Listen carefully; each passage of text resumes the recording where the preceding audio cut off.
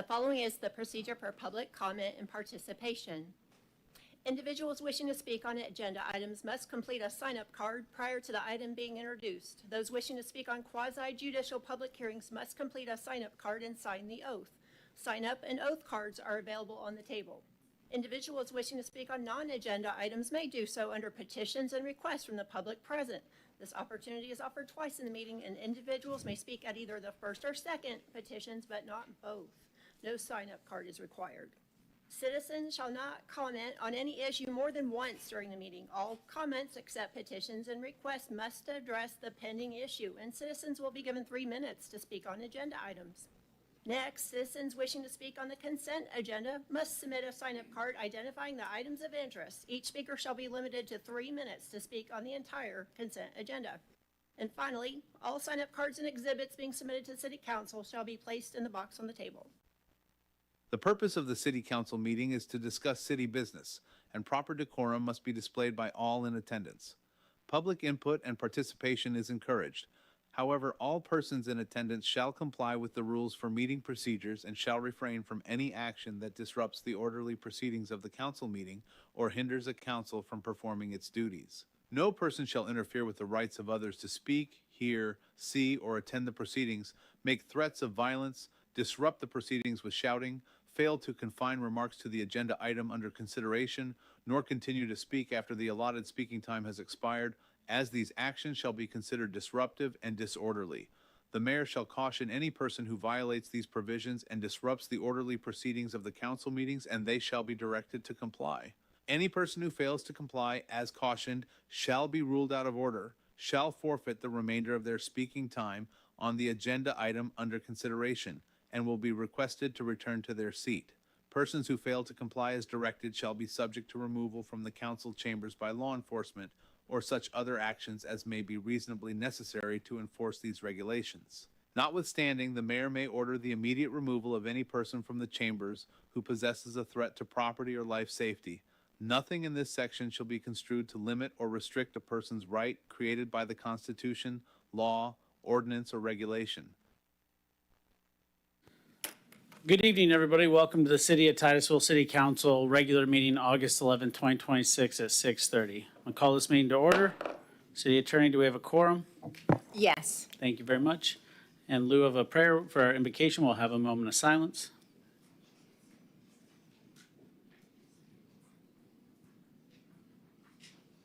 Thank you very much. Please stand for the Pledge of Allegiance. I pledge allegiance to the flag of the United States of America and to the republic for which it stands, one nation, under God, indivisible, with liberty and justice for all. Thank you very much. Member Stokel.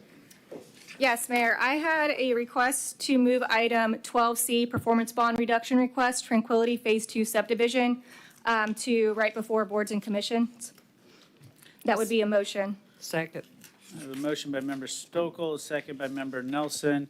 Any further discussion? All those in favor say aye. Aye. Any opposed? Motion carries unanimously. City Manager, on to 12C, please. Yes, sir. 12C is a performance bond reduction request.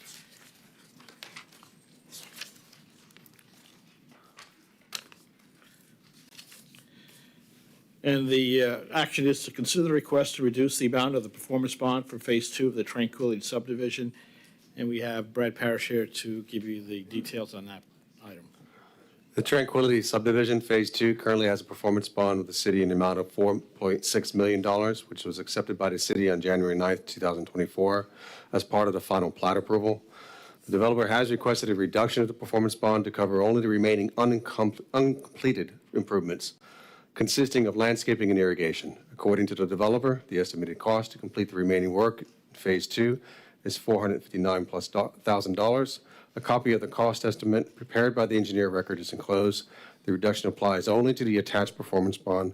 The sidewalk performance bond, which was also approved by City Council on the same date in 2024, will remain in effect until the sidewalk infrastructure has been constructed. The code requires that a performance bond be maintained at 120% of the value of unconstructed improvements, which results in $551,000 plus. Staff reviewed the developer's request, the current bond status, the completion of status of infrastructure improvements, the remaining construction cost estimate, and the proposed reduced bond amount. As part of this review, the site inspectors conducted a field inspection to verify the remaining unconstructed improvements and confirm the engineer of record's cost estimate. All right, City Clerk, are there any cards? We have one card. It's Gary Allen.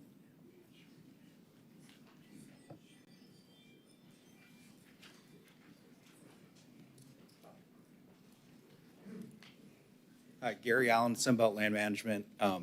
Basically, what Brad said is just the summary of everything, and just wanted to be here in case there are any questions that I need to answer. Thank you very much. Any questions? Seeing none, thank you very much. Any discussion from this board? All right, I'm not seeing anything. So does anybody want to make a motion? Member Nelson? Move to reduce performance bond to 551. Is that the correct amount? $55.28. Yeah. $55.28. Second. I have a motion by Member Nelson, a second by Vice Mayor Cole. Any further discussion? Seeing none, City Clerk, call the roll, please. Member Moscoso? Yes. Member Nelson? Yes. Mayor Connors? Yes. Vice Mayor Cole? Yes. Member Stokel? Yes.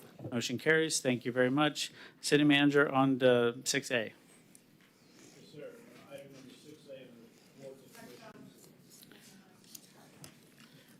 It's for the Boards of Adjustments and Appeal Semi-Annual Report, and that is a report that is submitted for the record. No action is requested. City Manager, it's your show. Yes, sir. Moving on to 6B, Planning and Zoning Commission, P&Z Semi-Annual Report. It is also a written report and submitted for the record. No action is requested. Any questions? Seeing none, City Manager. Sir, moving on to item 6C is the Titusville Social Services Ad Hoc Committee recommendations. And the action is to consider the Titusville Social Services Ad Hoc Committee recommendation report and provide advisability on the recommendations. As you recall, back in February, City Council created a Titusville Social Services Ad Hoc Committee under Resolution 2-2026. And for the past 6 months, they have been meeting to come up with recommendations on the best utilization of the Harry T. Moore Center. And I understand Dr. Gina Beckles, the chairman, will be presenting their recommendations and findings. Dr. Gina?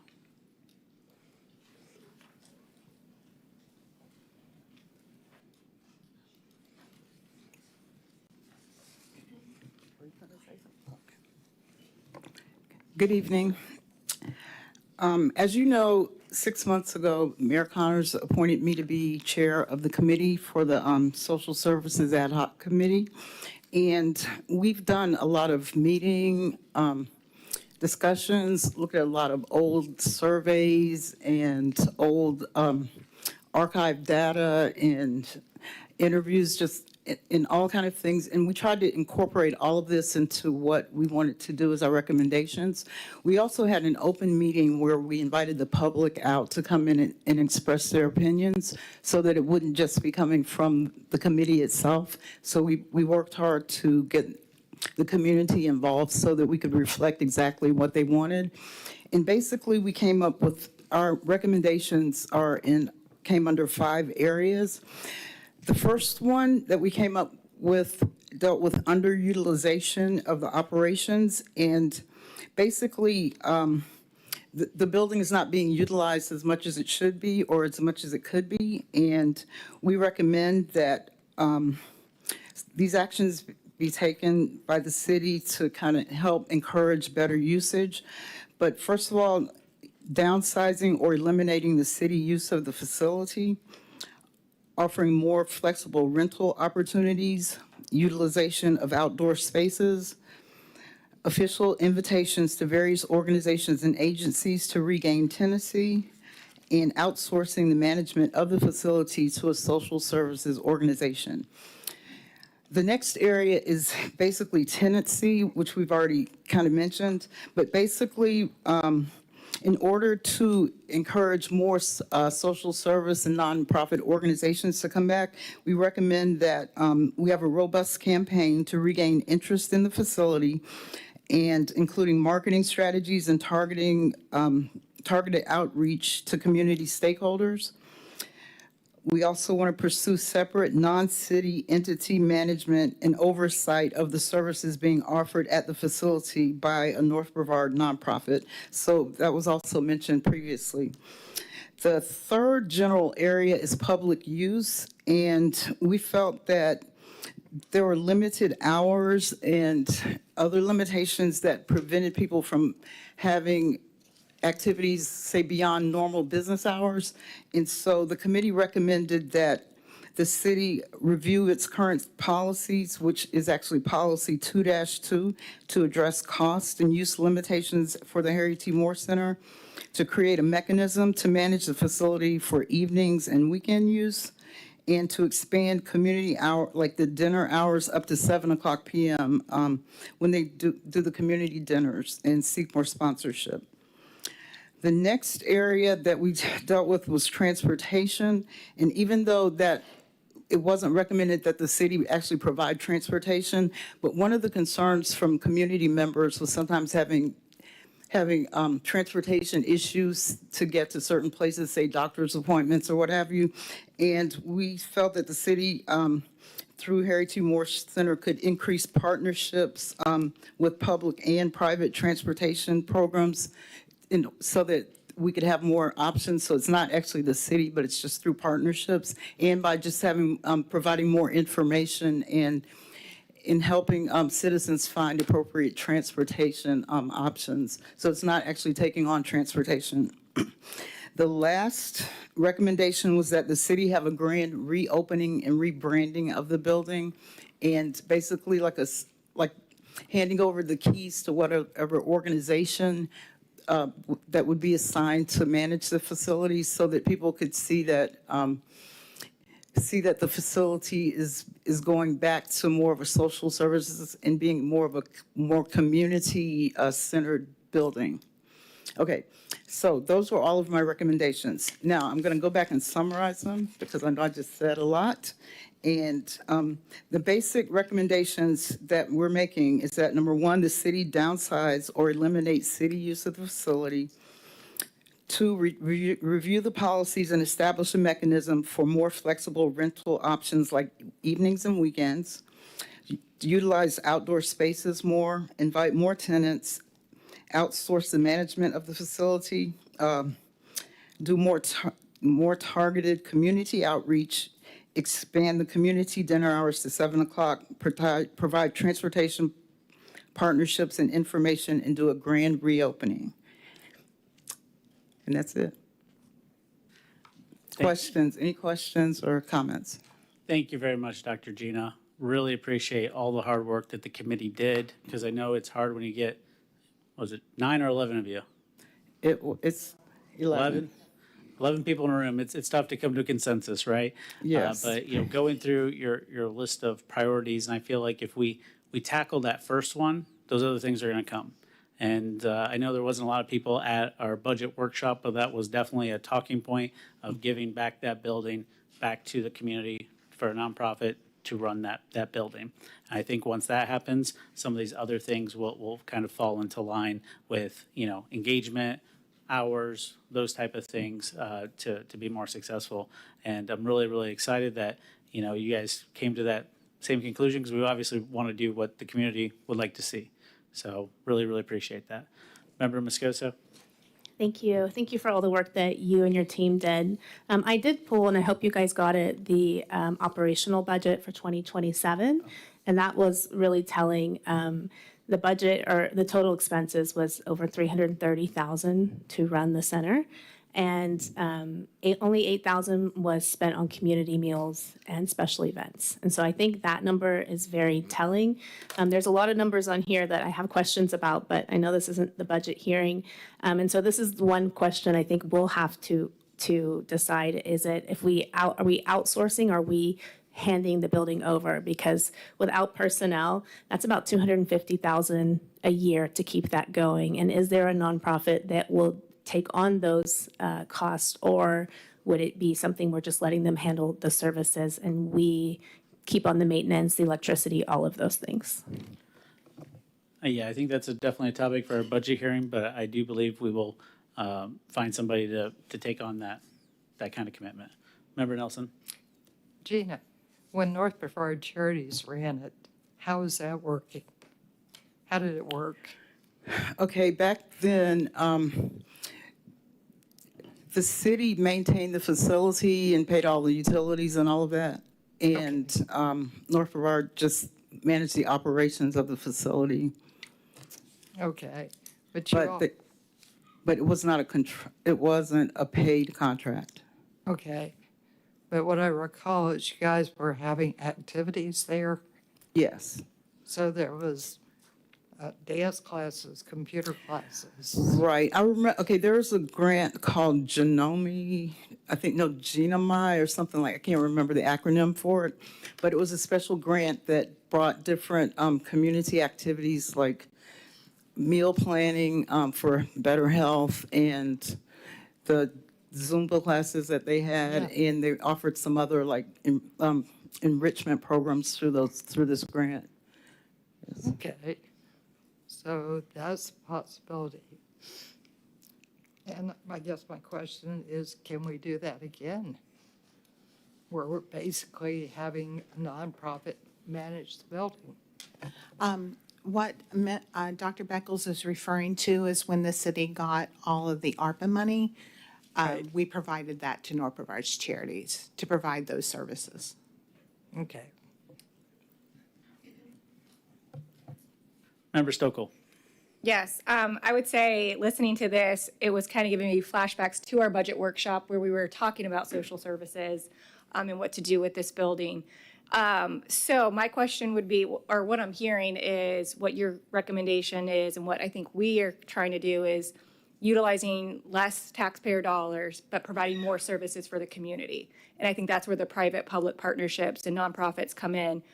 So my question would be, mostly for staff, I think a lot of this would be done during our budget hearing. So now moving forward with the ad hoc committee's recommendations, is our next steps for us to discuss this at our budget workshop and then utilize the committee as needed based on kind of as we flesh out some of these options, or what would be the next step? Member Stokel, I think it's whatever council dictates. That's kind of what I'm thinking then, I guess. So I didn't know how anybody else felt. Yeah. But I like the direction that I feel like we are going, what the committee came up with, and I look forward to kind of fleshing out some of it so we can provide the best services to the community. So thank you. Vice Mayor? Yeah, I hate to talk for the whole council, but what your report brought out was some of the things that really mirrored what we wanted to do. And I guess my question would be, can we go out with an RFP to the various nonprofits to see what type of proposal they would like to do or what they would like to see? When that would happen, I don't know, but that's the question I'm asking, because it appears that that's the direction we have to go in. And I'm not sure about the maintenance and the utilities. I don't know how we would handle that. But if we got a nonprofit to run it, they can run all the social services programs that I think would be required for that facility. City Manager? Yes, we can do that. We have done it in the past for outsourcing the management of it. And as Dr. Beckles indicated, the city retained the ownership as a landlord, and North Brevard Charities ran all the operations. Or if council gives us directions to basically divest the entire asset, we could also do an RFP. So we'd want some clarification as to how council wants us to proceed. But either way, we could go ahead and solicit an RFP for nonprofits. It would be my recommendation of council that we put out a request for proposal to any nonprofit that would like the opportunity to provide social services in that building. I think a fair rent is $1 a year.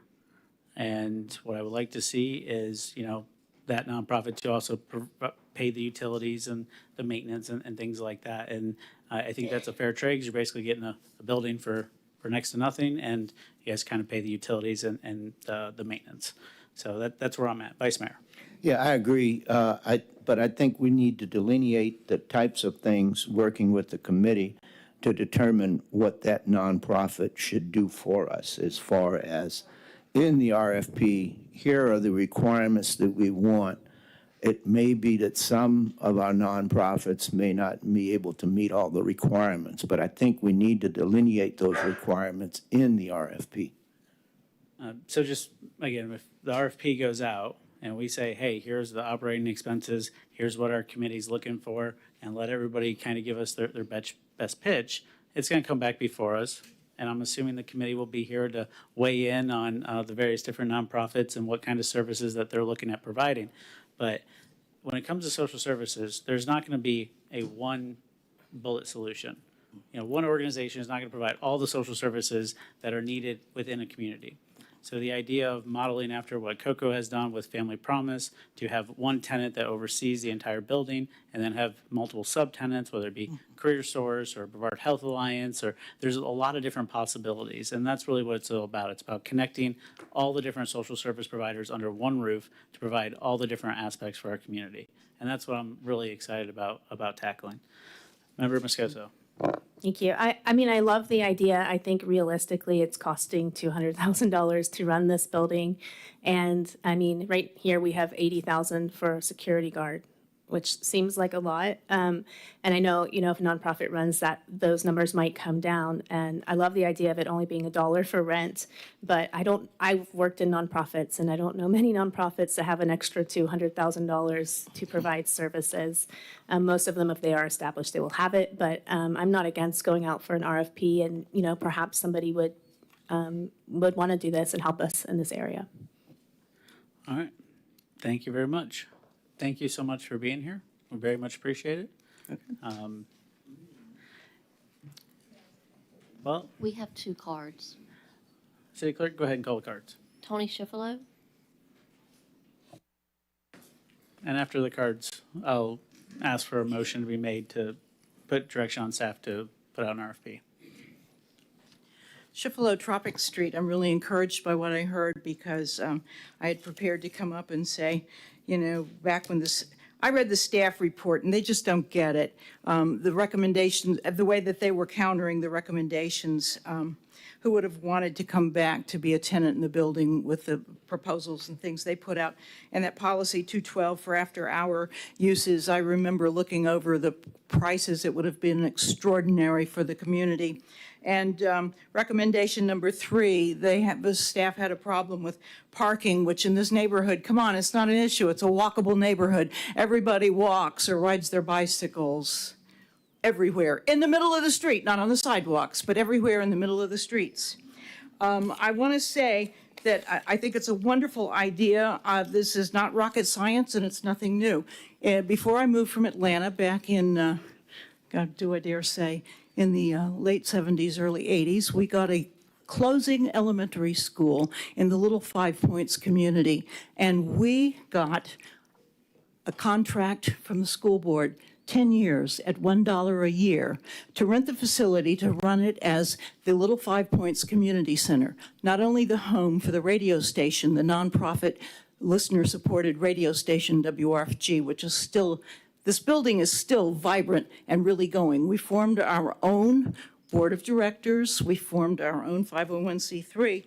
And we ran that building, which is exactly what I think that these nonprofits ought to do with this building. And I'm just very excited because this is an issue in my neighborhood and concerns my neighbors. And I just love the idea of having it be a community center. Don't forget, when it was built, if you look at the history, it was built to be a community center, serving the community, not as offices, although they're doing a great job, neighborhood services. But the CDBG grant can be run from an office somewhere else, maybe even, or from one of the little offices there. I don't know the facilities there because we never get to go anywhere except the cafe and the lobby. When I did get to go to the bathrooms, they're very nice too. So thank you very much for your suggestion of $1 a year that makes it affordable. And Ms. Moscoso, they will find a way to bring that $200,000 into the realm of reality in this day and age. So thank you very much for your considerations. Thank you. City Clerk? the last card is Christina Stokes.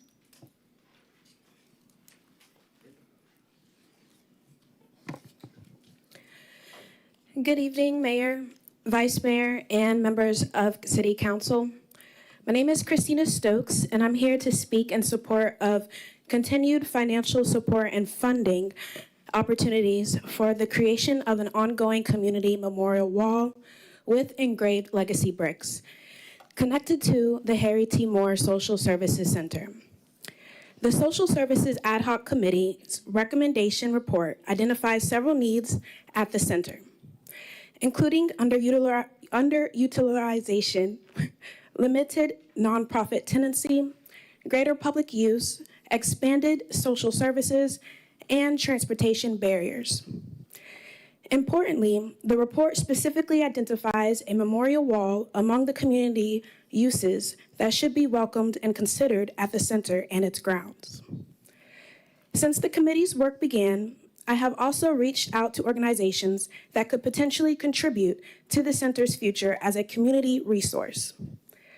Space Coast Volunteers in Medicine, Curative Care Center, and Career Services of Boulevard have expressed interest in learning more about this initiative and potentially becoming involved.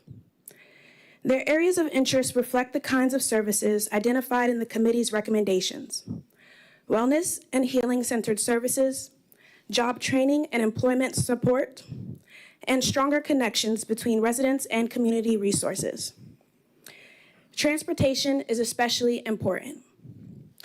Space Coast Volunteers in Medicine identified transportation as a barrier to providing services to Titusville residents.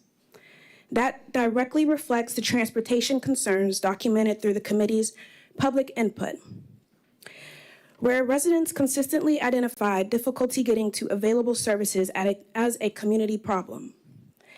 The committee recommends increasing public or private transportation programs through partnerships and providing information about transportation options.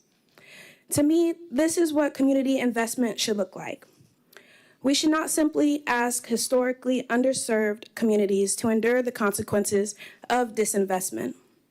We should invest in their ability to remember, organize, heal, create, and determine what their community spaces become.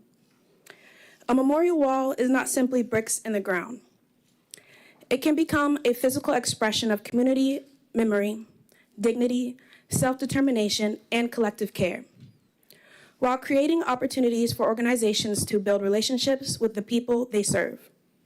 So tonight, I am asking the city to continue pursuing financial and grant opportunities that can help make this memorial wall possible, while continuing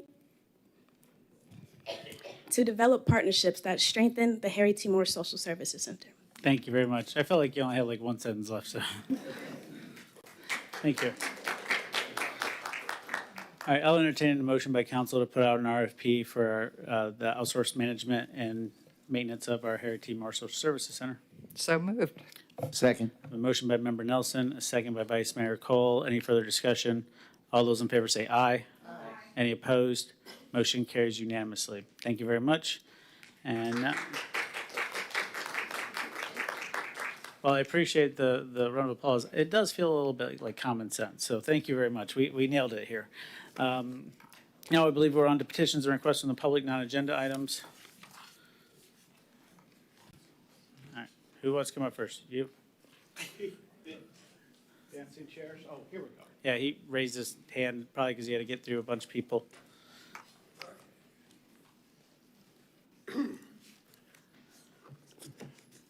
My name's Adam Dickinson. I grew up here in Titusville. My father built the skate park here in Titusville 26 years ago. It was named after him. The sign blew down, so I'm here to start a petition to put the skate park sign back after my father. I have the letters from Cheryl Lawson when it was named after him, June 11th of 2000. I'm happy to help and facilitate that in any way possible. All right. Question for staff. Does the city manage or do the maintenance for Marina Park? Or is that the county? That's the county. Okay. So I spoke to Parks and Rec, and they told me to come to an open city council meeting, and here I am. Yeah. Well, thank you for coming. I think we could have, knocked this out pretty well via email. If that was something that was approved in the past, I don't know where the sign went, but I cities, think it was the storm that came through because the skate park originally was over in the main hub of Sandpoint Park, and then it was moved to the marina after it was torn down and built Gotcha. better. So, all right, city manager, can you look into that and provide a resolution, please? Absolutely. I'd be happy to meet with them and have staff look into it and get back to you. Make sure you give your contact Absolutely. information. Thank you.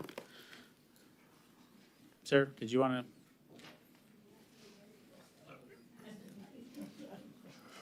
I want to talk a little bit more about, my name is Al Barrett, and I live in Titusville since 1982.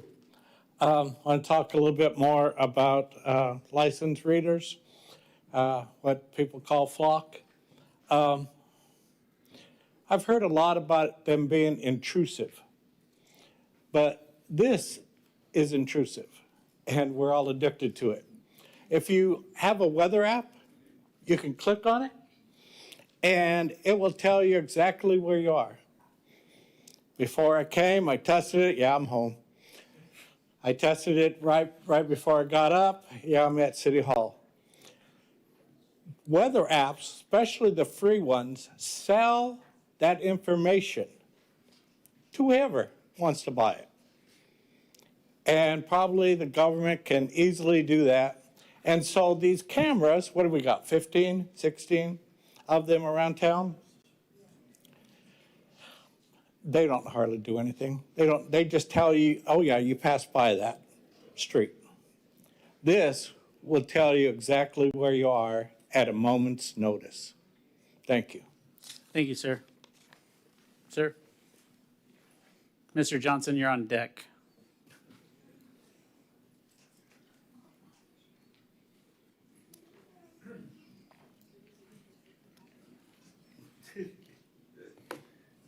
Good evening. My name is Barry Forbes. I am a lifelong resident of Titusville. And I'm also the board president of Hope for North Boulevard, and I've been a personal friend of Stacy Lincoln for the last 35 plus years. And I'm here tonight to express my disgust, quite honestly, of the criticism and the attacks that my friend and our organization has endured over the last several months. Stacy's more than a friend. He's part of my family. I know no other person who gives in a more Christ-like, sacrificial manner than Stacy. I'm more proud to say Stacy is a friend of mine than anyone in this world. 20 plus years ago, my friend made a mistake. He's always been very honest with me about what occurred, and he accepted the consequences imposed upon him. In my opinion, based upon the adjudication of the case, the court concurred with Stacy's description of the incident. I was his friend then, and I've watched what he's done with his life in more than 20 years since. The people attacking his character today have not lived this story with him. I have. Whether they misunderstand him, disagree with him politically, or simply see his past differently, they are presenting only a small part of his life. Stacy didn't just visit my home. At one point, he lived in my home. My wife and children know him, and they too consider him part of our family. I've trusted him with the people that are precious to me. So when I tell you that I know this man, I mean something very different than knowing his name from a police report. Stacy's not an outsider who suddenly appeared in Titusville. This is his hometown. We've watched him grow up, go away to college, come home, and spend much of his adult life here serving the neighborhood that raised him. When government publicly tears down someone who is deeply respected in a historically black neighborhood, it doesn't build trust, it destroys it. Stacy rightfully believes the youth in his community are in crisis, and he is desperately trying to get people to help him address their needs. This passion has often led to calling out those who have the ability to allocate resources and attention to his community. His criticism stings and is often harsh, but it's validated by the obvious willingness to sacrifice to serve and his call to others to join him. You may not agree with his political views or what he supports, but discounting his sacrifice and good works and evaluating his character is plain wrong and not consistent with my faith. It is particularly wrong when attacks are made by an elected official in an official government meeting. I would be glad to meet with any of you to discuss my work, my relationship, my admiration of my friend, but more importantly, I'm sure he would be willing to meet with you to have those same discussions. I'm quite certain that if if his detractors were willing to take his place and replicate and increase his level of service to his community, Stacy would gladly sit down and rest. If anybody wants to volunteer, just let Trey, Stacy, and I know. Thank you, sir. Thank you. Mr. Johnson? Mr. Johnson, you're on deck. That means you're up now.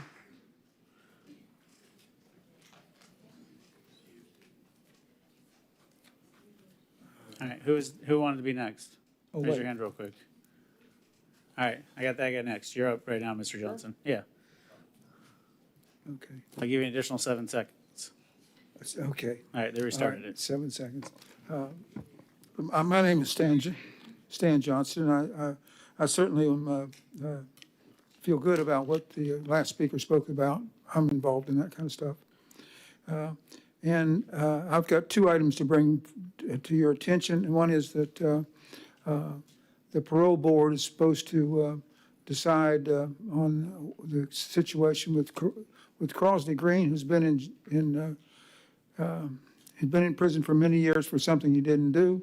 In fact, the police used John Preston and his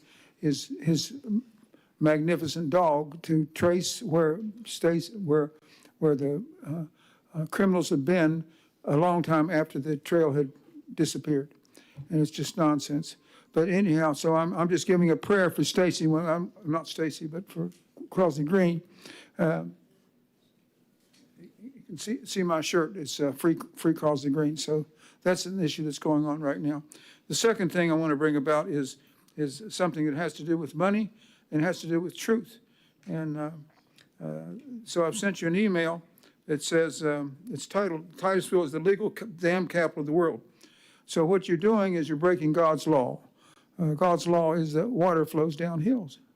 And if you understand that water flows downhill, you understand that these dams are illegal. In fact is that I offer anybody $100 for the first person who will bring any professional engineer who will disagree with that, any of them.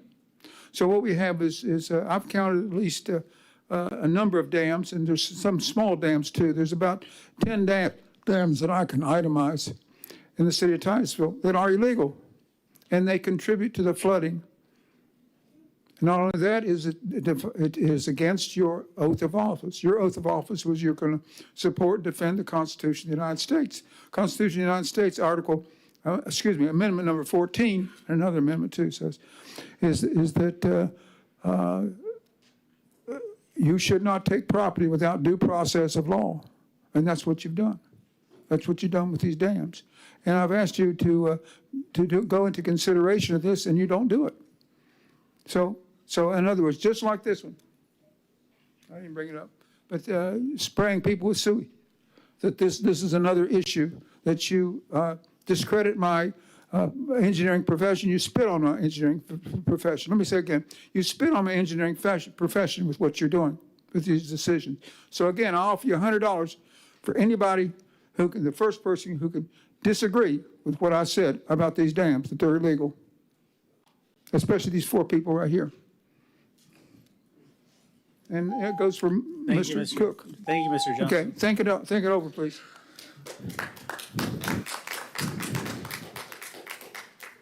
Mr. Cook, I have a question for you. Are you an engineer? Yes. Are any of the dams or weirs that Mr. Johnson has talked about, are they illegal? They're all permitted through state agencies as required. Thank you. Sir.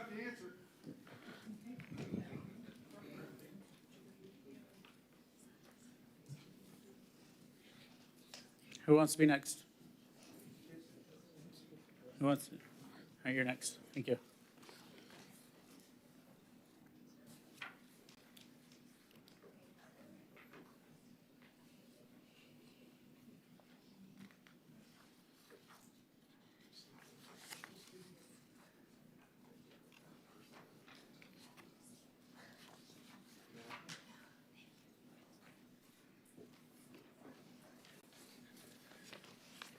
Good evening, Joey Myers, 1965 Country Club Drive. Tonight, I just wanted to share these sinkholes and just make sure council was aware of it and staff was aware of it, and kind of curious of how to assess and potentially resolve a greater issue. Like many issues that have popped up around the city due to the fiber optic cable companies doing, in this case, underground hydraulic drilling. They've breached the stormwater pipe that crosses from one stormwater catch basin to the other on Country Club, and it's over near Trevino Circle. And you can see in the first image, there's two black patches, which the city addressed and fixed. The first one, January 22nd, 2026. The second one, May 23rd, 2026. And then another one popped up, and I observed it when mowing the yard, and there was a big dip in the easement in the grass. And so I got down to take a look to see what was going on. And as you can see in the second picture, the arrow on the left side is pointing out the small sinkhole. It's not as terrible in the street there, but actually it looks like there could be a potential issue at the actual stormwater catch basin. I don't know how long the cracking has actually been there next to the manhole. The curb has failed leading up to the actual catch basin, and I can't really tell how much dirt is actually like being pulled in when there's heavy storms, but it's happening. And given, the issue that first was, it came up in January, another one in May, and now another one in July, it's like there's obviously a greater issue here, and the city's doing a good job patching it, but it seems like I don't know, like a full-blown replacement is in order, and I'm not coming and saying that's required, but it's like, how do we assess what's actually going on and figure out like what the problem is and how to fix it? On the second page, there was, a decent rain event, May 12th, and like a typical, afternoon, that time of year. And I've never seen Trevino Circle, once you pass the ingress and actually get into there, I've never seen it flood before. And so it was pretty crazy to see. You can see that all the different arrows are pointing to where it's actually flooded to, sidewalks, driveways, the entire road up into a certain point into the neighborhood, and then as also illustrated in the second picture. So just wanted to bring it to your attention and see how do we go about it. And then in the future, if I catch things like this, what's the proper channel to communicate this information? Well, I would say the real easy way is you can send any one of us an email, because I know we're all pretty good at checking our email and then funneling these resident concerns to staff and getting back and letting people know what's going on. But very appreciate you bringing this to our attention. Ms. Sandy, do we know about this? Well, it looks like we knew about the first two. I'm not sure about the third one, so we'll take a look. Okay. Is there any way we can find out if it is a third-party provider? Usually, poking holes? especially with, when they hit a water line, we know right away. When they hit a sewer line, we know pretty soon after. When they hit a stormwater line, they've been taking a while for us to find them. So if we dig it up and see that there's a line through there, yes, we can go get to our risk manager and try to get reimbursement for the fix. All right. Yeah, and for the first fix, I believe the foreman on site, he did say, everything was being communicated back to the proper, ranking staff personnel, and that reimbursements would be made. And one of the pictures, and I can share more, but the fiber optic line is probably a foot or two that's next to it, which is kind of mind-numbing, because whenever doing developments, whenever you're dealing with trenches, you want to stay outside of those trench paths into like a certain radius on both sides. And I actually have pictures of them with the ditch witch doing the horizontal drilling. If there was ever a need for it, I've got it. But they definitely did it. They breached the line, and yeah, to your point, should be responsible. Well, if you have the pictures of them doing the horizontal, I'm sure we'll need that as evidence. So thank you for bringing it to our attention. Yeah, you're welcome. Absolutely. Okay. Member Sokol? Yeah, I was just going to say, Joey had sent me before some of this, and staff has worked on fixing the issue. My main concern now seeing this is, again, I'm concerned that we're doing Band-Aid approaches and not really getting to the root of it. This is an area in Royal Oak, which I know there's a lot of Royal Oak residents here tonight as we're going to talk about the study, but a couple things for me is, one, this is not the first time I'm hearing about a fiber optic issue, so it'd be helpful for me to know how many issues have we had.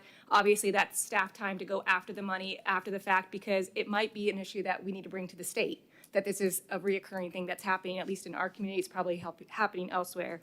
And then two, understanding with this development, obviously built decades ago, who's at fault, who's the responsible party on this, and to ensure that we're not having this happening later, because seeing this, it's a big issue, in my opinion. So thank you for bringing this up. You're welcome. Set? Yeah. Cool. City Manager, do you have anything to add?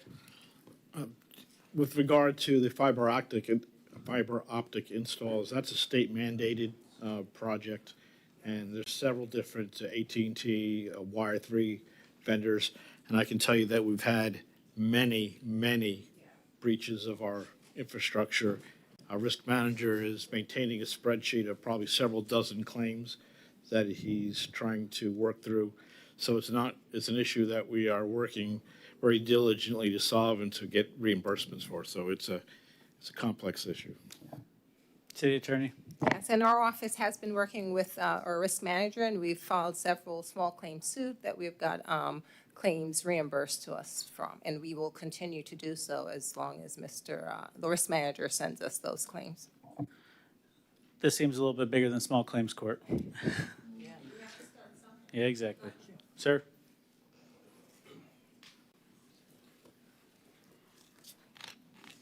How y'all doing this evening? Tim Curtis, I'm a lifelong resident of Titusville. I got a couple questions I'd like to ask. I asked a question here a week ago. Is it correct that it's going to take over $500 million to repair our infrastructure? Is that correct? I believe that's correct. Pardon me? I believe that's correct. Where do we want to get the money, Megan? Address the chair, please. Where are we going to get the money?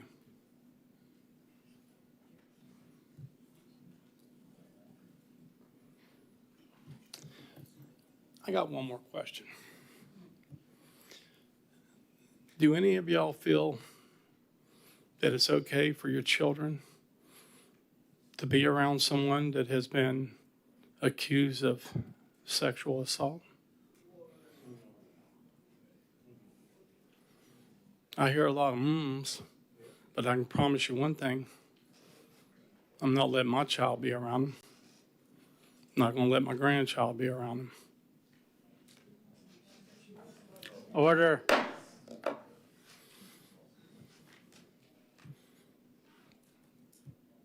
Do you feel it's okay? I'm concerned about that.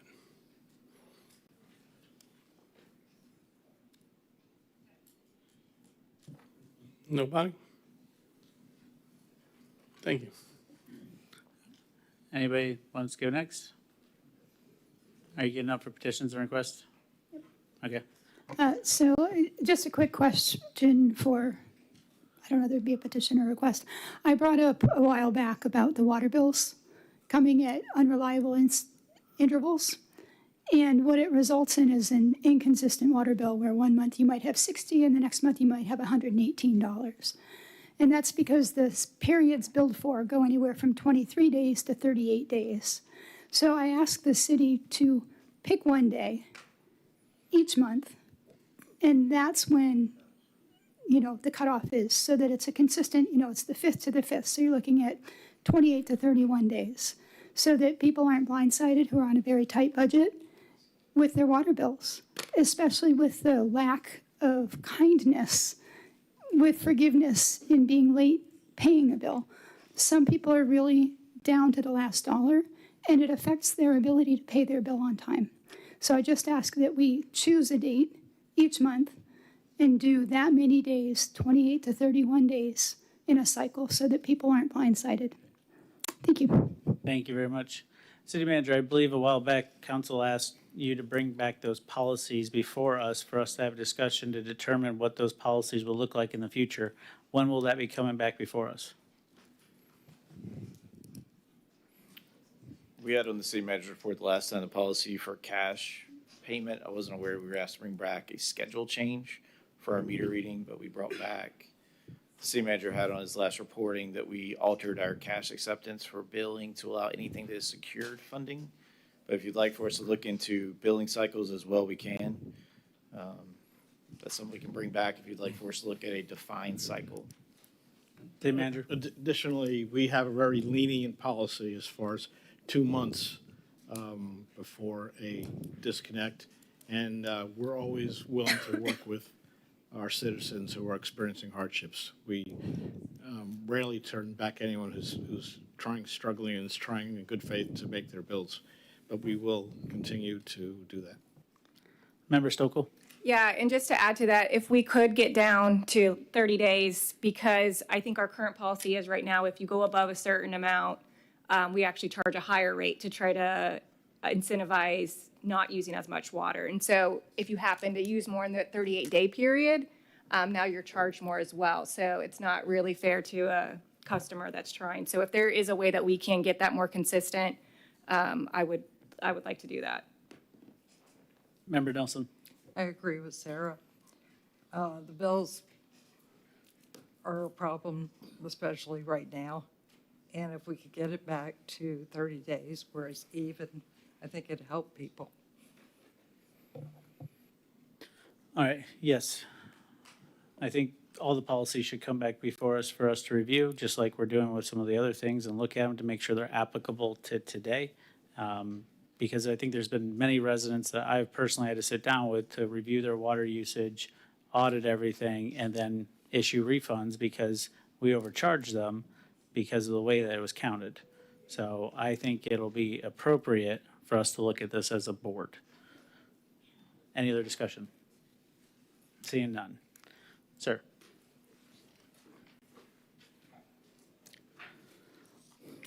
Because of the time limitation, I have submitted a fuller report for the public record, and I respectfully ask each of you to read it. My name is Trey Gordon, and I have called Titusville my home since 2001, and in 2009, my wife and I founded Hope for North Boulevard. I'm responding tonight to statements made at the May 26th and July 28th council meetings concerning Stacy Lincoln, HMB, and me personally. Let me say clearly that children should be protected, but protecting children does not require us to abandon fairness nor accuracy. HMB was well aware of Stacy's past, but we also knew that the man he had become. He was raised in the Gibson community. He's trusted by people that I deeply respected and uniquely able to lead at the Gibson complex. Stacy helped us build Gibson into a thriving youth center. So much so that in February of 2014, the Brevard County Commission formally recognized HMB for our work with youth and families at the Gibson Center. We also followed all of the background check rules that were in place at the time as a Parks and Rec partner. Stacy's conviction was aggravated assault, not sexual battery, which didn't disqualify him. Years later, the county changed their policies, and when the county determined Stacy could no longer serve at the Gibson Gym, we complied. Councilwoman Nelson has publicly said that we have had problems with this person before, that I was aware of what was happening at Gibson, that I never stopped it, and that even after I was told to keep Stacy away from children, I did not do so. Those are serious accusations, so I am asking, who is the we she is referring to? What exactly was I supposedly aware of? Who instructed me to act, and upon whose authority? When did that happen, and what evidence shows that HMB refused to comply? I ask that evidence be produced on those statements or that they be corrected. During all of our years of serving with Stacy at the Gibson facility, the only complaint filed was the 2014 complaint that Councilwoman Nelson read, though partially. The part she left out was the 2014 complaint. The part she left out is that Titusville police concluded there was insufficient evidence that any crime occurred and closed the case as unfounded. If the allegation is read publicly, the conclusion should be read as well. And if you had concerns about his involvement in the summer food program that happened this summer, you simply could have asked. I have been serving youth and families now for 31 years, and my heroes are people who give their lives away in sacrificial service. Stacy is one of those heroes, and I'm a better man today because of him. May we all be challenged by his example. I will now ask for a few additional minutes. Is there a motion by council to extend the time? Member Nelson? Or sorry, Member Moscoso? Yes, I move to give a few extra minutes. There's a second? Is there any discussion? All those in favor say aye. Aye. All right, how many is a few? 3. All right. Everybody go with 3? Yeah. All right. That's fine. Stacy already went through the justice system for a decades-old offense and received a legal disposition. Reassembling old accusations in a government meeting and placing him back on trial in the court of public opinion without giving him a meaningful opportunity to respond was, in our view, inappropriate and a misuse of power. I'm not asking anyone to ignore Stacy's past. I'm not asking that his past but I am asking that his past not erase everything that came after it. After he was let go at Gibson, Stacy has continued to serve, leading supervised college tours for at-risk youth, facilitating summer camps, funeral fundraisers, mentoring recruitment, Christmas gift giveaways, COVID meals, and summer food programs, almost all of it unpaid. There's also a larger issue of trust. Titusville has racial wounds that generations have worked to heal, which HMB has dedicated years to mend. Stacy is a hometown figure known in the African-American community as Ball, someone who earned a college basketball scholarship, graduated from the University of Denver, came home and chose to pour into his community. Whatever anyone's intent, reducing a respected Black community leader to his worst moments while leaving decades of service untold damages trust rather than building it. Part of your role as City Council is to lead in this endeavor to restore hope and unity to our community, and you did just the opposite. And for that, I am deeply grieved. Some of you see Stacy as a problem, someone to be shamed and discarded. I see someone who has incredible value and has chosen to live a life of service. Some of you say he is unfit to serve because of his record. I say the Bible is littered with unfit heroes just like him. Some of you use allegations and fear to discredit him. I use faith and decades of proof of performance. I believe if we had any sense among us, we would be celebrating Stacy's sacrificial service, not degrading him. Thank you. Thank you, sir.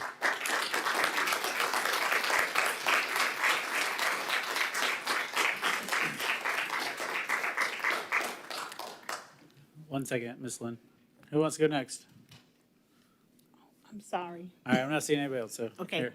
Hi, I'm Lynn Golden, 1100 Country Club Boulevard, Titusville, Florida, and the president of Concerned Citizen Group. I didn't attend the last meeting, and I've heard so much about Stacy Ball Lincoln. I don't really know that much about Stacy, only what his background, what you're saying, and what the police department say. Someone posted maybe several months ago about Stacy, but the police, I think, I'm not sure which one, called me and said, we did not put that out. We're trying to keep a rapport in the community. We didn't do that, Ms. Golden. And so my question is to you, John 8:7, Jesus said, he that is without sin among you, let him first cast the stone. And if any one of you all have not sinned, please stand up. So we all have sinned and come to short of glory. Let us be a community. If you have a problem with Stacy, call him to the side. And in fact, you approved for this program, food program. So you're part of the problem too. Because if you had not been, you would have said, no, I'm not going to have this program. Stacy, you can bring in other people, but you're not going to be a part of it. So I'm tired of this. Every city council meeting, you're bringing this up. Let us go forward. We got so much things to do in this community. Clean up our black target area. Trash is everywhere. I want to apologize to Mayor Connor because he did come when I called him about the trouble we were having at Blues Grocery. But when I called, it says, Connor, and I said, I don't know him. And I meant to apologize to you because you did call me back and say, what is the problem? I'll come out. So let us not be so into people's background because, as I say, let us go forward. I'm here to serve our community. I don't have many years maybe left. And so let us come together. Let Titusville be the best place it could be. If not, we can fake it till we make it. Amen. Thank you, Ms. Lynn. All right, seeing none others, we're moving on to consent agenda. Any members of council want to pull a consent item? Member Moscoso? Yes, sorry, 1 second. I'd like to pull 8B, the code enforcement lien reduction. Any others? All right, well, I'm going to be a jerk and I'm going to pull A and C. So we're on to items D, E, F, G, H, I. I'll read D through I for the record. Consent agenda item 8D, task order MHTO007 for the Osprey filter evaluation. 8E, amendment number 2 for the Seminole Lift Station project. 8F, the in-depth contract repair and maintenance of existing clear wells at Morning Dove Water Treatment Plant. 8G, use of Titusville Police Department forfeiture funds. 8H, Public Works Equipment paint machine. And 8I, the budget amendment for the Argyle Westwood ditch grading. Thank you very much. City Clerk? One card at Stan Johnston.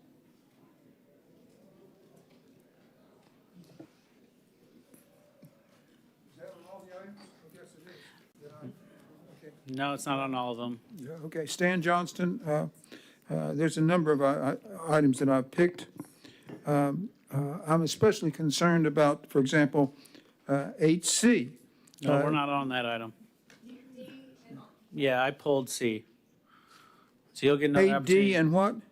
D through the rest of them. D Oh, okay. through All right. I'll have a separate 3 minutes for C. Well, I lost 20 seconds, 21 seconds. Oh, you had questions. Okay. Okay, 8F is in-depth incorporated. And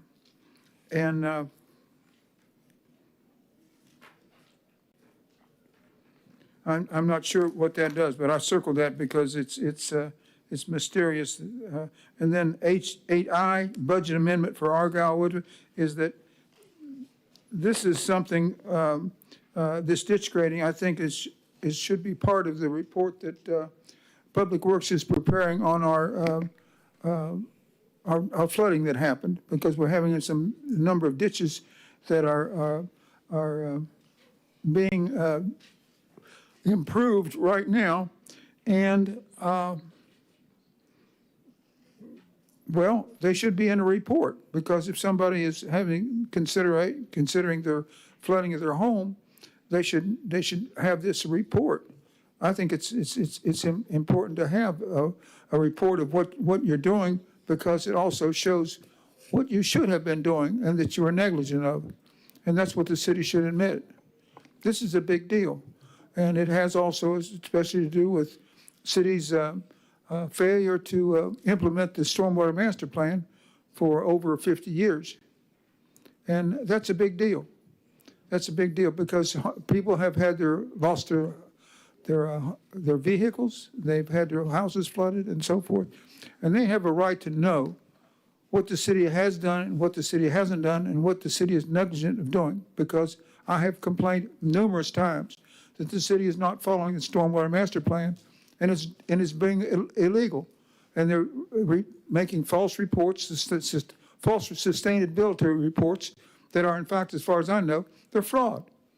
And that's it's a felony.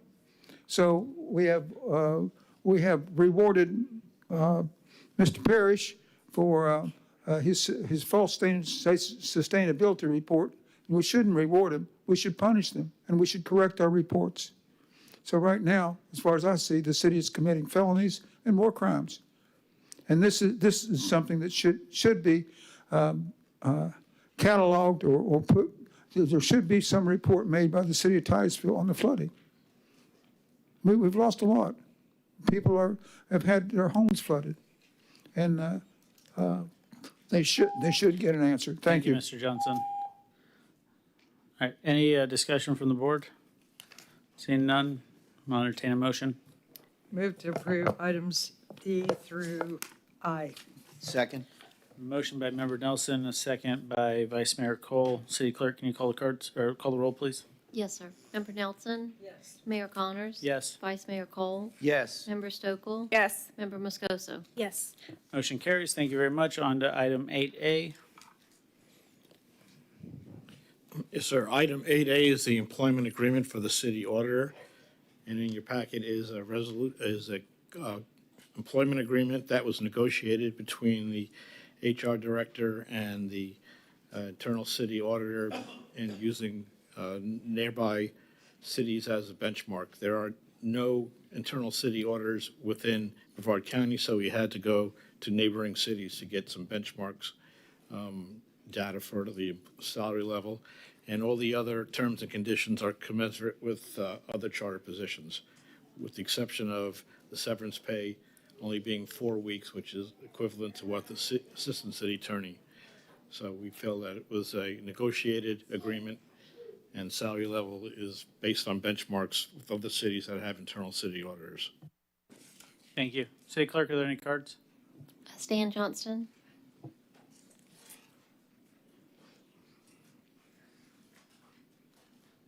Stan Johnston, and I'm interested in. City Clerk. Okay. I'm interested as an engineer and as a resident here of what the heck is going on with our money and how we're spending it and misspending of it. And I told you about some things that we're misspending it on. For example, we didn't do it on the Stormwater Master Plan for well over 50 years that we haven't done. And we still do it today. So we have built dams. The dam at the senior center cost well over $1 million. And it's illegal. It's an illegal dam. That little question you had with Mr. Kevin Cook, who's a professional engineer, he didn't answer your question about is it legal.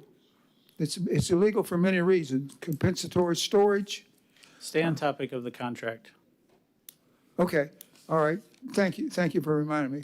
So in other words, this auditor, I think instead of having so much as an auditor, you should first look about where you have misspent money or who you haven't, you're not truthful about. And this is, so in addition, before you have the auditor, I think you ought to look at these things that are quite obvious that the city has done that is illegal, that is throwing money away and so forth. And I gave an idea, I gave an example the last time I was up here, is that the $600,000 that was spent on some gateway project that was a bust. So I'm saying, in addition to an auditor, actually even before you have the auditor, you should investigate those things which are costing the city money. For example, these dams, and I mentioned 2 dams that are cost over $1 million. That's all I have for that. Thank you. Thank you, Mr. Johnson. Vice Mayor Cole. Oh, I'm sorry. Member Stokel. Yes, question for staff. If there are none in Brevard, what do other municipalities do to ensure that they're complying with policies and statutes and making sure? Well, I'm aware that Milburn has what they call a compliance officer, not quite an auditor. Okay. And I'm not sure of how other cities maintain that. So one has a compliance officer. Do you know how much they get paid? I believe less than 100,000. Okay. I'm not 100% sure. Yeah, and I am not opposed to this one. I will tell you, as we're going through budget season right now and talking about restructuring and potentially eliminating positions, it's making it difficult for me to say, okay, we just had our budget workshop and we were going through line by line trying to cut items, and now this would be an additional 40K added. I just want to make sure, one, to have a little bit more information, and my biggest frustration is that we have not had our consultant come in yet, and I would like to see kind of what those recommendations are, and unfortunately, we're having to make budget decisions without having those recommendations. So I'm not necessarily against it. I just maybe want to postpone this until I can get some more information on what we decide is a high priority concerning our budget. That's kind of where I'm at right now. Member Nelson.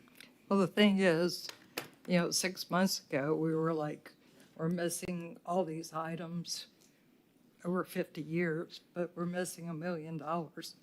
And this lady was able to find almost all of it. And by the way, I would say our prior mayor told me he spent years looking for a musical instrument at Titusville High School from 1970. I mean, this lady found almost everything. So to me, I agree. I hate spending the money, but we need to keep track of what we have.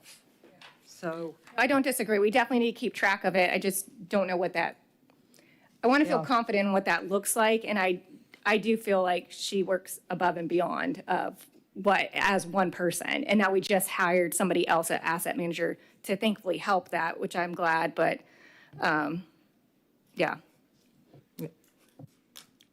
Just point of information, it was our new asset manager that found a lot of those things that were missing.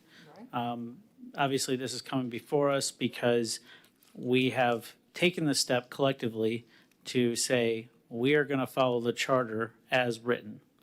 When our internal auditor was hired, they should have always been reporting to council as stated in our city charter. The fact that they weren't reporting to council and reporting exclusively to essentially the person that they're auditing, the city manager, was the issue. Nothing has changed in our job description or duties, in my opinion, to warrant this kind of pay bump. Now, I don't fault our internal auditor for asking. However, at this point, nothing's changed in our duties with the exception of who her reporter is to city council. So if we want to talk about maybe a slight increase, but a 30+% increase just does not sit right with me. I get it. I don't fault her for asking. Member Moscoso. I would love to hear from our internal auditor because I would love to know what he's saying that, your job description hasn't changed. And so I would love to know if there's anything that has changed or hasn't changed. Thank you.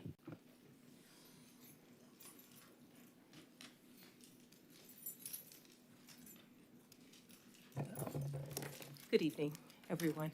Hi. I want to address the benchmark. So when you guys voted on changing my position to a charter position back on March 10th, I was tasked with doing a benchmark of city auditor salaries from the HR director. And what I was told was that you use Daytona Beach, they normally use Daytona Beach, and Melbourne, the compliance analyst position, okay? The compliance analyst position in Melbourne was $104,000, and the Daytona Beach city auditor was $164,000. So according to the HR director, he did an equation, and it came out to $135,000. And then I went a little lower. I asked for lower than $135,000. As far as my job duties are concerned, yes, I went from a protected position to an at-will position, and a lot of this is a lot of my duties is basically reporting to you guys whenever you want.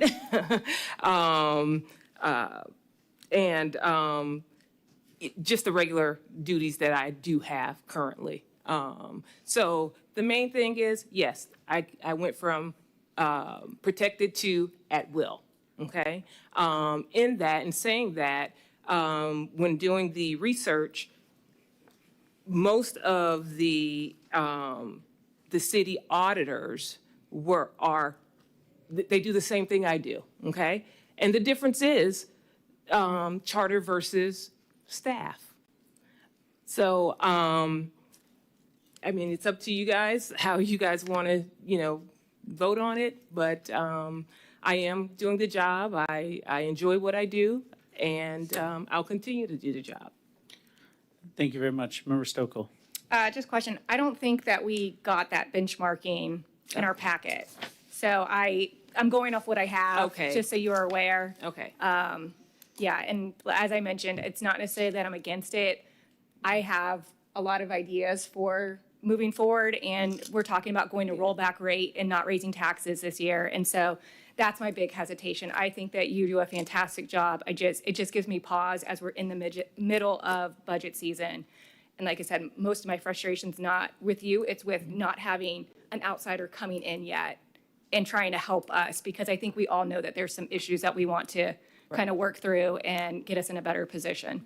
And I want to make it clear that it wasn't that I'm asking for this amount. This was a number that we negotiated. HR came up with a number, and then we negotiated down to the number that you guys have.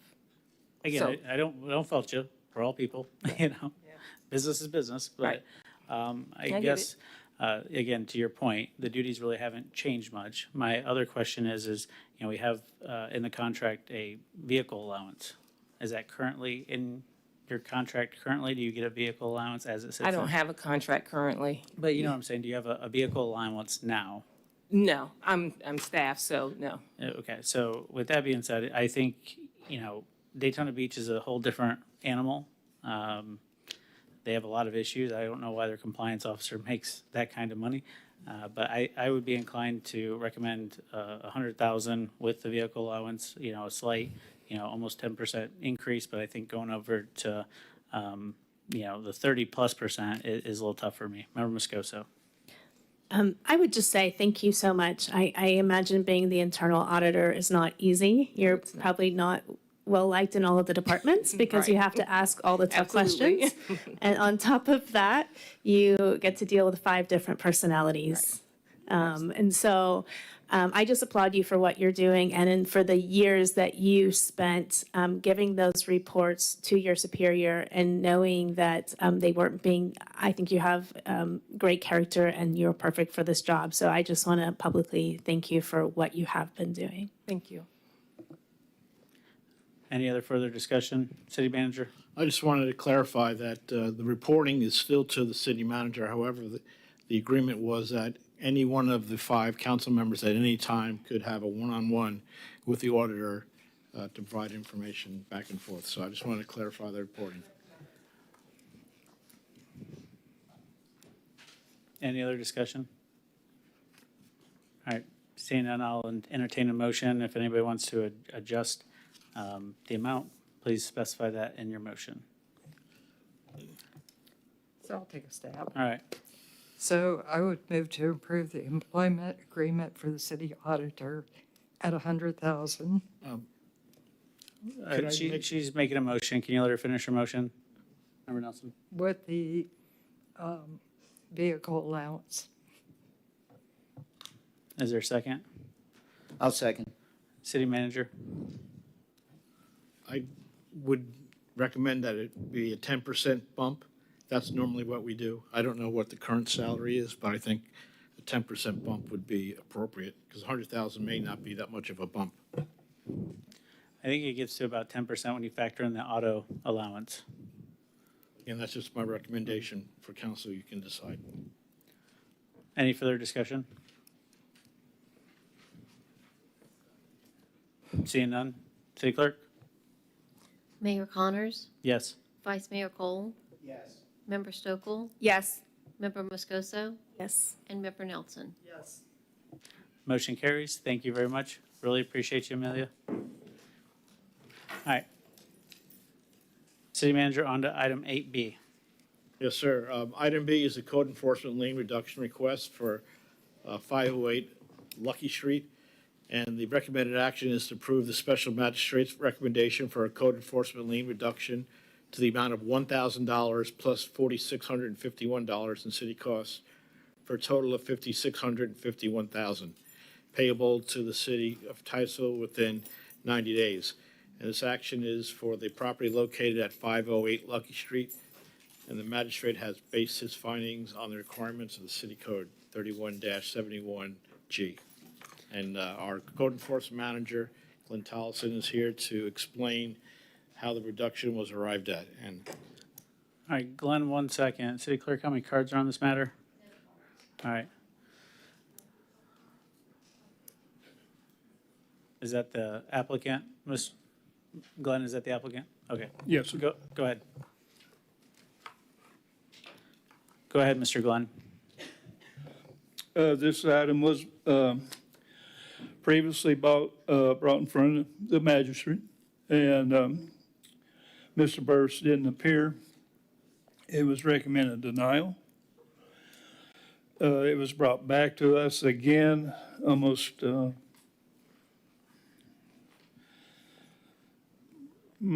March of this year. It went back. The special magistrate looked at it, and Ms. Bland was there, and she testified about hardship and the passing of her husband, and he reduced it to $1,000 plus cost. It should be noted that the code does allow for that. What did you say? The code does allow the magistrate that availability. All right, thank you. Ma'am? Hi, Ms. Burris. We purchased the property not knowing that there was a lien on the property in the first place. So we built a home thinking that everything was good, and then we got hit with all these liens. We paid a water lien that was like $20,000, and then after a year, we got the seal for the home. We still had no idea of the liens, and once I was aware of the liens, I was aware after my husband got sick and he passed. So that's why we had the first hearing. He didn't make it. Well, we didn't make it because he was in the hospital doing a heart transplant. So once I was aware of the liens, I put in for it, and that's why I'm here today.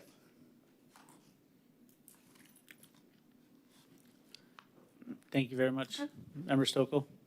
Yes. We're used to seeing some of these, and I think our intent is to get people into compliance and make sure it's not to fine people. I guess my question is, what's concerning to me is that it looks like it's over a 19-year period of time. And so that's where I don't know why did it take 19 years, I guess.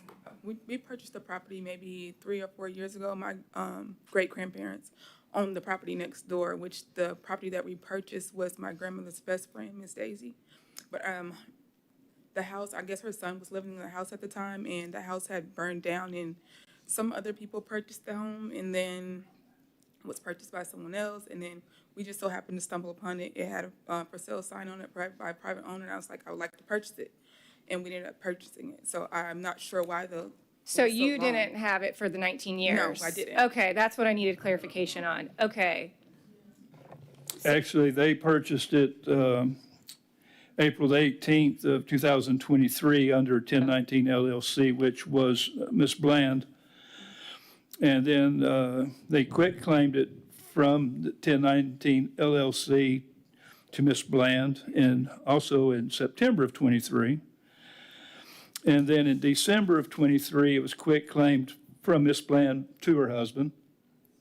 And then in September of 24, it was quit claimed back from Mr. Burris to Mrs. Bland.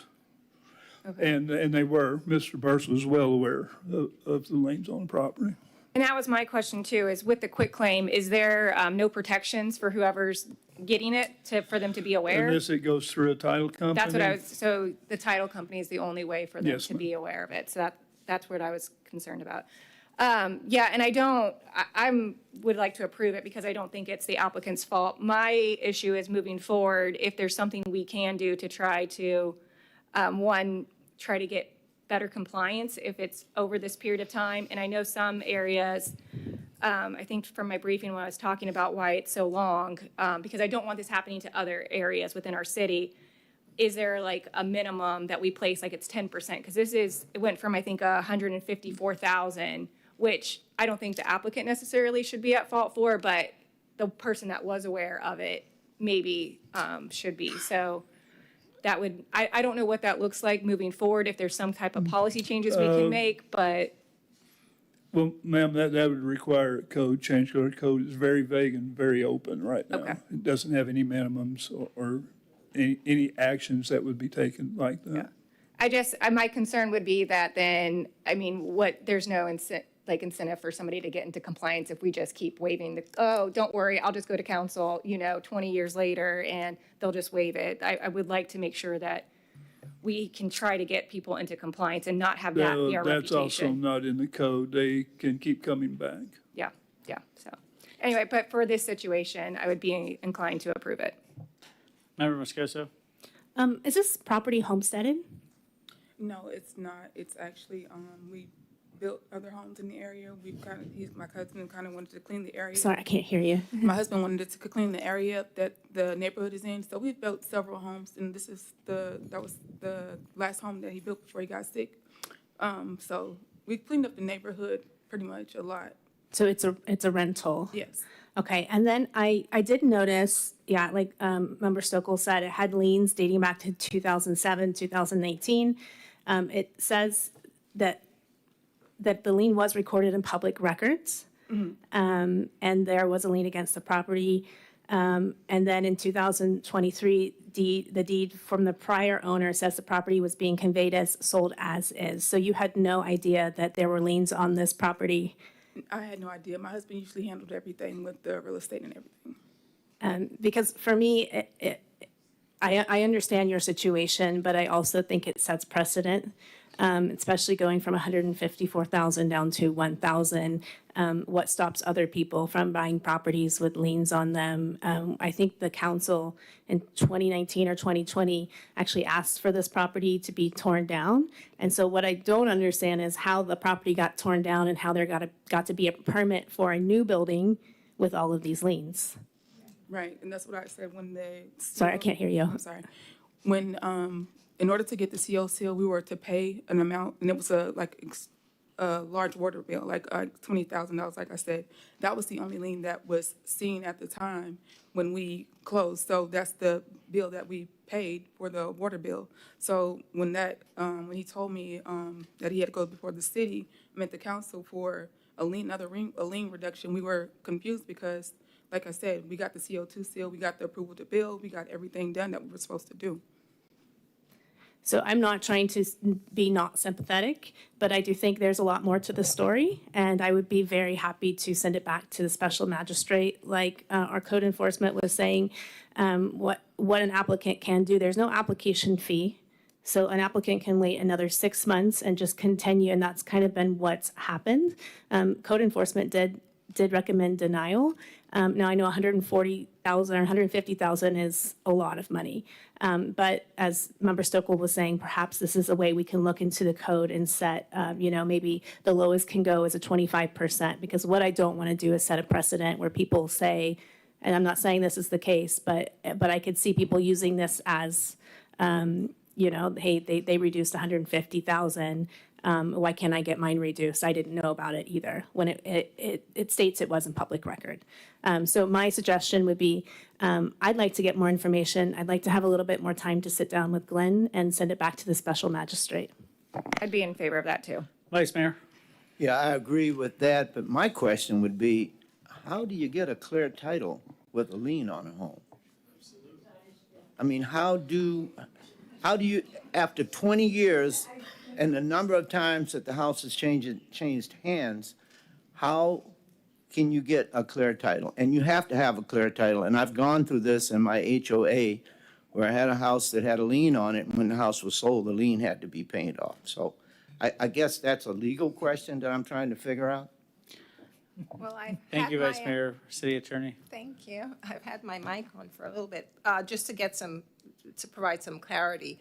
One, yes, it's the title company's responsibility to make sure that all the liens are, if you do a proper title search, that it comes up. Again, your action should be against the title company if in fact the lien did not show up. Under the law, that is not the standard. The notice goes to the owner because it's been publicly recorded, as Councilmember Moscoso stated. So that is, not an excuse because the lien was properly and duly recorded on your property, and that's plenty notice for us to move forward as it pertains to collecting on the liens. My question, and probably to Glenn, were there any new violations since this current owner had the property? No, ma'am, it's been in compliance. For the past 3 years? Yes, ma'am. Okay, so that usually something that's taken into consideration by the special magistrate. However, another consideration not to reduce the lien to this significant decrease would be that it is rental property. It's not homesteaded. And so that, again, I was not at the hearing. However, the fact that it's not homesteaded and it is rental, gaining revenue for the homeowner, that should be something that should be taken into consideration as well.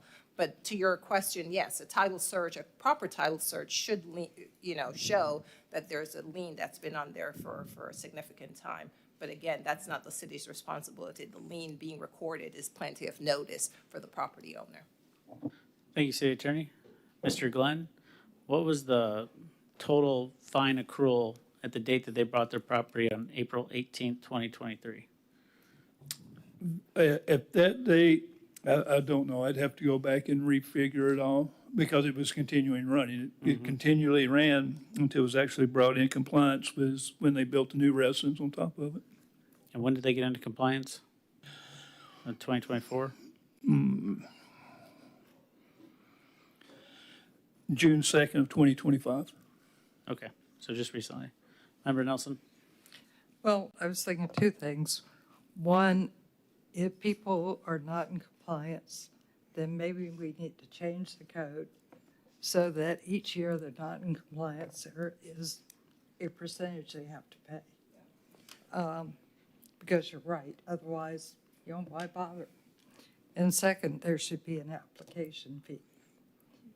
But in this particular case, rather than sending it back to the magistrate, I would suggest maybe we come up with a figure that we think is appropriate, and that should be the fine.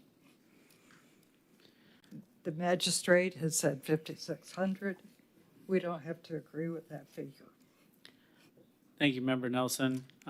Yes, they said the hard cost of the city was $4,651.01. But if you read in there, that was our cost of demolition the building. That wasn't all the cost of staff time and all the work that they've done to get to that point. Member Stokel. Question for Glenn. I wasn't at the hearing. If we were to send it back to them, do you think that there's more information that the magistrate would be aware of that the magistrate was not aware of? Like, for instance, to Member Moscoso's question, I did not think that this was a rental property. I thought this was a homesteaded property. So that changes my view as well. But I don't know what the magistrate was aware of. And can I say something? The home is going to be homestead. We just have to wait until the rental person moves out. That was the last home. That's all I have. Okay. But yes, ma'am, there is additional information. There's 2 other rentals on Lucky, one on Booker, one in Cocoa, and one in Rockledge that are still under Miss Burse's name and or 1019 LLC. Okay, so and the magistrate was not aware of that. Yeah, that's where I would be in favor of it going back to the magistrate. If I may. City Attorney. I'm sorry, Mayor. I believe the special magistrate was aware that this is a rental property. I don't know if the other properties have any bearing. No, he wasn't aware of the other properties. No, not that he wasn't aware of the other properties. Was he aware that the particular property that's in violation, that we're the subject of this matter, was a rental property? I believe he. Hey, I believe he did. Yes, he did. So he knew that this property was a rental property. The fact that the owner has other rental properties, I don't know if that's significant as far as decreasing the lien amount. Well, it sounds like the special magistrate pretty much had everything minus the fact that there was other properties tied to this company and person's name. So outside of that, which, doesn't really bear that much weight, it's non-homesteaded property, there's fines, there's cost to the city. I'll entertain a motion. Member Nelson? So my motion would be to reduce the lien to $11,200, which would be double what the magistrate was suggesting. Is there a second? Second. All right. Is there any discussion? Before I call a roll, how you feel about that? No? No? Yeah, no, I didn't think that motion was going to pass, so I figured I'd save us the time. Come up with another number. Member Moscoso or Member Stokel, throw out a number. I personally don't like to arbitrarily throw out numbers like this Well, because the I get what we're trying to magistrate gave do. us his number, and if we send it back to him. Well, we're I probably mean, in gonna all get the same number. fairness, the full price. I mean, and if we're gonna be fair, I know that might not be reasonable, but the full price. All right, so there's a city attorney? Yes, I just want to read the the ordinance, rather. It says, after a recommendation has been rendered by the special magistrate, the item shall be placed on city council agenda for final action. That's what your ordinance states. Well, I should say our ordinance state. Yes, so sending it back to the magistrate's a no-go. Are you, okay? You guys did make a motion for double the price, and there was a second. Thank you for Robert's rules, I appreciate that. All right, all those in favor of approving Member Nelson's motion of double, say aye. Aye. All those opposed, say nay. Nay. Sorry. All right, so Member Moscoso, are you going to make a motion? No, because I don't think that will pass. So if anybody has a different one, I'm willing to listen. I mean, it's a big number. I mean, the value of the property is not really there, but at the same time, it did take a lot of pain and expense of the city to the point where City Council in 2019 had to physically get involved and pay to demo this building. There's a lot of time, effort, and money exuded. I think if we go to 75,000, approximately half, I think that's reasonable without getting too much into a precedent setting of we're just going to kind of forgive everybody. Member Stokel. Yeah, I would be okay with that. My concern with making a decision right now is, as we've been discussing, more information came to light, and I just haven't had time to process it. I have not had the chance to talk to Glenn specifically, which I know he would know this property very well. How many years have you been with the city, Glenn? 12 next month. Yeah, so he has some history with this, and I thought I kind of knew, and then things have now come more than what was in our agenda packet. So I have some hesitation, and that's why I don't feel comfortable with the low amount. I would be okay with half, but less than that at this point. Otherwise, I would want to table it and discuss more with staff. I don't like just throwing a number out there, but there's a lot more information apparently that's come out. Yeah, so we can't send it back to the special magistrate. We need to make a decision. We are, the judges in this case, so either we settle on a number or, we can postpone it to the next available meeting if council wishes to discuss further. But either way, I'll entertain a motion. Member Stokel. Yes, I would move to postpone it to, is that the correct terminology, ma'am? To our next meeting, which I think is April 25th? August, sorry, it starts with an A, okay? August 25th. I'll second it, Dr. Stokel. Thank you, Vice Mayor. Is there any further discussion? All right, I have a motion by Member Stokel to postpone to our next meeting and a second by Vice Mayor Cole. All those in favor say aye. Aye. Any opposed? Motion carries unanimously. Thank you for being here and answering our questions. Okay, I have another question. How do you guys expect me to pay that amount of money, even with 5 properties that we have mortgages on? That doesn't make any sense for me to pay that amount of money that I don't have and raise 5 kids at the same time and lose my second source of income, which is my husband. I don't understand how you guys would think that I'm supposed to pay that or even know. If you look at most of the most of the writing, you see that Derek's the one that came in and did everything. I've already lost a lot. I feel like it's just too much. And then for you to say $70,000 after the fact that we built this community, we've been building homes, our tenants are loving the properties, and I may have to move in the property, it doesn't make sense. The price doesn't make sense for me to pay $70,000 if we're building the community that we live in. It doesn't make sense. Ma'am, thank you for your expressing your concerns. What I would recommend that you do is meet with each one of us individually to talk, because obviously we didn't make any decisions. Okay, so please just reach out to us. We're gonna keep digging in this. We didn't make any final decision. Thank you very much. Vice Mayor. I just want to ask a question to the city attorney. Does the young lady have any grounds to go back on the title company because of what they did? I can't give legal advice, court. Oh, I thought you're an attorney. I am, but I can't give legal advice as to Okay. the Not everybody's applicant. attorney. Okay, all right, fair enough, thank you. All right. 8C. Yes, sir, that is task order CDMTO004 for septic to sewer feasibility study. And the recommended action is to approve the award of that task order to CDM Smith in the amount of $122,730 to provide engineering consulting services, including but not limited to feasibility of the gravity sewer to 3 areas located in the city, including lift station siting, phasing, and cost evaluations, and authorize the mayor to execute the task order. City Clerk. We had one card at Stan Johnston, but he has left the room. All right. Moving on. All right, guys, I pulled this item. Again, going back to our budget meeting where we're talking about important projects we need to fund all over the city. I feel that spending $122,730 on a feasibility study on this particular project is not the tippy top need at this point, just because if you think about what this project would entail, and after conversations with our Director of Public Works, I think it'd be very tough to have that project come to fruition. You know, because even once the study is done, the idea of getting plans, design, engineering, and repiping multiple neighborhoods, I just don't think we're there yet. And I think there's a lot of things, if you remember the unfunded list on Public Works, from water and sewer, there's just a ton of need everywhere. And I think we need to focus on maybe one of those projects instead of putting $122,000 in this study. So that's my opinion, and hence why I pulled it. Member Stokel.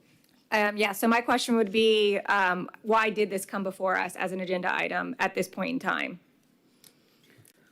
Septic to sewer's been a priority, I think, for us, for the state, for the county, for this, these are all in the Indian River Lagoon Basin. We do have one, once we get a concept plan and we realize it's feasible, there's a lot of grants for these types of projects, but we need to first make sure it can work. We've got a grant with the county that we're having trouble finalizing because of a feasibility issue. So I'd hate to go and start, spending money on full design where we're not sure if it can work. The feasibility study isn't necessarily a waste of money. It's kind of, hey, let's do it in a small piece before we spend a big amount to design the whole thing. It will help further the design. There is a state legislature that says by 2030, anyone within the lagoon basin who has a septic tank either has to connect to sewer if it's available or upgrade their septic tank to an advanced system. So yes, there are people who don't like these projects because they're messy. I can tell you they're very messy. They're destructive. People don't like when you're tearing up the road because that's the only way to do it. But then there are some people who say, well, if I have to spend the money to upgrade my septic, why aren't you bringing me sewer so I can do that? So it's hit or miss what this council decides is their priority. Okay. And that would be, I guess my question, it sounds like it's needed to potentially get grants. So that's one thing. And then talking with our lobbyists, especially with the state wanting to do this, this would be a top priority for us to potentially get a state appropriation to help fund it. And I'm wondering if part of getting a state appropriation would need a feasibility study to move forward. And I don't know if you had any conversations with our lobbyist as well. So they like shovel-ready projects. This we could, once you get to, that's, concept plans are like 30% design. It's not 100% design, but I would feel comfortable at that point asking for state money at that point. Okay, and then are there any other, do we have any shovel-ready projects that we could ask the state for state appropriations now? Yeah, we have For a few, sewer? we have a few lift stations, I think Okay. some force mains, that we can add when we review those to the list. Okay. Yeah, I don't think anybody's disagreeing that septic to sewer conversion is not important. But when we look at like I said, the laundry list of projects that Public Works has that are unfunded, that address water quality, wastewater, stormwater, we obviously don't want anything to break at Osprey and go into the lagoon. Like, there's a ton of need. And let's say we do move forward, let's say hypothetically Sorrel's 100% funded, we get all the money funded by grants, you're still make a lot of people mad when you start telling them that now you're on sewer. So I think that also needs to be calculated in the conversation. I do want to point out what the previous Public Works Director just told me is that project, the septic to sewer, is funded with tap-on connection fees. So that can only be used for increase of capacity. So maintenance projects could not, the funding couldn't be used for, but it could be used for anything that increases the capacity of the system. Member Nelson. Yeah, I was just going to say, our lobbyist feels pretty strongly that he will be able to get money for this project. And remember when we talked to Dr. Kobe? Yeah. And he was saying one of the problems with septic tanks is they leak, and they're leaking into our water system. They're leaking into our river and causing problems. So I see our budget and I know what our needs are, but I think this is one of those needs. Not saying there's not a need. I'm saying there's a lot of need. But what's the number one need? There's a lot of needs. Okay.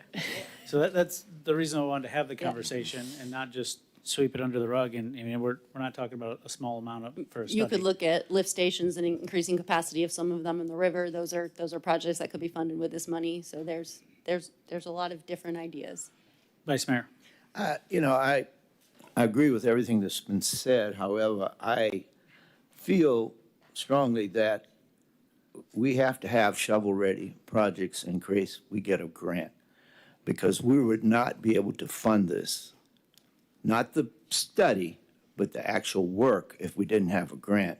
And if we didn't have at least a 30 to 60% design, we would not get the grant. So I could just see us losing a grant by not having it. So it's 6 of one, half dozen of the other, really. I mean, what do you do? I feel strongly that we should have that design done so we could have a shovel-ready project. Sandy, what is the biggest need that you face in Public Works right now? Money. Other than that, like what's your number one priority project? I don't think I could answer for Public Works or even for water sewer. I mean, I have operational needs, pipes that need repaired. I have, I think, I'm still kind of new into looking at all this stuff, but I mean, there's a lot of lift stations that need work that I think that we haven't really concentrated on. If I were to, if you were to say, take this money and look elsewhere, that's probably where I would go first. But there's a lot of plant needs. There's a lot that has been kicked down the road for years that we're starting to work on significantly. And so, I mean, remember Moscoso's brought up many times before is, we're spending money on studies. Don't get me wrong, there's certain studies we have to do to plan for future design and engineering and construction. But, just looking at something like this, that I'm not sure it's going to get to that end goal is, where I'm kind of just stopped in my tracks a little bit. And I know there's a ton of need out there that I think needs to be focused on fixing some of the infrastructure pieces that need to be addressed. Member Nelson. So, lift stations or the feasibility study? I need both. I mean, the feasibility study, I think I have a better chance to get grants to do the projects. The lift stations, we would have to, it would be harder to get grants to do the full design, but with the amount of money we have funded, it wouldn't, not this 122, we have 500,000 in septic to sewer right now. That, might get a look at one of the lift stations on the river, possibly. So no preference, No, no help. no help. Just to help the conversation, septic to sewer is a committed project of the cities for the BMAP. So Yeah. these are projects being registered against us for the DEP standpoint. The city has committed to septic to sewer, so we do have an obligation to begin that sewer expansion. Regardless of 2030, we did have to develop a plan that said the city will address septic to sewer in the city limits.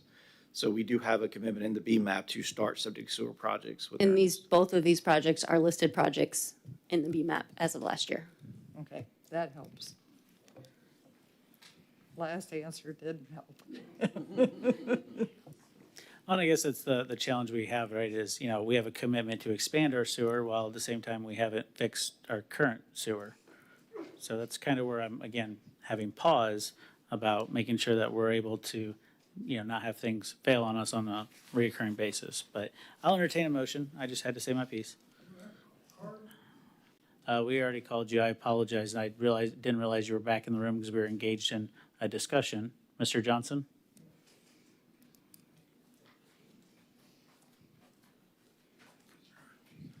I'm an engineer, and I've lived in homes.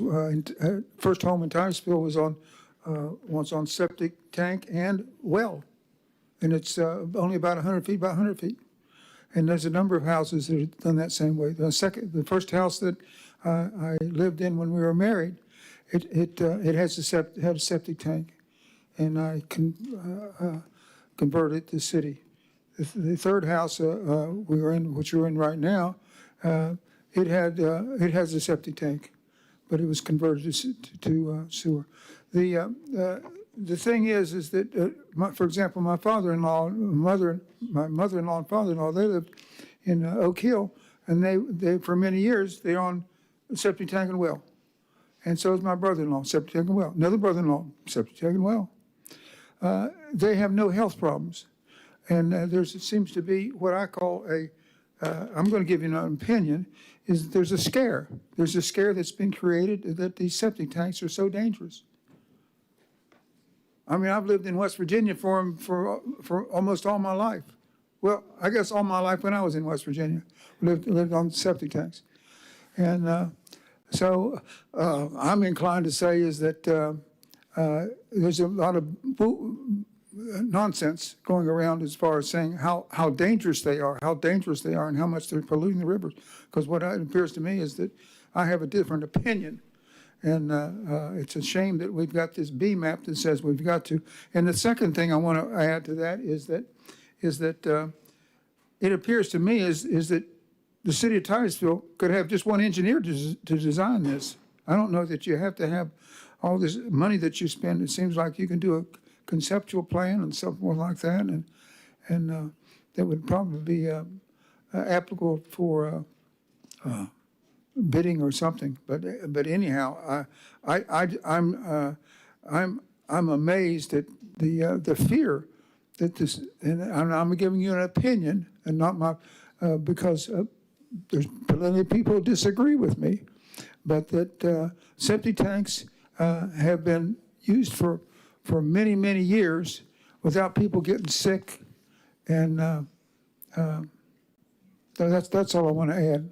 So just consider that, and consider having an engineer here locally. I mean, hired by the city to do a lot of these projects. That's all. Thank you. Thank you, Mr. Johnson. City Clerk, just confirm there are no other cards, correct? Correct.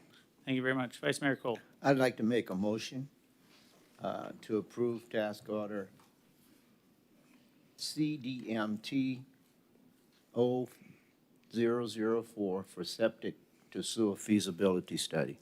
Second. There's a motion and a second. Any further discussion? Seeing none, City Clerk? Vice Mayor Cole, Yes. Member Stokel, Yes. Member Moscoso, Yes. Member Nelson, Yes. Mayor Connors. No. Thank you. Motion carries. City Manager. So moving on to ordinance's second reading. 9A is ordinance number 15-2026, cell towers in the community commercial CC zoning district. And the recommended action is to conduct the second reading and the final public hearing of the ordinance 15-2026. And Brad Parrish will read the ordinance for the record. Mr. Parrish, hold on 1 second. Member Moscoso. Sorry, I was going to ask, Commander Wright is here, or Chief Wright is here to give us an update on the flock cameras and with Palm Bay. And I didn't know if you guys were willing to move it forward so that we don't spend much of our precious police time here, and they can go home, or we could keep it toward, it's not on the agenda, or we could keep it to my report where I ask, but. Yeah, let's keep it on your report because we're moving into a public hearing right now, so. Okay. I tried. He's on salary.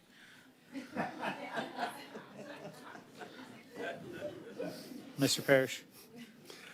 An ordinance of the City of Titusville, Florida, amending the Code of Ordinances to allow transmission towers as a conditional use in the Community Commercial CC zoning district by amending sections 28-54, use table, and 28-220, transmission tower, providing for severability, repeal of conflicting ordinances, incorporation into the code, and an effective date.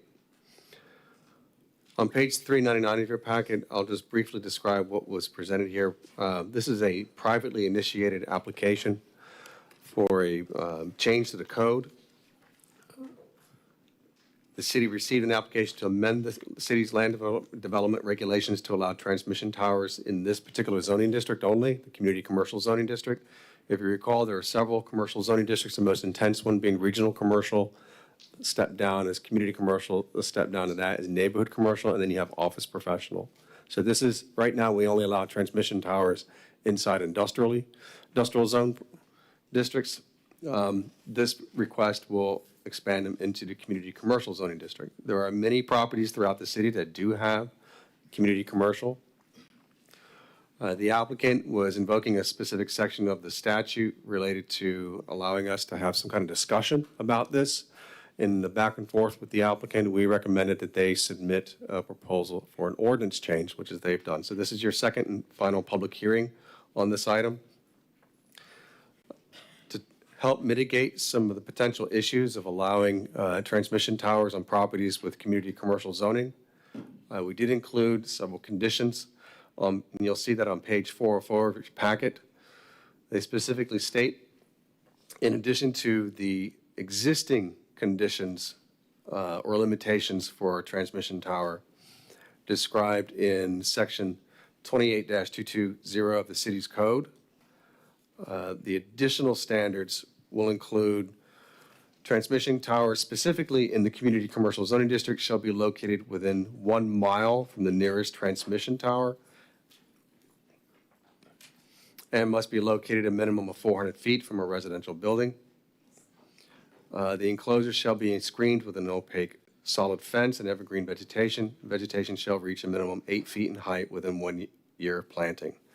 We'll certainly entertain any additional conditions or changes to this if you request. If you approve this, it'll become effective and allowed on those properties with community commercial zoning, provided they meet all of these conditions with the public hearing, of course. If this is denied, then transmission towers will continue to be relegated to the industrial zoning districts. I'll try to answer any questions you have. Thank you, Mr. Parrish. City Clerk. Elizabeth Parker.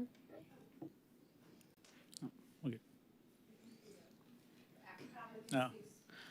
Oh, I apologize. How many cards do you have? We have 2. Okay. Applicant. Sorry, Ms. Parker.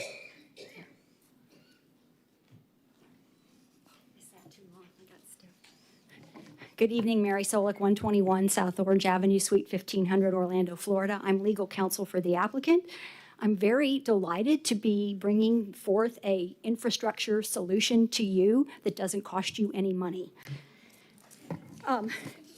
We discussed at the last hearing about why we need to do this and why we have a coverage hole in the middle of your city. I'm happy to go through all of that again if you would like me to. I'm happy to answer questions. You had a long meeting. You've got a lot more to go. I don't want to waste your time and repeat myself. Member Stokel.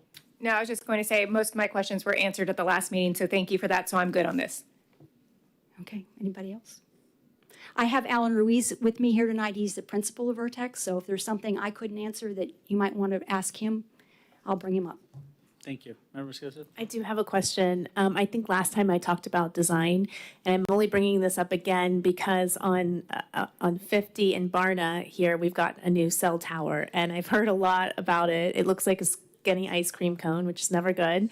And so I'm just curious, do we know what this design will look like? We have not put together our application. We'll have to, again, the proposal is for a code amendment. It's not for a specific application. Absolutely. We'll bring it in and we'll figure out what we think makes the most sense in that community, and you'll have your compatibility standards that you can use to evaluate it. I believe that 50 in Barna is a small cell application in the right-of-way, if I'm not mistaken. Is that? Yes. I didn't realize this, a tower with cell would create so much commotion in town. So just warning you. Those small cells, your state law requires that you allow them in your right away, and they just pop up. I have people call me that I've got one in my front yard. Well, it's really in the right of way, but yeah. Thank you. So Just to clarify, on the agenda, what was provided by the applicant illustrates a 200-foot tall tower, right? That was the our proposal? Your proposal, from what our discussions with you, was that the No, area- 150. 150. Oh, no, 150? Yes. Oh, no, we wouldn't do 200 there. It's too windy. Thank you. Ms. Parker? I'm not at District Parish in person before,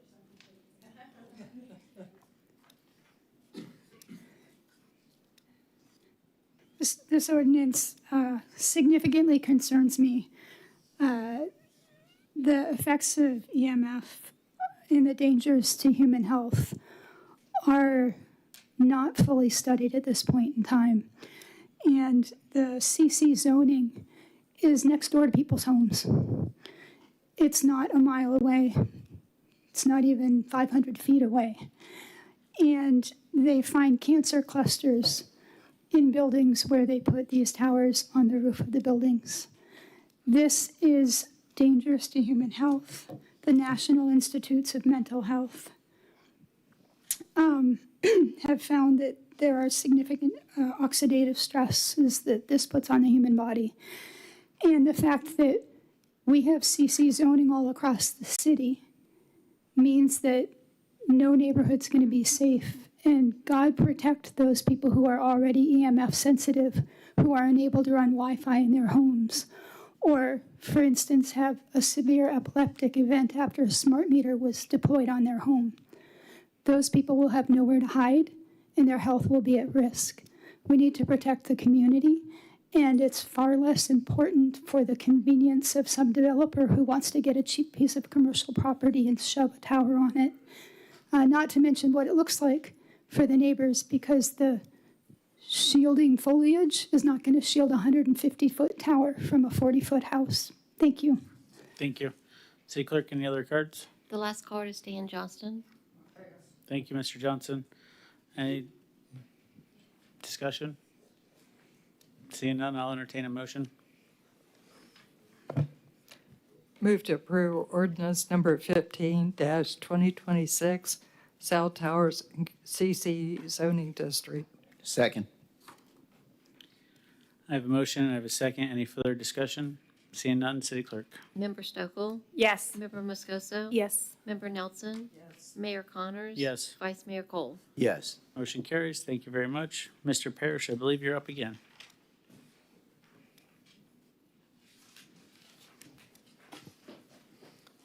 The next item is 9B. That is the Urban Forest Trust Fund Ordinance.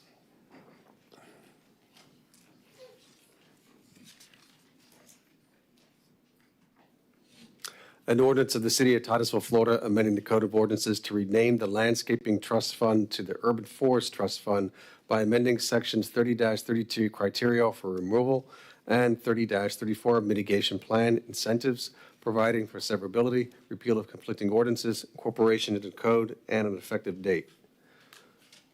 This is your second reading and final hearing on this ordinance to change the name of the Landscape Trust Fund as stated in the city's code. that would be consistent with the resolution that you adopted a couple of meetings ago, expanding the use of the funds that would be collected in this fund. I'll try to answer any questions here. Thank you, Mr. Parrish. City Clerk. Casey on. I knew she was going to call your name, Kay. Called your name before you even came up. Casey Nunch, Maryland Avenue, Titusville Tree Team. A big thank you to Lily Galeo and Sandra Reller, their staff, and Parks and Rec's Tex Load Holtz for the well-organized urban forest kickoff ceremony and tree planting on July 23rd at Sandpoint Park. 36 native cedars and live oaks were planted by staff and volunteers along Neptune's Trail in Sandpoint Park on July 23rd. The trees look absolutely beautiful. The Titusville Tree Team volunteers have committed to watering these trees as needed until established. The trees are watered twice a week in the early morning unless it rains significantly. We are also staking the cedar trees with bamboo stakes so that they all are standing up straight. It's really sort of fun to go out there and water these trees. You guys, you ought to come join us. People walking along stop and talk and ask questions and express their pleasure in seeing these newly planted trees and along the walkway where they exercise regularly. These native trees planted on this narrow peninsula will help reduce stormwater runoff and prevent erosion while providing wildlife habitat, shading pedestrians, encouraging outdoor activity, and beautifying our community. So yes, rename and repurpose the Landscape Trust Fund, which receives mitigation fees in this ordinance 16/2026. This will help protect the city's tree canopy and ensure that many more such tree planting initiatives can go forward under the Urban Forest Management Plan. When you get a chance, take a walk down Neptune's Trail at Sandpoint Park to see the beautiful newly planted trees. This is just the beginning. More trees to come. Thank you. Thank you, Ms. Kay. City Clerk. Tony Schiffolo.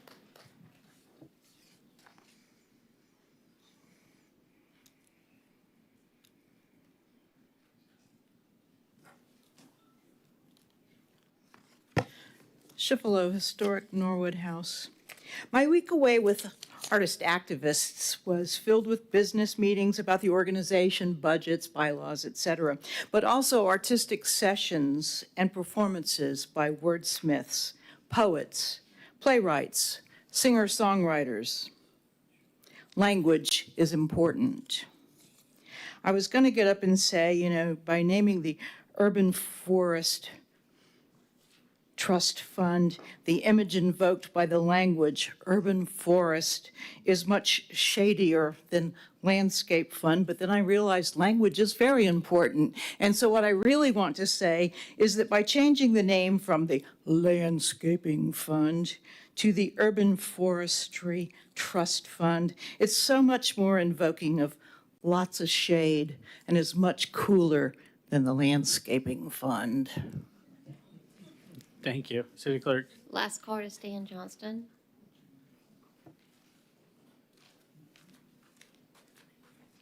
Thank you. Thank you, TEC. Thank you, Mr. Johnson. All right. Member Nelson. Can I move to approve ordinance number 16-2026, Urban Forestry Trust Fund? Second. There's a motion and a second. Any further discussion? Seeing none, City Clerk. Member Moscoso? Yes. Member Nelson? Yes. Mayor Connors? Yes. Vice Mayor Cole? Yes. Member Stokel? Yes. Motion carries. Thank you very much. City Manager. Yes, sir. Moving on to 9C and D. 9D is a actual quasi-judicial, so at this time, let the city attorney read that before we go on to 9C. Okay, during the public hearing portion of the meeting, anyone wishing to speak on a quasi-judicial item must complete and sign a speaker card along with the corresponding oath on the card. The cards are located on the table in the front of the chambers. City staff will make the initial presentation. and then the applicant will present. Then the hearing will be open for public comments, and those who wish to make a public comment on the item will speak third. The applicant may make a brief rebuttal if they desire.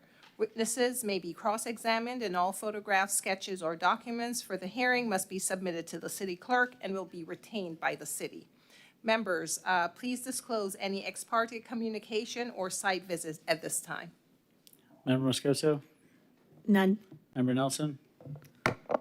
I talked to Woody. Other than that, none. Vice Mayor Cole? None. Member Stokel? None. And I have none also. Thank you. Mr. Parrish? 9C.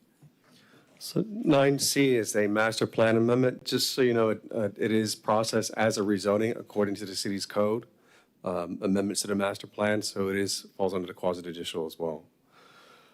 Page 456 of your packet, I'll briefly go through the staff report and our recommendation and why we're here today to allow this hotel in the Vector Space Development of Regional Impact, or DRI. The DRI was something that was a tool that the state had come up with several decades ago and then eliminated in certain areas of the state back in 2011. But the procedures that helped establish it and still continue to govern it are still in place, and we use the master plan process to make any amendments or changes to it as requests are submitted to us. So this request tonight is to change some of the conditions that allowed the DRI to go in existence, which specifically stated the maximum number of square feet of industrial, maximum number of square feet of commercial, and maximum number of hotel rooms that could be distributed throughout this entire development. You'll see on page 456 of your packet, the aerial of the development of regional impact, several parcels that are currently that are vacant right now. A lot of those are being under construction right now, so we may see this entire DRI to be built out fairly soon, actually. In this particular request, the applicant is asking to allocate hotel rooms on a parcel within this DRI that is currently not allowed. And so there are a couple of options that we laid out to the applicant so that doesn't trip any kind of amendment that would have to mean a new study or traffic study or other kind of threshold changes to this DRI. And that was to convert some industrial square feet into hotel rooms, and also to reallocate hotel rooms from one parcel that currently is allowed to have them to this particular parcel. So there was some agreements that were made by the property owner, the applicant here, and another property owner, and with the association, who is the successor of the developer and the manager of the DRI. We reviewed their request, the conversion methodology. We reviewed it against the rezoning criteria. We provided that to you in our staff report here, starting on page 456. On page 458, you'll see the actual amendment in that table there. This is the governing document, or an excerpt of the governing document for the entire DRI, allocates how much square feet should be on each parcel and how many hotel rooms should be on each parcel. So you'll see in red, that's what's actually changing. The applicant is proposing to put 110 units of hotel rooms onto their property. They need this amendment approved in order to go forward with the site plan that they've gotten reviewed by us right now. We reviewed this against the criteria, and on page 462, we recommend the transfer of 28 hotel rooms from parcel tract F-34 and the conversion of 71,352 square feet of industrial uses into 96 hotel rooms for a total of 124 hotel rooms to be allocated to parcel or tract A5 rather of the DRI. The approval of the master plan application will allocate these rooms to this parcel. The site plan will be consistent with the DRI, the planned industrial development zoning district, and the LDRs of the code regarding setbacks, buffers, and the location of parking and stormwater retention requirements, and including the city's airport impact overlay. We recommend approval of this request. We find it to be consistent with the city's charter, city's code of ordinances, the land development regulations, and section 34-40 of the city's code. Thank you, Mr. Parrish. City Clerk?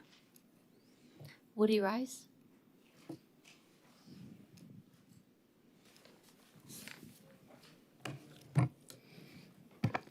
Woody Rice, 505 Indian River Avenue, Titusville, Florida.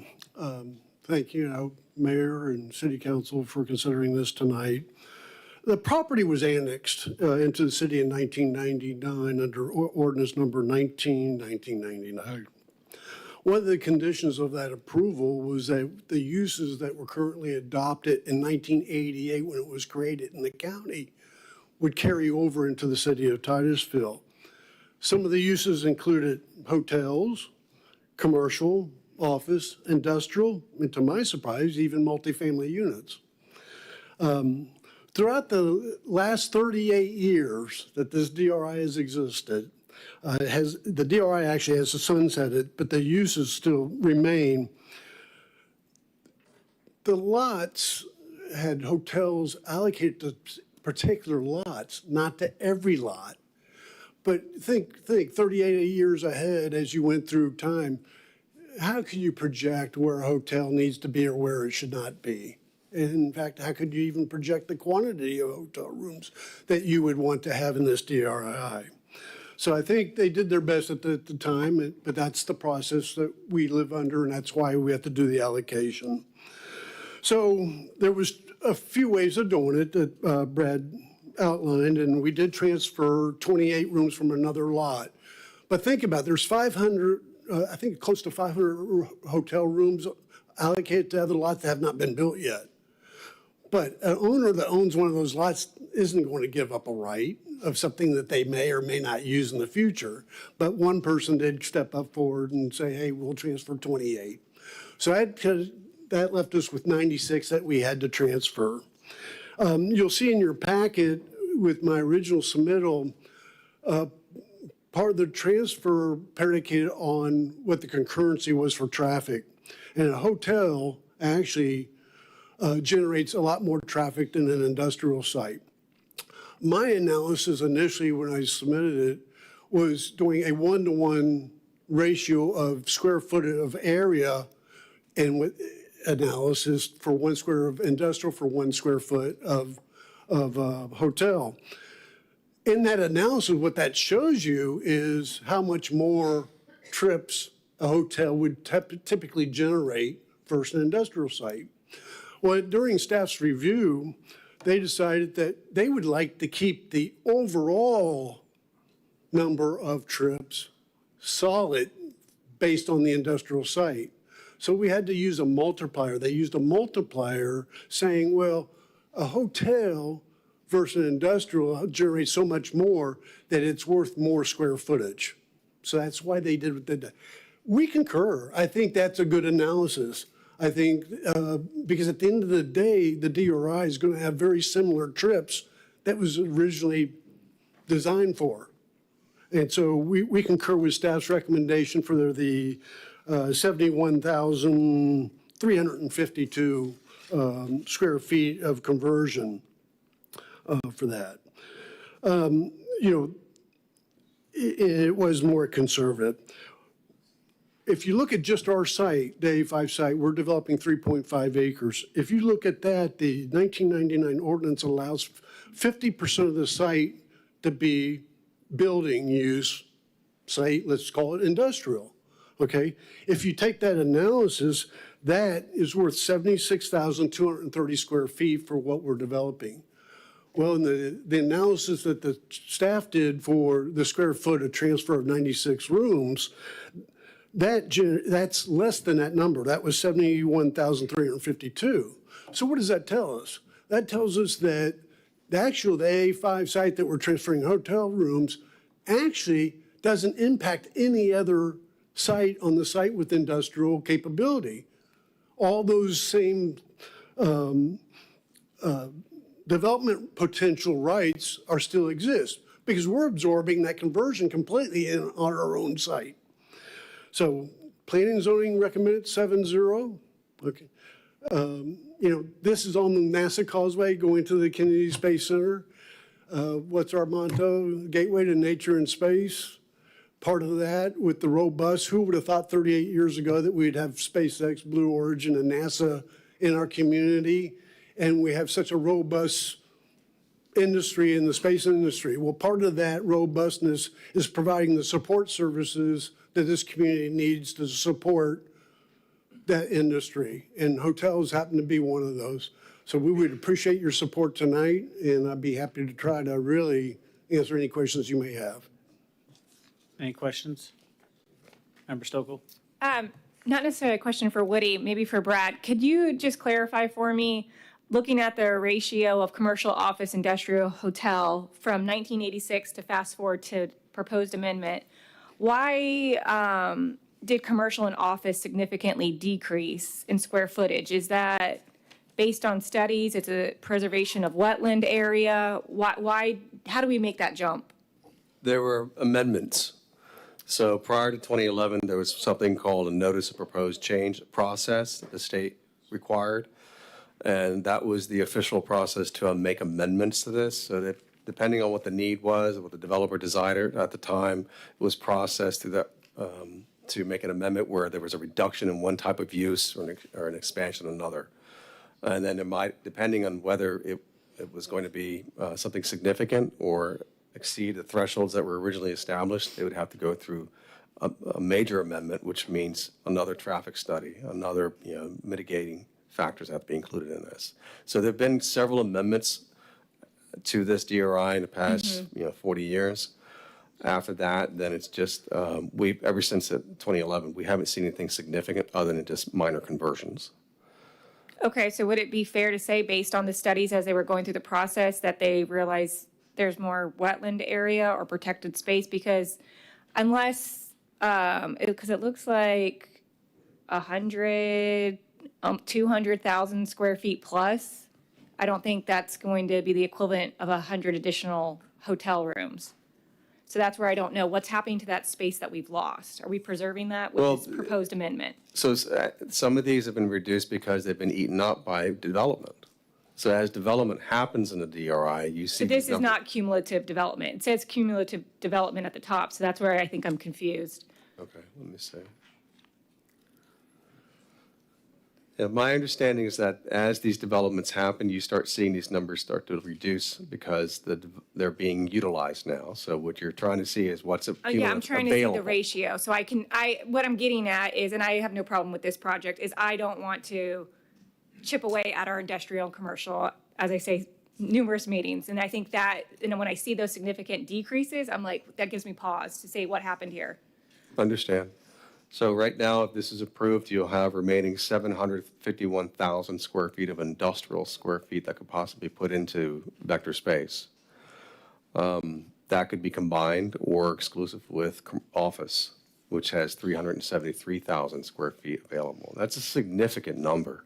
And if in the future someone decides, we've eaten up all the industrial and we've got all this commercial and office we can't use, that could probably be converted to industrial, but that would require a major amendment.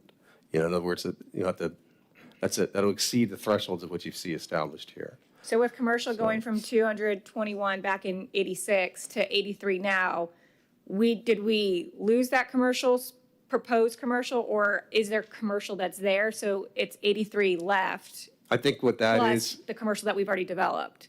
Well, yeah, so I think that 83,000 is the result of some conversions that happened in the past, and some commercial areas that have been utilized. So it's a combination of both. Okay. This is if you really want me to get into the details of this one, it's a very difficult DRI to kind of backtrack to see what happened. We can certainly try and do that, but. Yeah, I think my biggest concern is just, as we continue to develop it, we do not lose that industrial and commercial use. I'd say that 750,000 square feet of industrial is pretty significant. I agree, but then until another proposed amendment comes and says we want to, as you can see, things have fluctuated, and so I would agree. Okay. But just depending on who's at council when other proposed amendments come, I want to make sure that we maintain that. And obviously, I'm one of 5, so I don't know how the others feel. But for me personally, when I look at this space, I want to maintain that feel for that area. I don't have any questions for you, Woody. Okay. Well, I just want to point out that our site with 3.5 acres, we actually cover the transition of the loss of the industrial all on our site. So it doesn't affect any other site. Because we were allowed by the 1999 ordinance to have 76,230 square feet of industrial building on that site, okay? But the allocation and transfer is only 71,352. So it really affects no other site. Okay. That was the point, because I Yep. looked at that. I was looking at the same track. Right. We don't want to lose the potential of retail or industrial. Yep. Thank you. Member Moscoso? Thank you. My question is for Brad. Brad, is this the property that got the variance? I don't think it is, for the sidewalks. There was a property just to the west of it that did receive a variance to sidewalks. So will this property be required to have sidewalks? Or has a variance been requested? So all development is required to put in a sidewalk. There is a waiver process, which you amended a couple of years ago. But right now, that only applies to local roads. Collector and arterial roads do not qualify for that waiver. Okay. Yeah, I'm going to bring this up during my report, but the property next to it, they got a variance for the sidewalk. So if they build the sidewalk, the property next to it doesn't have a sidewalk. So it's a sidewalk to nowhere. And if we're looking at Tranquility and building that up with commercial and things like that, if you have the hotel, there's, it just isn't connecting. So thank you. Any other questions? City Clerk? The last card is Al Barrett.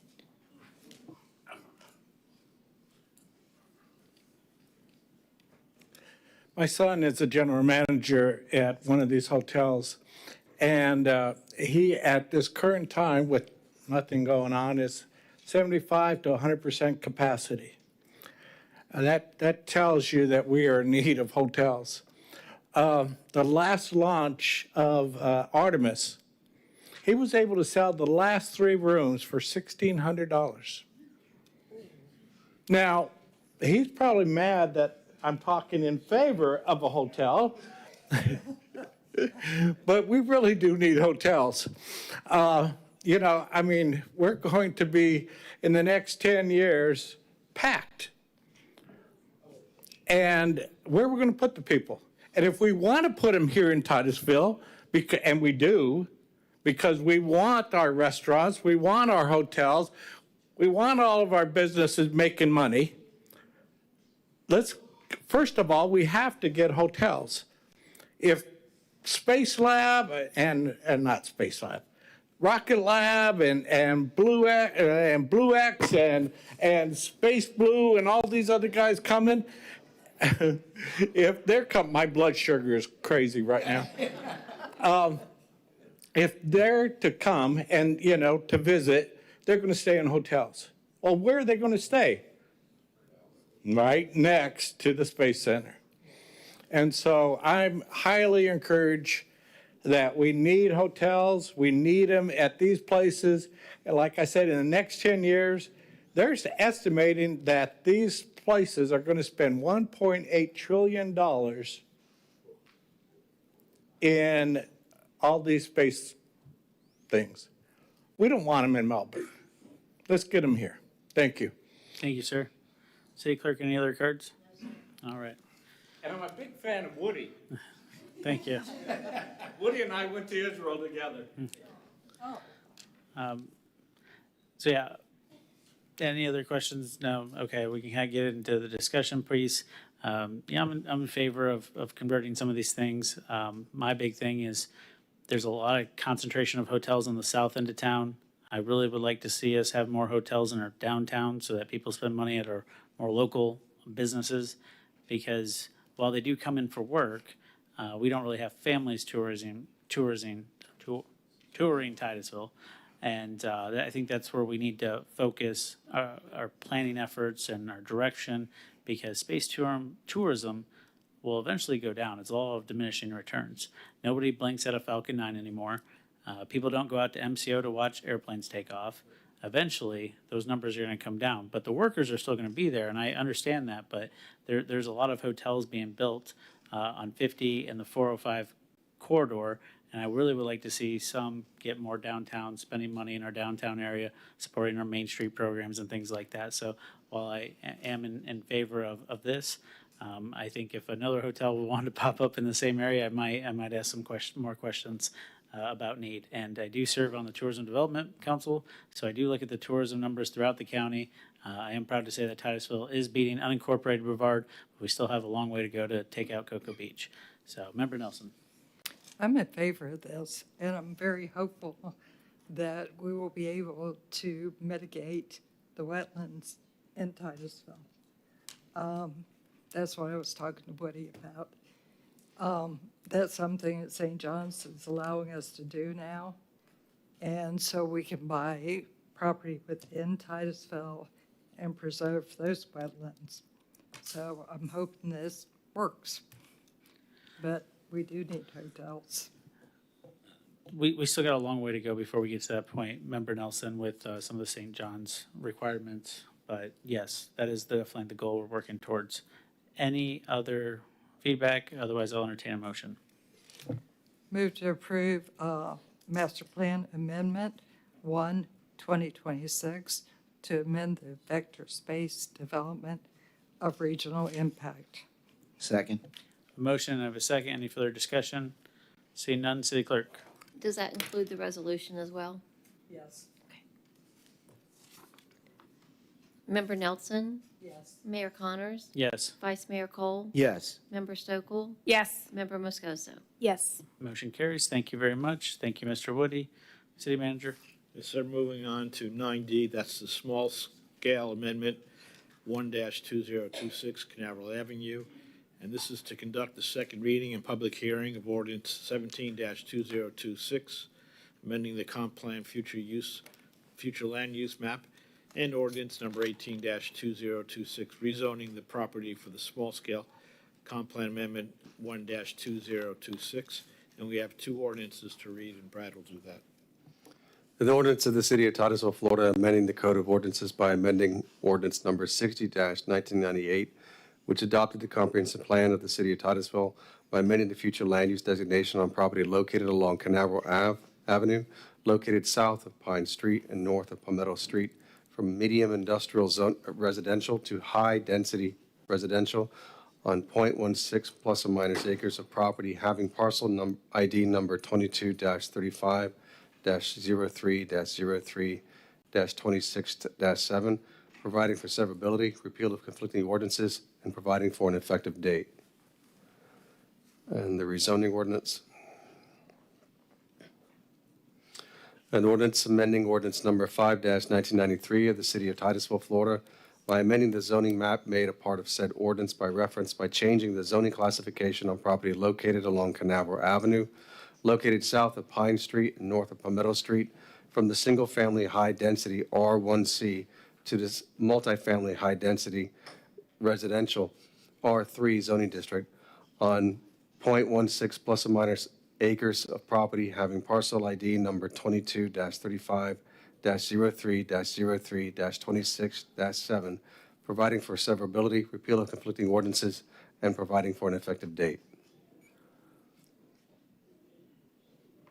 This is the final public hearing for this land use amendment and rezoning. The applicant is requesting this small-scale amendment and rezoning for property that's less than 7,000 square feet, primarily to put a duplex on this property. It's currently got the R1C single-family zoning, and they want to change it to multifamily. The staff report is on page 528 of your packet. You'll see the aerial on page 529 of your packet, and you'll see the location of this one small parcel within this neighborhood, which is north of 408 and west of the railroad tracks. The surrounding area, actually, I do want to point to the maps, rather, on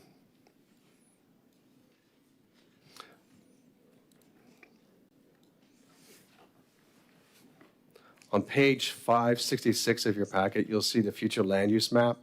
See the various colors there.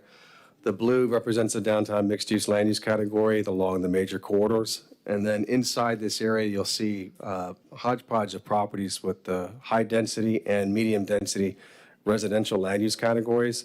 That's a difference of 15 units per acre versus 10 units per acre. And north of that, you'll see in that teal color there, that is the urban mixed-use land use category. On the next page is the zoning map, which corresponds with those land use categories.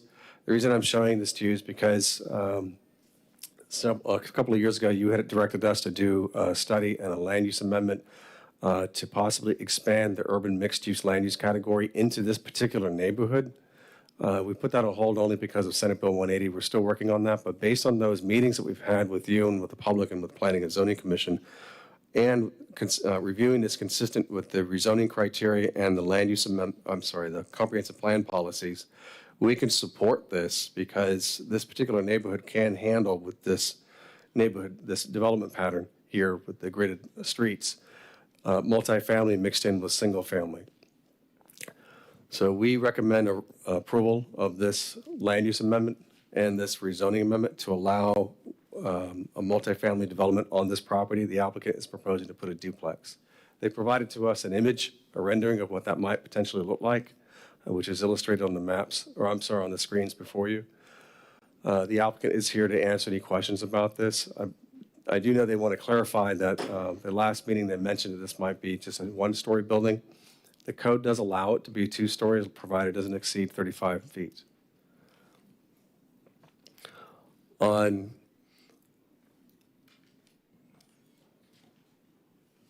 You'll see on page 532 of your packet, we put an illustration there of what's a missing middle concept. We've brought this up several times during our meetings with you about the Canaveral Heights or urban mixed use comprehensive plan amendment discussions. And that's allowing that type of housing pattern where that has kind of been negated in a lot of development. You see single family or garden style apartments only. So why not allow duplexes, triplexes, or quadruplexes in certain areas? And that's what we're proposing in that land use amendment. So I believe the applicant is trying to propose something here consistent with that effort. Based on our review, consistent with the comprehensive plan and the rezoning criteria,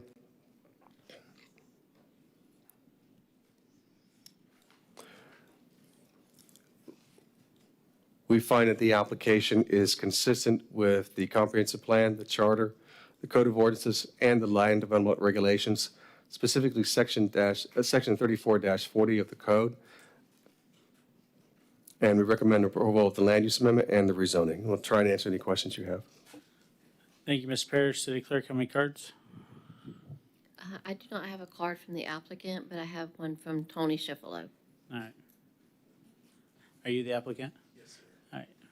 Go ahead, and then I'll ask you to fill out a card once you're done. Yes, sir, will do, Mr. Mayor. Hi, I'm Joshua Wilson. Thank you for having me here today. Address 121 Drennan Road, Orlando, Florida. As Brad stated, we aim to build a duplex on this parcel. We intended to initially follow through with the Canaveral Heights UMU change that was supposedly coming through, but given the Senate bill that was passed, that did not happen, so we delayed that approach. And as a result, we've now gone forward with the R3 and the high-density residential. We are required to pursue that higher density in order to achieve a duplex on this lot because of the size. It's so small. So we wouldn't be able to get a medium density or an R2 zoning in order to achieve our development goals. I did make an error in the planning and zoning meeting in saying that we were going to be building a single story. I was referencing a different project. We're also building duplexes around the corner off of 470 and 480 South Robbins. So I made a mistake in referencing that project. I built a wonderful little 3D model to show you guys today, but the pictures will have to do. If you guys have any questions, I will gladly answer them. Member Moscoso?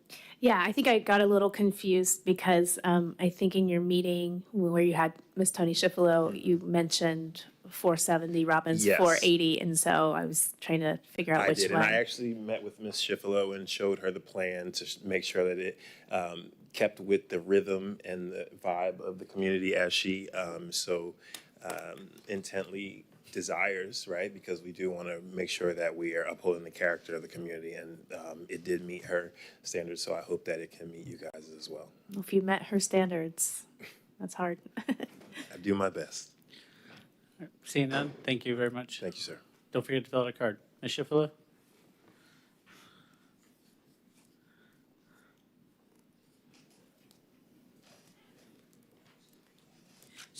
Tropic Street. This is a small-scale amendment to you guys, but it's a big deal infill in my neighborhood right down the street from me, as a matter of fact. But I want to comment on the process more than anything. I've been following this a while, you can tell. And other than the fact that these guys got off to what I figure kind of a bad start by having the public meeting in a working-class neighborhood on a Wednesday morning at 9 a.m. What working person isn't at work on Wednesdays at 9 a.m.?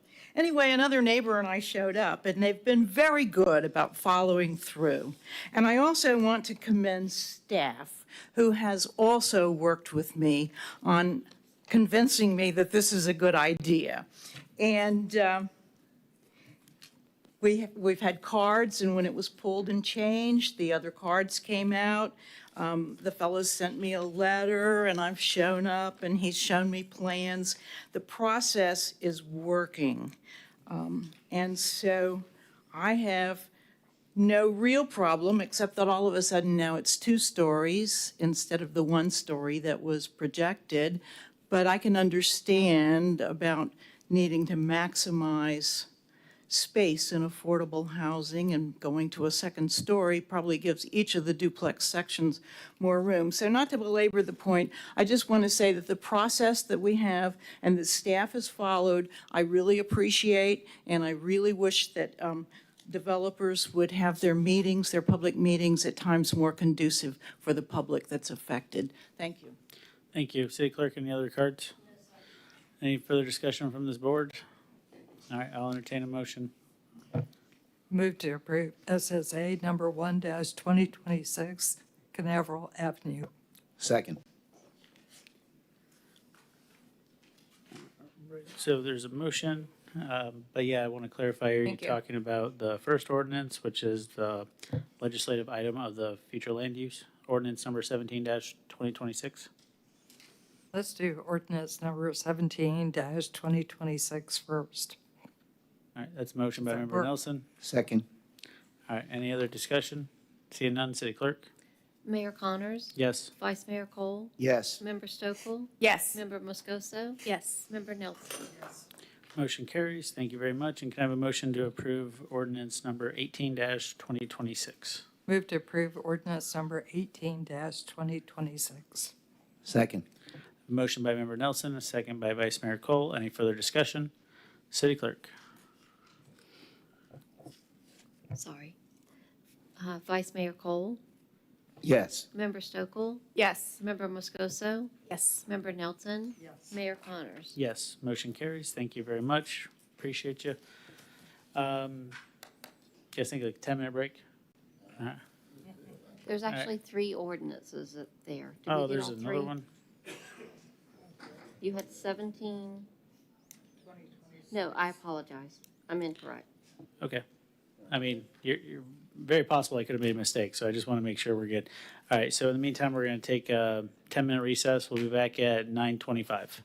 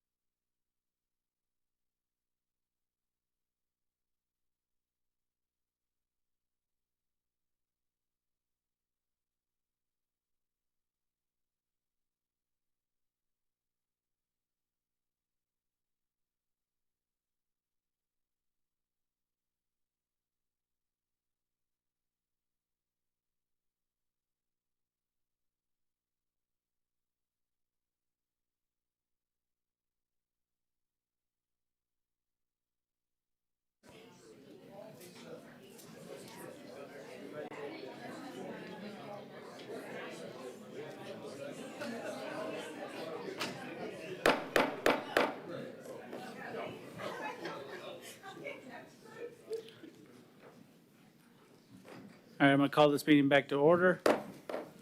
City Manager? Yes, sir. Moving on to item 10, ordinance's first reading. 10A is the administrator approval of plats and replats ordinance.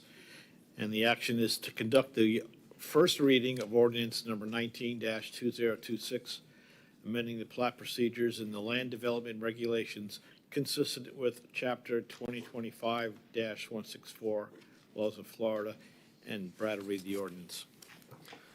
An ordinance of the City of Titusville, Florida, amending the Code of Ordinances to create procedures for the administrative approval of preliminary and final plats, amending Sections 31-31 Powers and Duties, 34-8 Public Hearing Approvals Required, 34-151 Procedure, 34-172 Procedure, 34-173 Required Exhibits, 34-179 Final Plat, 34-180 Recording or final plat required, 34-182 Improvements required to be installed, 34-201 Recording of final plat required, and Development Review Procedures Technical Manual Sections 11 Preliminary Plat and 13 Final Plat, providing for severability, repeal of conflicting ordinances, incorporation into code, and an effective date. This ordinance was supposed to have been completed in October, I believe, of 2025, but because of the complexity of trying to incorporate this requirement, this state requirement, into our code, we were not able to bring it to you until tonight. Chapter 2025-164 of the Laws of Florida amended Section 177.041 of the Florida statutes in connection with how local governments review and approve plats. Specifically, the bill requires local governments to review procedures and approve plats or replat submittals without action or approval by the governing body through an administrative authority and an official designated by ordinance. So we tried to amend this or adopt this ordinance and draft it in such a way that we believe is consistent with this new law. And with that, I'll try and answer any questions you have. It is a very extensive and large ordinance. So if you have specific questions, I'll try and answer them. City Clerk? Any questions? Seeing none? Member Stokel? Just one moment. One thing to add, the Planning and Zoning Commission did recommend approval, but they asked for an amendment to this ordinance, which you'll see on page 581 of your packet. Member Stokel? Yes, that's what I was going to say. I'm in favor of it with P&Z's recommendation, their first recommendation, not necessarily with their second recommendation. And then I can further elaborate if anybody wants to know my reasoning. Member Nelson? Please. Yes, so when I was meeting with staff, my concern is I discussed with them the process for what gets approved and what are the steps. So first process is they do a pre-application and that's administrative. It doesn't come to us. Second step is the preliminary site plan and that's administrative as well. And that's the engineering showing everything. Third step is the preliminary plat. And currently that does come to council, correct? And that would show the layout. So we know the engineering's okay, and now we get to see as a council layout. Right. And then the fourth step is the final plat, and that currently goes to council as well. So my thinking is, if we pass this, we're eliminated out of this whole process. And so I think keeping 1 and 2 administrative, we get it after the engineering's been approved administratively. We get to see the layout, and if there's any concerns, we can address them. If not, we can say, yep, nope, looks great. And then final plat would stay with the staff. So that was my rationale for that. I agree with you. I agree with you. And I think that's it. City Attorney, do you concur with how the ordinance was drafted to make sure we're in compliance with state law? Yes, I'm supportive of staff's report and the ordinance as currently drafted. I believe it's in accordance with the statute and the amendment as it pertains to the recommendations of planning and zoning. You know, they had the hearing, that was their recommendation. I do not believe that the statute explicitly prohibits this. It may come in the future, but I don't believe as it exists, it explicitly prohibits preliminary plats coming before council.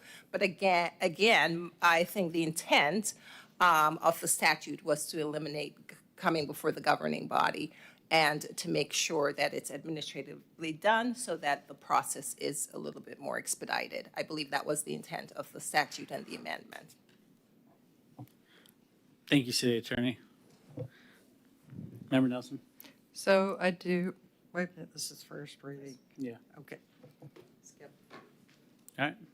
On to the next item. Thank you.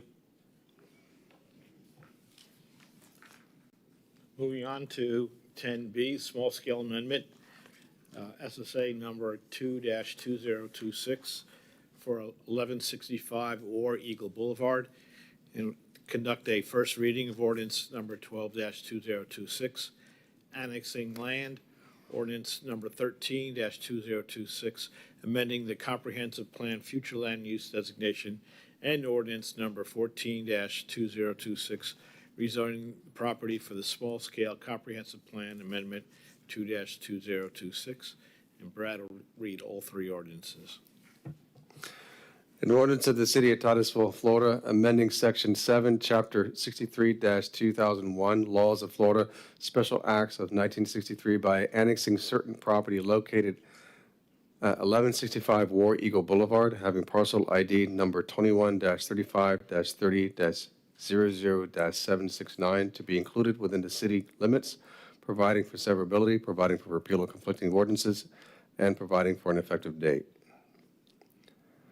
An ordinance of the City of Titusville, Florida, amending this code of ordinances by amending ordinance number 60-1988, which adopted the comprehensive plan of the City of Titusville by amending the future land use designation on property located at 1165 War Eagle Boulevard from Residential 15, Brevard County, to Residential 1, RES 1, on 1.1 plus or minus acres of property having a parcel ID number 21-35-30-00-769, providing for severability, repeal of conflicting ordinances, and providing for an effective date. And finally, an ordinance amending ordinance number 5-1993 of the City of Titusville, Florida, by amending the zoning map made part of said ordinance by reference by changing the zoning classification on property located at 1165 War Eagle Boulevard from rural residential, RR-1, Brevard County, to residential estate, RE, on 1.1 plus or minus acres of property having parcel ID number 21-35-30-00-769, providing for severability, repeal of conflicting ordinances, and providing for an effective date. This application is a request to annex, amend the comprehensive plan, and to rezone property at 1165 War Eagle Boulevard, which is outside of the city, just in the north part of the area of the city. The code requires that the applicant was asking for connection to the city's utilities. The code of ordinances requires that they, at least because they are adjacent to the city's boundaries, that they have to petition to annex, and that's why this process. Petition to annex includes everything I've just read here, which is the land use amendment and the rezoning, all as one comprehensive application to you. We reviewed the application consistent with the city's code, comprehensive plan, and the city's code. You'll see on page 607 of your packet an aerial identifying where this property is located. If it is annexed, it will be surrounded on three sides by unincorporated Brevard County. The contiguous part is across the street. There's one parcel there on the west side of the street that's inside the city. We reviewed this consistent with the annexation requirements, the comprehensive plan, and the rezoning. And, sorry. And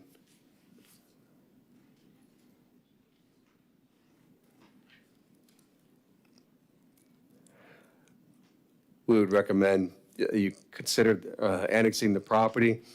The comprehensive plan, we found it to be consistent with the city's comprehensive plan, specifically section 34-40 of the code. And we found the rezoning to be consistent with the criteria of the rezoning, specifically section 34-40 of the code as well. If this is adopted, the new zoning district on this property would be RE, and there'll be no changes on the property. With that, I'll try and answer any questions you have. Thank you, Mr. Parrish. City Clerk, No cards. did you want to speak, Pastor?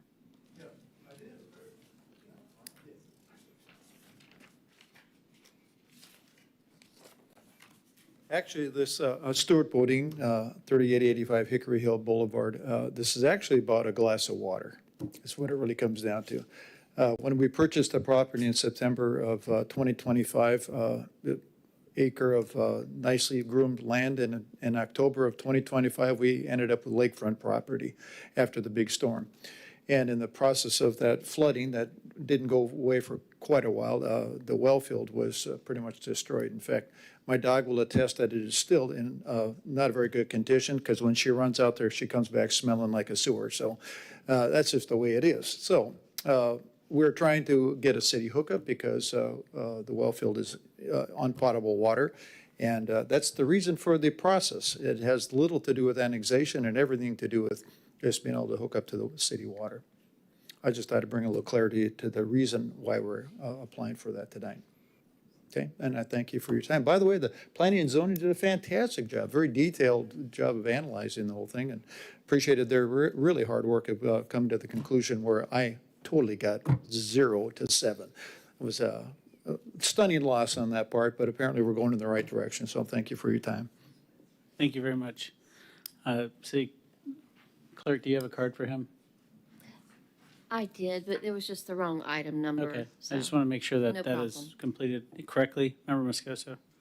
Yeah, thank you. Yeah, I actually watched the planning and zoning, and I thought they did a fabulous job because I had a lot of questions about this, and I think they recommended denial, and part of it is it's just part of the process, and so Brad, just to clarify, if, say, we do deny, I know this is the first reading, he would still be able to get an out-of-service agreement for water and sewer, correct? Or at least water?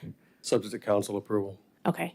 Yeah, because I was looking, and it's the closest sewer hookup is 420 feet away. And I was reading that the city doesn't really have any plans to build a sewer line up there. That would be quite expensive. And so denial seems like something that's not good, but in this case, it's just part of the process. Just to clarify, right? The process is that they are required to petition it before you. Okay. Yeah. Thank you. Member Stokel? Yeah, question, Brad, do we have a map that shows people that remain unincorporated but use our services, our water and sewer? We have we've that approved information. to allow?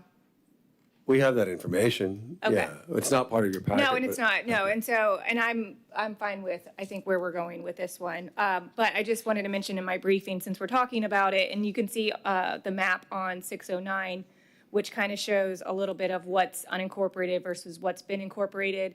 And I want to say, the mayor, I feel like you've brought this up before about the annexation, is when I was going through this, because if they're not annexed in, and they want services, they do pay a higher rate. So that's good for us. But I'm concerned about, well, one, we can annex at any time, that's part of the agreement.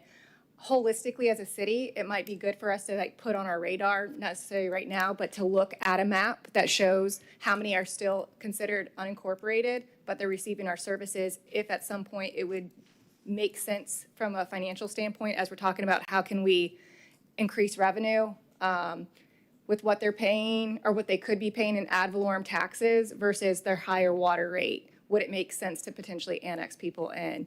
The flip side of that, you have to take into consideration, the math would be tricky, of increase fire, police, all these services, which when you do look at a map, it does make it weird if, sheriff's office shows up here, but your neighbor gets TPD. So just something, as I was talking through this with them in my briefing, I was like, this is interesting just to look at the map or the math on how to do this. But yeah, I'm kind of leaning towards denial on this one as well. But we'll wait until next hearing. I would say with a lot of our interlocal agreements, our police and fire typically do respond anyway because of just calls for service, right? But that was our first reading. No action taken this time, and then we'll. Just one small addition, the neighbors to the left and right have water hookup currently, so I just wanted to let you know. Thank you. Thank you very much. All right, now we're on to old business, I believe. Yes, sir. Item 11, old business. A is the professional planning and engineering consulting services for Royal Oak. And this is to approve the rankings and the final recommendation of the top-ranked firm responding to RFQ 26-Q-045TB, professional engineering services for the Royal Oak study. This is to authorize staff to enter into contract negotiations with the recommended firm. Final contract approval and project cost will be brought back to council at a subsequent meeting. And we have two of the members of the evaluation firm, Kevin Cook and Sandy Reller, are here to answer any questions about the process followed and their final recommendations.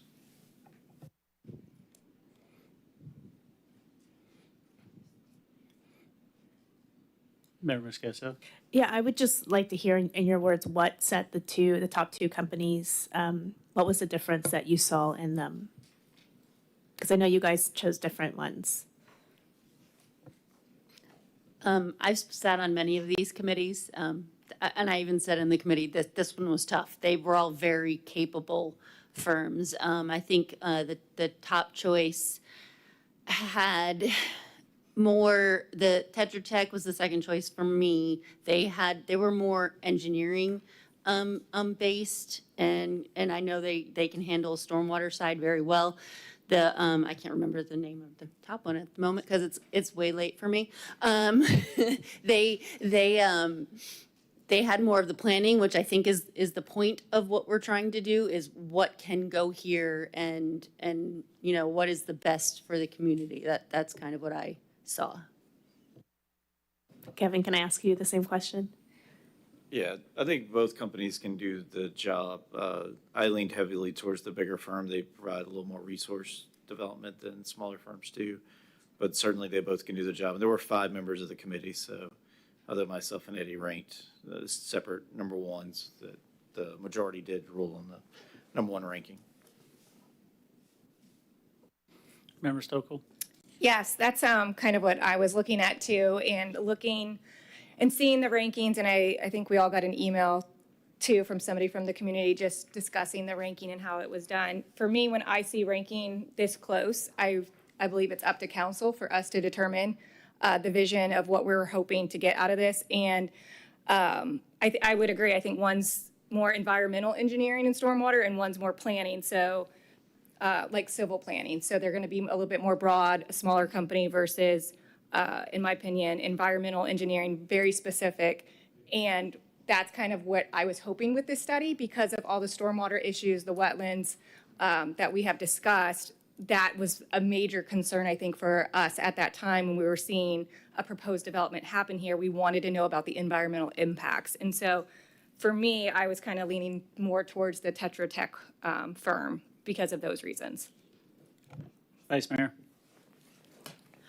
In the evaluation, cost was not a factor because you don't know the cost yet, right? That's correct. This is an RFQ, just Right, which so firm is when, most qualified. once you start to do this negotiating, you will know what when the you cost start, you're gonna negotiate with one and you have a price point that you're using?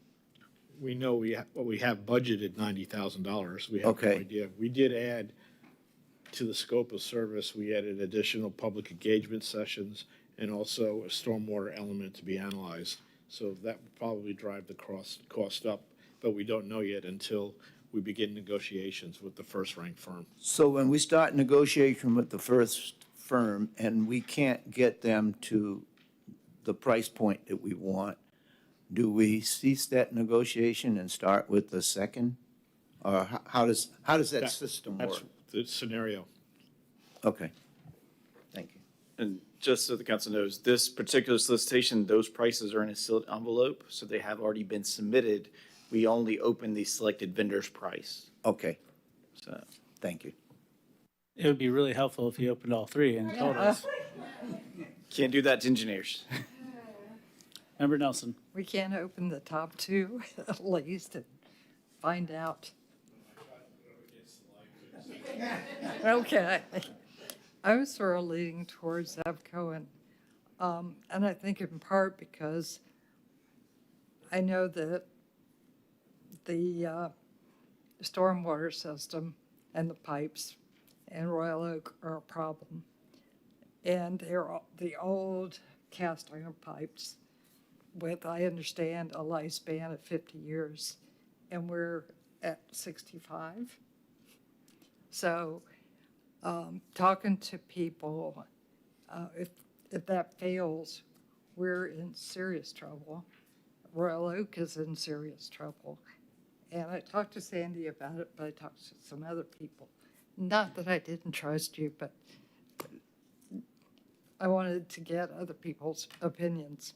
I like Zev Cohen because I was interested in a broad scope of what could fit on there without putting so much pressure on the property and the surrounding area that would cause more problems.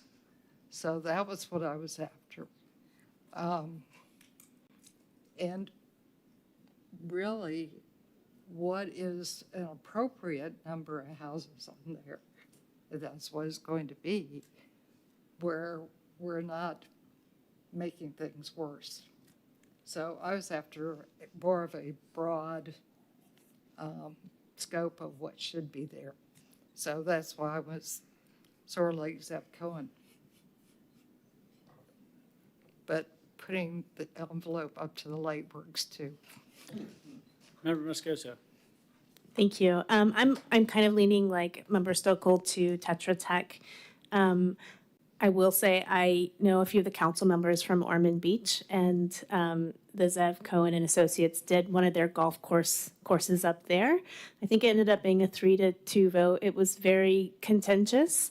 And I think one of the things that kind of initiated this was we wanted a lot of participation from folks in our community. And I know the folks in Ormond Beach were not very happy with the proposal up there. So on my side of the public input, I'm not saying that would be repeated here, but I think we have to take that into consideration too, of the reasons why we asked for this. And there's multiple, but one of them was, it was kind of an outcry from the community of what they wanted. So just knowing that a little bit kind of leans me, I lean a little bit more towards Tetra Tech. City Clerk. Tony Sheffalo?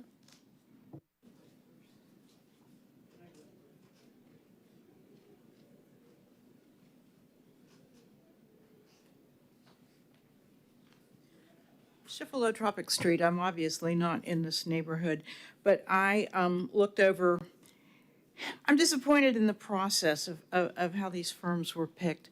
I had thought that the people that were involved, the Royal Oak people and the organization of the Royal Oak nonprofit, that they would be involved in choosing the people that were going to develop the plan for this area. And so I looked over the responses from Zev Cohen, and it looked to me, they're big time developers of developments, and they tend to favor, I just was looking, up in Port Orange, they did something with 1,300 residential units and lots of commercial stuff, and every one of their little descriptions was so many feet of commercial or retail and residential units. And when you look at land design and their packet and their presentation, no wonder why they didn't want them, because it's all open space and parks and wetlands and created beautiful things of nature. And so I'm just disappointed in the process. Thank you. Thank you. City Clerk. Seth Adams?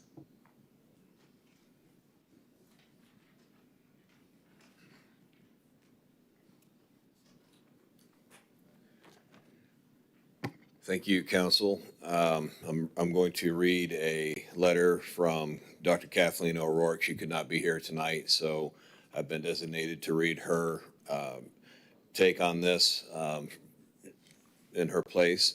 So the following is a letter from Dr. Kathleen O'Rourke, Professor Emerita and retired Department Chair of the Department of Epidemiology and Biostatistics at the University of South Florida College of Public Health.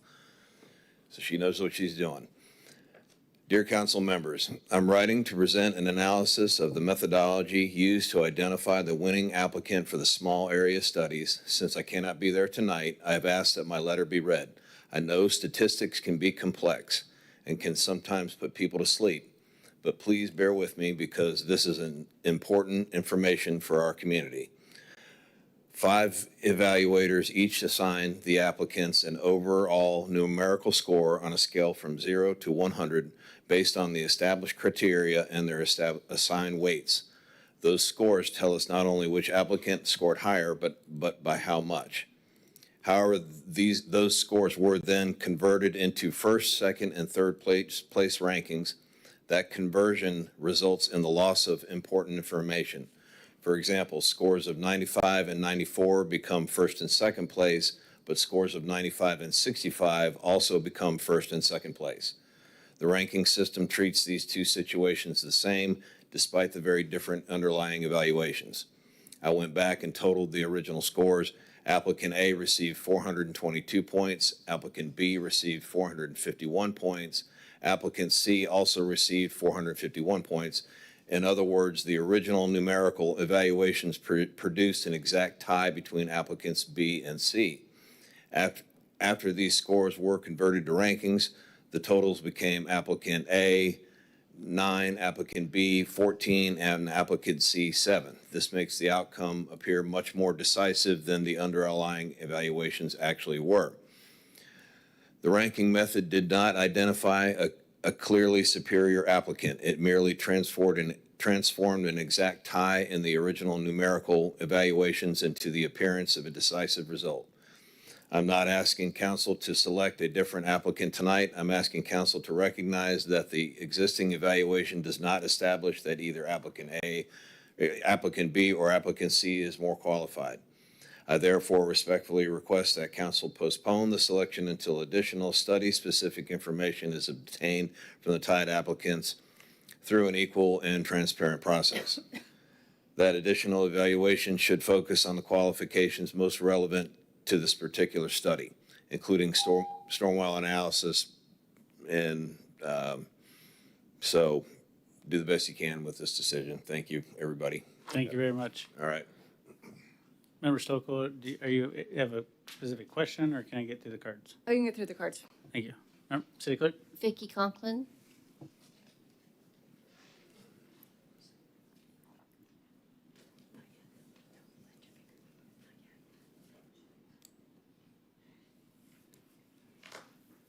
Vicki Conklin. First of all, I want to thank Tom Abadi. He's been a really delight to work with in this process and has included us so graciously of his time and expertise, as well as Brad.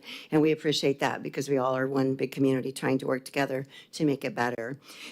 He's been really good with transparency, which is something the community's been asking for, and provided the proposals, the audio recordings, scheduled meetings with us whenever we requested. And so I just really want to say thank you. I really appreciate that. We all do. So on February 10th, the small-scale study was directed to be done by this council. And so the goal, as we understood it, was objective assessment of the Royal Oak Golf Course property, including stormwater, environmental concerns, land use, and current zoning, and to explore alternatives of development and redevelopment impacting existing homeowners and property owners. So the interviews and presentations were held on July 29th. Our team, you can go ahead with the first set. Our team, being the Royal Oak Neighbors Group, we listened to the audio of the presentations because this session was not open to the public, and we read the proposals and the websites, and we placed calls to the 3 firms to help us better understand what these firms recognized. We're excited about the next phase. All 3 firms were impressive in their own ways. And so what we compiled here was a handout to show you. And the first is land design, and they weren't the top ranked, but still we thought they merited because they did a really good job. And so what we did was listed what we perceived through everything we studied were the strengths and the weaknesses. So we won't go into those as much because the other 2 are the top 2. And so the next one is Zev Cohen and then Tetra Tech. And those are the 2 that I believe that you all are considering the most. And so the list of the strengths with Zev Cohen and you can see here, we've listed that they do public and private, the local knowledge, and so this is the things that the city staff ranked them on with the local knowledge and so forth. They listed a process of 7 stages, but not really defined them. They stated they've watched the council meetings and they've researched social media postings. But they represent that developer in Ormond Beach. And we had a little problem with that because I spoke with the HOA president in Ormond Beach. And there were some stories that they were telling me about. It was very contentious and going on for years. They represent that developer. It's 147 acres. And so it's pretty similar to Royal Oak. So we have some concerns there. They seem to lack a depth of resources. They only have 40 employees. They hire 3 subcontractors. So they don't have their own employees to pull. Their public outreach sessions were not defined. They want to use the city's flash vote in Titusville tomorrow. They are interested in doing traffic studies, even they don't know what the hope would be for the land. But they kept referring erroneously to Dr. O'Rourke as Dr. O'Keefe, which we thought was kind of cute on there. But one thing I need to tell you, I can't be up. I haven't done 3 minutes. I don't make the timer go faster. I haven't been here 3 minutes. Yeah. No, I don't think I have. I pinky promise. Well, then I'm going to request a little more time. Member Moscoso? Yeah. Is a minute good or 2 minutes? I can do it in a minute. A minute. Okay, Sure, I move for a thanks. minute. Thank you. All those in favor say aye. Aye. Any opposed? Ms. Conklin? So Mr. Dwight Durant is the owner of the company of Zev Cohen, and I want you to know that Earl and I were working on a Royal Oak project, and he sent them an email and decided to do a phone call. Mr. Durant was very harsh and abrasive to us on the phone because all we were saying, we want to know, have you done a project with culture? And he refused to answer it, and he became very abrasive. I don't have to answer anything that you say, and I've watched everything that you've posted on Facebook, and it's like, whoa, all we want to know is, have you worked with culture before? It was a simple yes or no question. If that's their first exhibit of community engagement, we have a real problem here. So that's Zev Cohen. So we're not really recommending them. So I've provided you with Tetra Tech. They wrote the Soral plan, so they're already familiar with lagoon and the issues. They have a depth of resources. They have 25,000 employees. They have a geologist. They have an environmental engineer. They have a stormwater engineer. They have experience with brownfield and mitigation and resources. So that is our recommendation, is Tetra Tech. Thank you very much. Thank you. I was hoping you were going to tell me it wasn't a minute, but I'm glad. I said I hope you were going to tell me it wasn't a minute, so I'm glad. You hope I what? I said I hoped you were going to tell me that you didn't talk for a minute. Oh, no, I told you I could do it. Thank you very much. City Clerk. Liz Parker.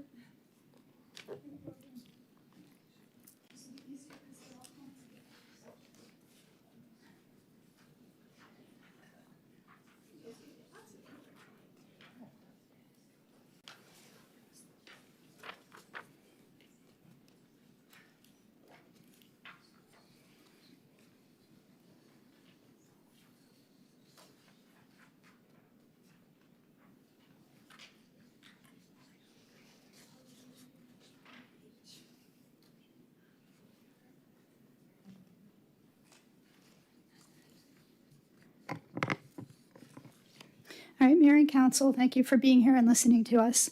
I'm asking you to pause tonight and ensure that taxpayer money is spent on the right study at the right time for the right purpose. Please don't spend $90,000 answering the wrong question.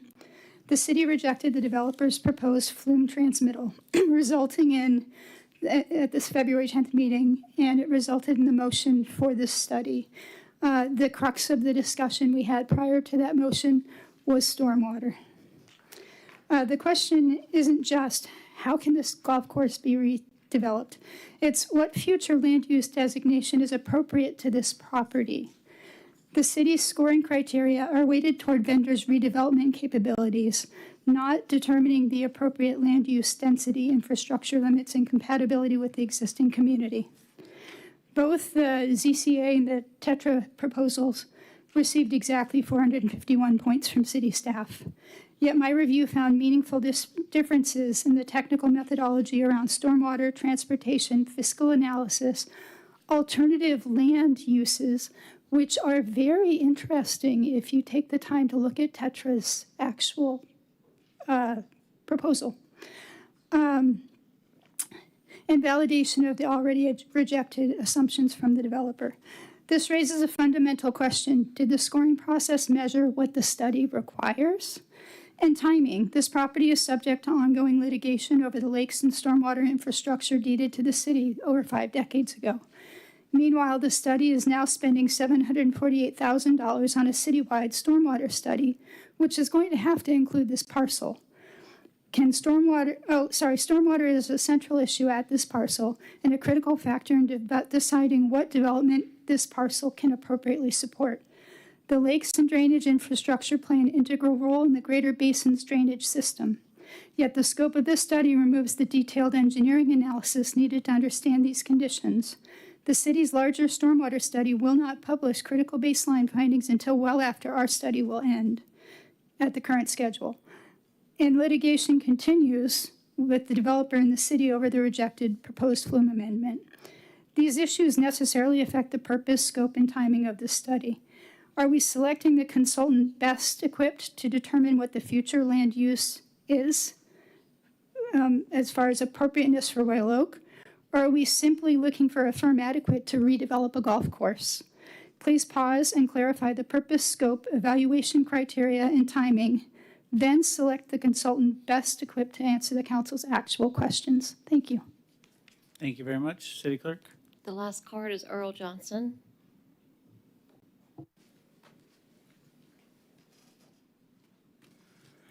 Well, good evening, council. First off, again, I'd like to thank Tom and everybody, city staff. They were very helpful in this, and it was nice that they posted all this information for us to look at online. That was great. It was most helpful. So Dr. O'Rourke created some information that she sent to me to further my understanding of this issue. And I found that most helpful, and so I thought I would just pass that on to you folks.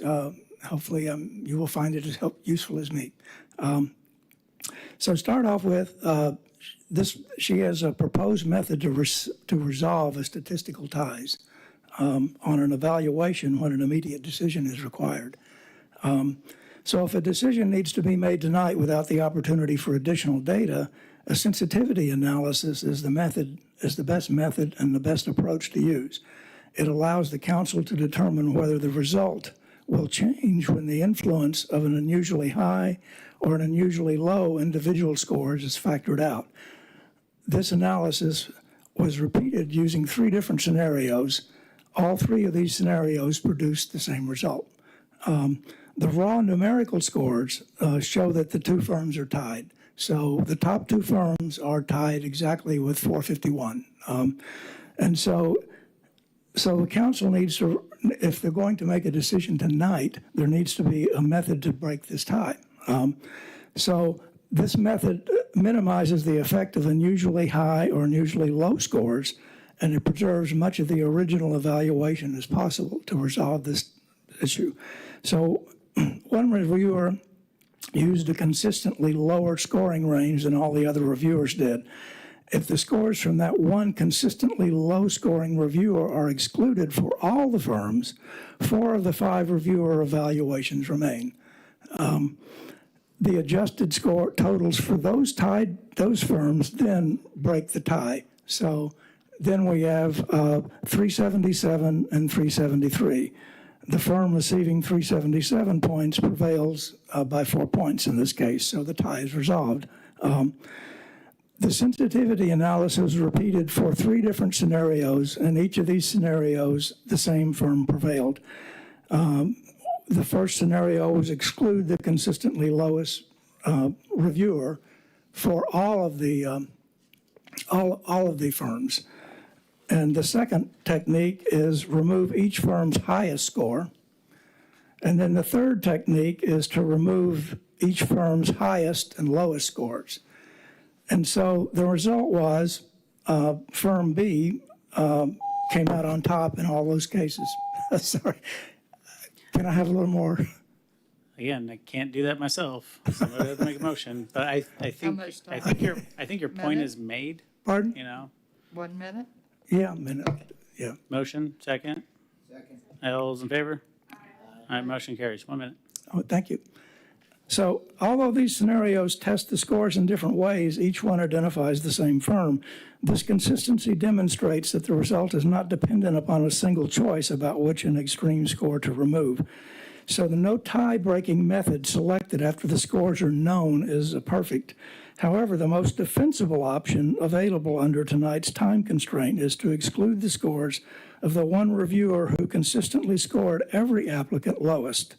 That rule is applied equally to all the firms and preserves 80% of the original scoring information and reduces the influence of one unusually low-scoring evaluator.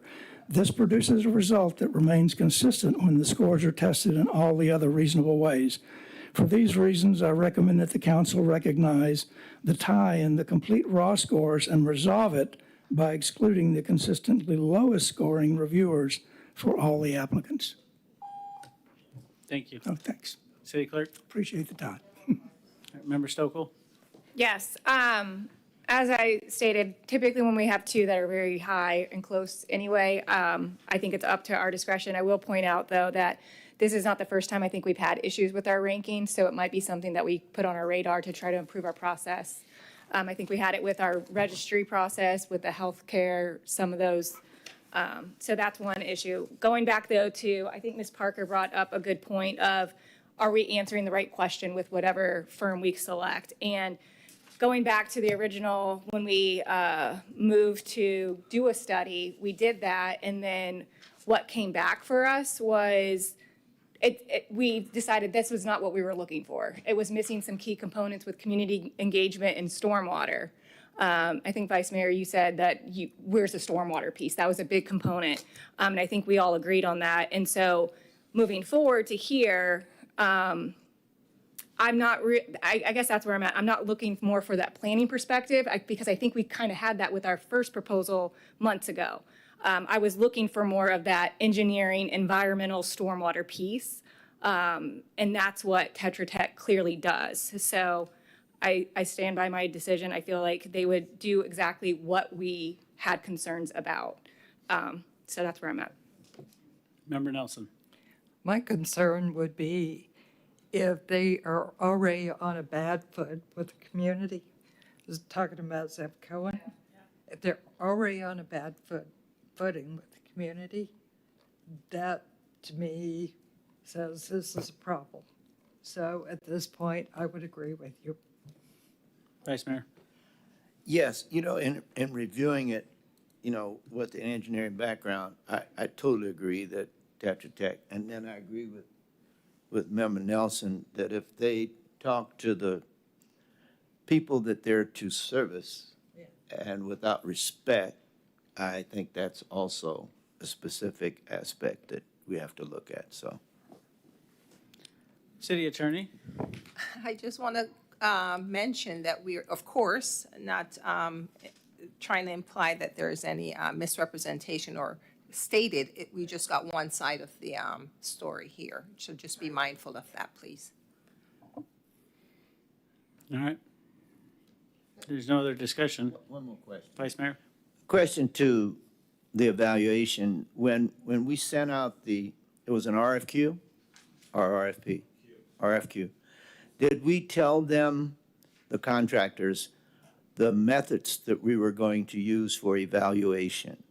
In other words, how many people were we going to have for an evaluation? How many points were going to be for X, Y, Z? My only concern would be that if we have selected the top firm from the evaluation that we used and we change it, are we subjecting ourselves to, I guess this is a legal question, are we subjecting, if we change the ranking because of the council's evaluation of the submittals? You have the ranking here, and you have the discretion in which to choose. Okay. Yes, if you're to take any invitation of any tiebreaker or any added way to get to your decision, yes, that would be a problem, for sure. But if you it's do our have the discretion decision- as is Okay. to choose. Okay. Any further discussion? Somebody make a motion. Member Moscoso? Yeah, I move to approve Tetra Tech to provide professional engineering services for the Royal Oak study. Second.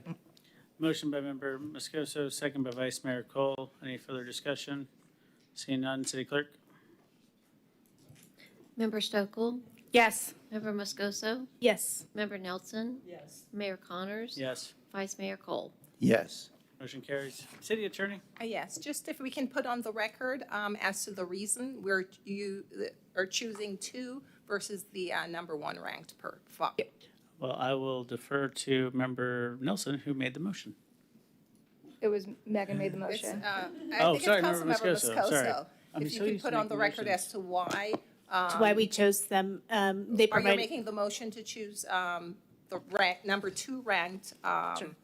I would say, I could just overall say they have a bigger team with more capabilities. Thank you. Does that suffice? I would say that they had more engineering in there as far as stormwater, what I was basically, and some of the other members were looking for. They included this in their proposal, wherein the other one did not. As long as we put our reasons on the Right. records, that's fine. And I stated mine already. Thank you very much. Motion carried. On to 12A. Sir, on to new business. Hopkins Corridor Redevelopment Plan Scope of Work. And the recommended action is to approve the scope of work from the East Central Florida Regional Planning Council for the Hopkins Corridor Redevelopment Plan in amount not to exceed $60,000 and authorize the city manager to execute any necessary agreements or documents. And Brad's here to provide additional details on this study. So this is a recommendation that was specific in the Economic Development Strategic Plan that you approved a year or 2 ago. We do have a representative, Luis Nieves, with the East Central Florida Regional Planning Council here to give a short summary and answer any questions related to this particular task. I'll try to answer any questions you have as well. Thank you. City Clerk, are there any cards? We have one card. It's Tony Schiavolo.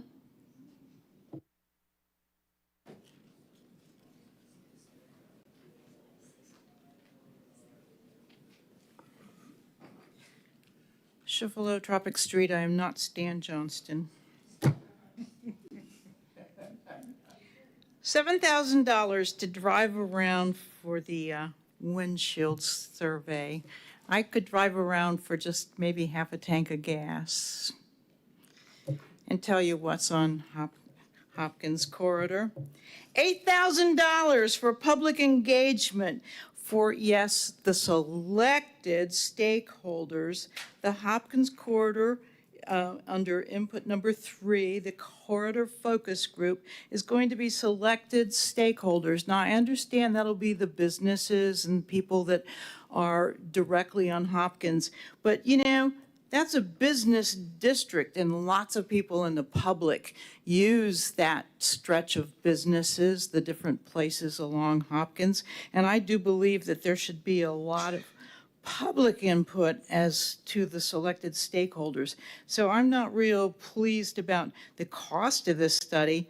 $7,000 to drive around for the windshield survey? Thank you, Ms. Schiffel. City Clerk? Mr. Gao? You want to say anything? Happy to answer any questions on this. This is something that was already budgeted. This is also something that was. Yeah, come up here, man.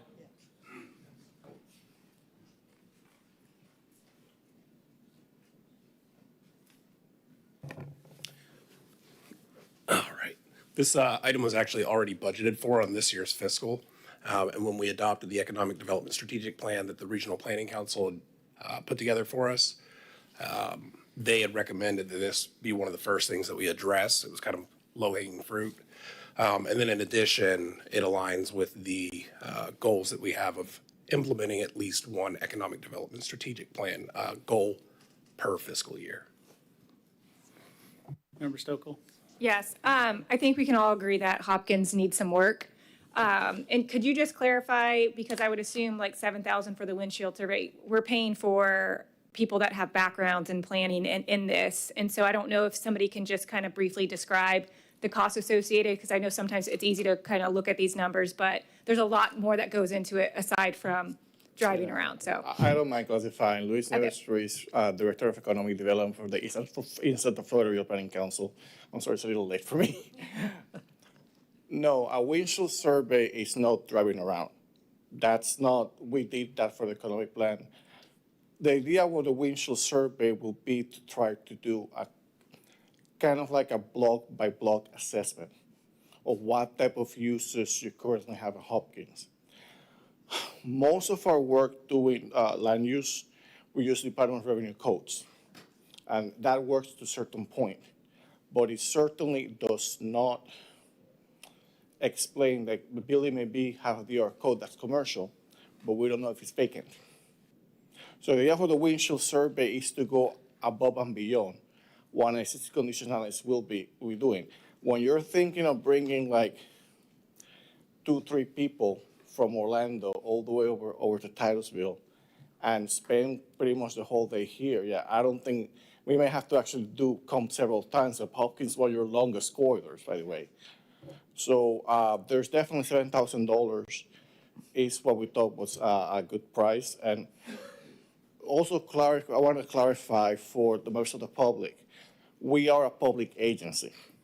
I work at cost. Know what I mean? That is the difference, because I owe to the public, to the counties who pay me the dues, and to my cities that I serve, to actually provide services at a much lower price than if we would actually choose a private company. Any other questions? I'm here. Member Nelson? To answer them. This isn't a question, this is sort of a comment. You do a great job, but we have this budget, we have flooding. Do we want to spend this money this year? Do we want to wait? Is that possible? Do we wait for next year?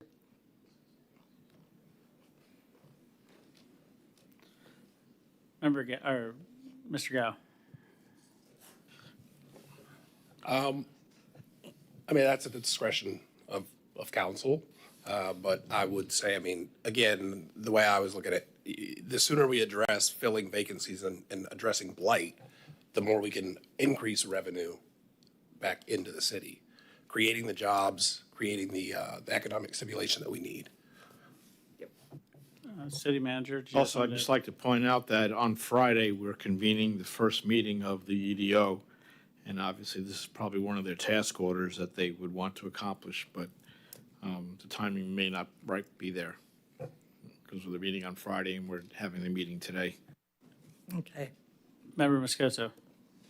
Thank you. I would agree with Member Nelson.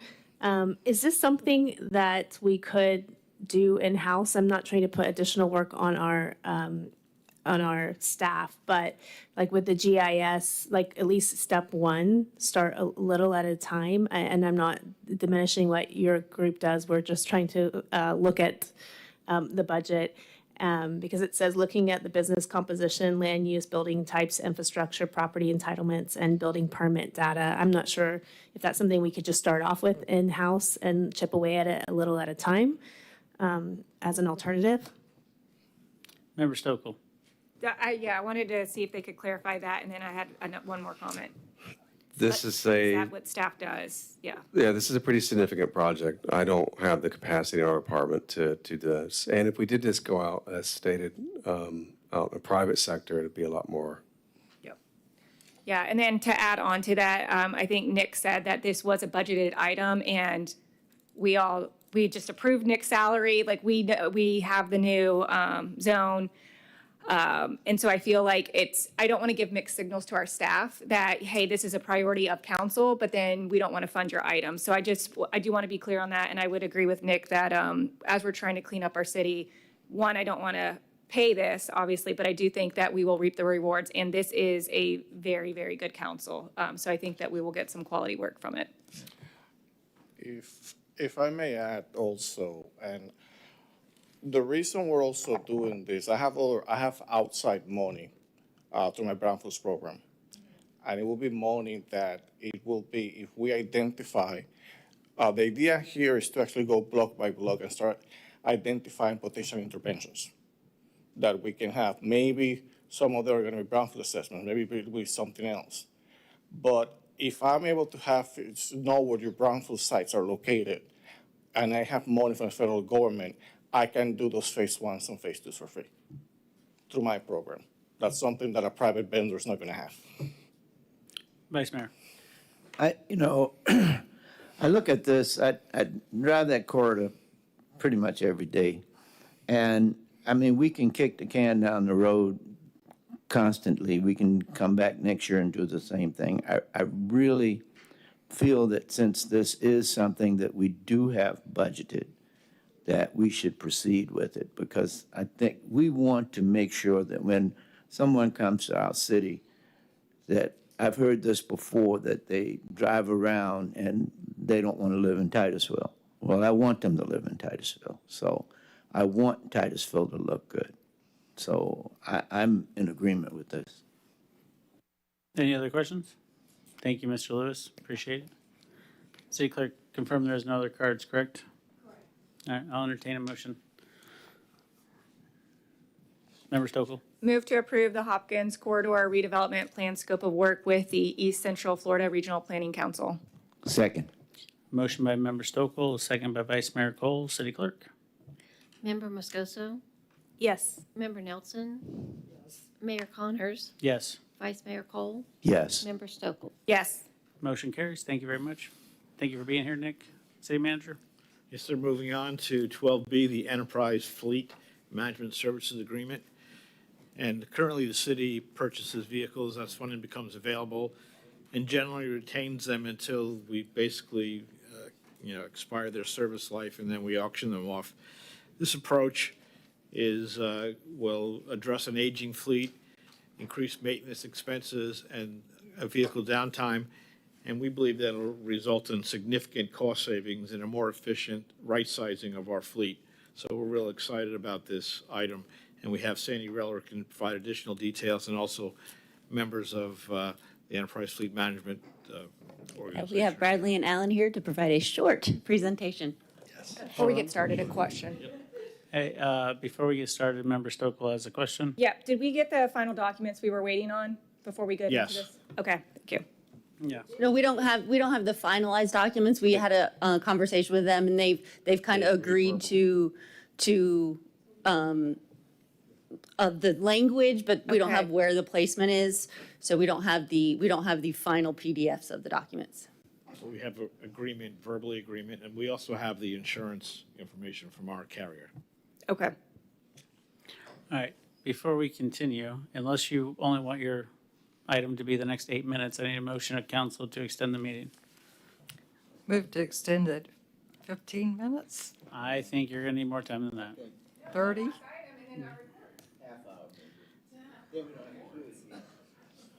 Okay, half an hour. All right. Second. All right. Motion to extend to 11 o'clock by Member Nelson, second by Vice Mayor Cole. All those in favor say aye. Aye. Any opposed? Motion carries. You have the floor, or Ms. Sandy has the floor, whoever wants to go first. All right, so good evening, everybody. We'll keep it brief. So thank you for the introduction. I'm Bradley Lucas with the Orlando Enterprise Fleet Management Office. This is Alan Wurst. I've been working with Public Works directly to put together a fleet replacement analysis and recommendations. Alan is a client strategy manager who would be assigned to the Titusville account if it was to be approved. Before we get into the analysis and the recommended year one plan, I just wanted to get a really quick brief information on what we do. So Enterprise Fleet Management is a division of Enterprise Rent-A-Car. We work directly with businesses and municipalities here in Central Florida and across the country. So our local Orlando office runs from Daytona down to Palm Bay and over to the villages. So our current office is partnered with over 20 current government clients, and the state is partnered with over 140 of them. Enterprise Fleet Management started in 1957 by Jack Taylor in St. Louis in a Cadillac dealership. It has since grown to being the largest purchaser of vehicles in the United States and one of the largest sellers of vehicles in the United States.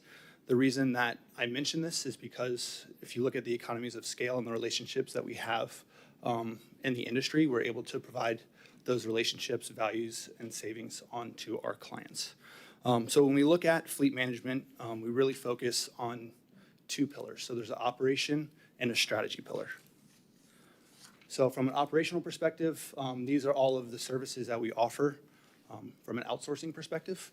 What we've really focused on for the year one recommended plan is acquisition, maintenance, and resale.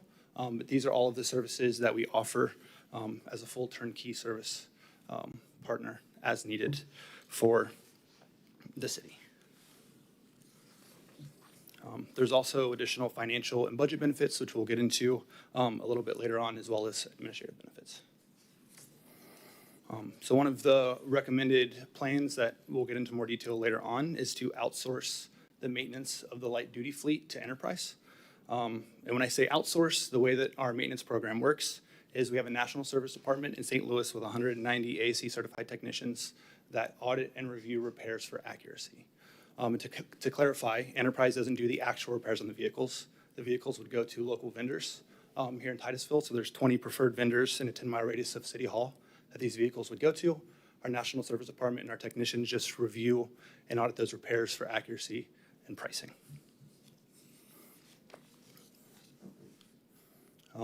When you look at the remarketing side of things, as I mentioned, Enterprise is one of the largest sellers of vehicles in the United States.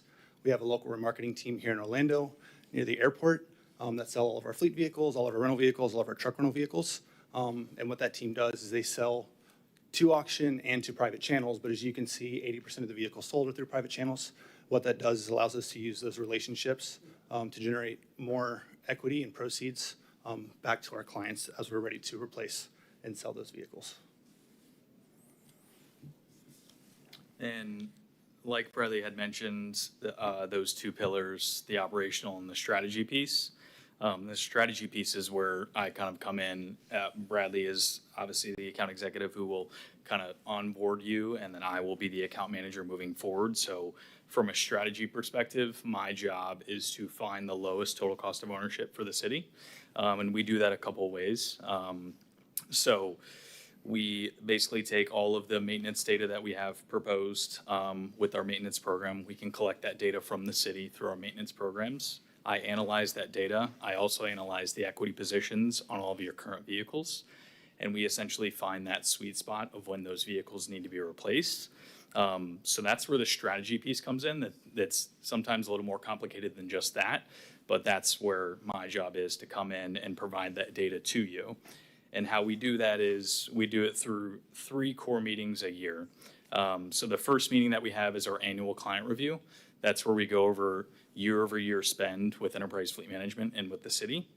So that's something that we can dissect. In those meetings, I typically will give high-level key industry updates of what's going on in the automotive world, along with any sort of incentives that we're seeing with manufacturers, just things that the city would want to keep an eye on that they might not necessarily be privy to right now, because that's what we do since we are the fleet experts. And then we have our fiscal year planning meeting that's surrounded around the city's budget time. So we like to get involved in that moment just to kind of get an understanding of what the next fiscal year's budget is going to be. So when we meet again for our fleet analysis meeting, I can come to you with strategic recommendations on what vehicles to replace, what vehicles not to replace, and what our plan is moving forward. And then we consistently do this every year. And that is what we kind of more or less define as a fleet strategy, not necessarily just kind of a buy and hold type strategy. So, and a lot of this strategy was already done by Bradley with Public Works in the beginning. So he's going to talk about what we have moving forward and what we've already got. Yeah, so one of the analysis that I put together is a fleet profile of the city's fleet. So as you see here, there's 328 vehicles. This excludes boats, tractors, things like that. This is trucks, administrative vehicles. As we were having discussions and initial meetings, one thing that we talked about was the city has an internal targeted replacement timeline of 10 years. What happens with a lot of municipalities and especially cities that are growing is, those needs change every single year. As the city grows, budgets fluctuate. It becomes a heavy cash burden to be able to cash purchase all of the necessary needed vehicles because of the constant growth and the change in budgets. So what ends up happening is you can see there's 135 vehicles that are 10 years or older. And you just need more and more budget each year to start to replace those vehicles. So one thing that we're proposing is a leasing model, which I'll get into in a little bit more detail.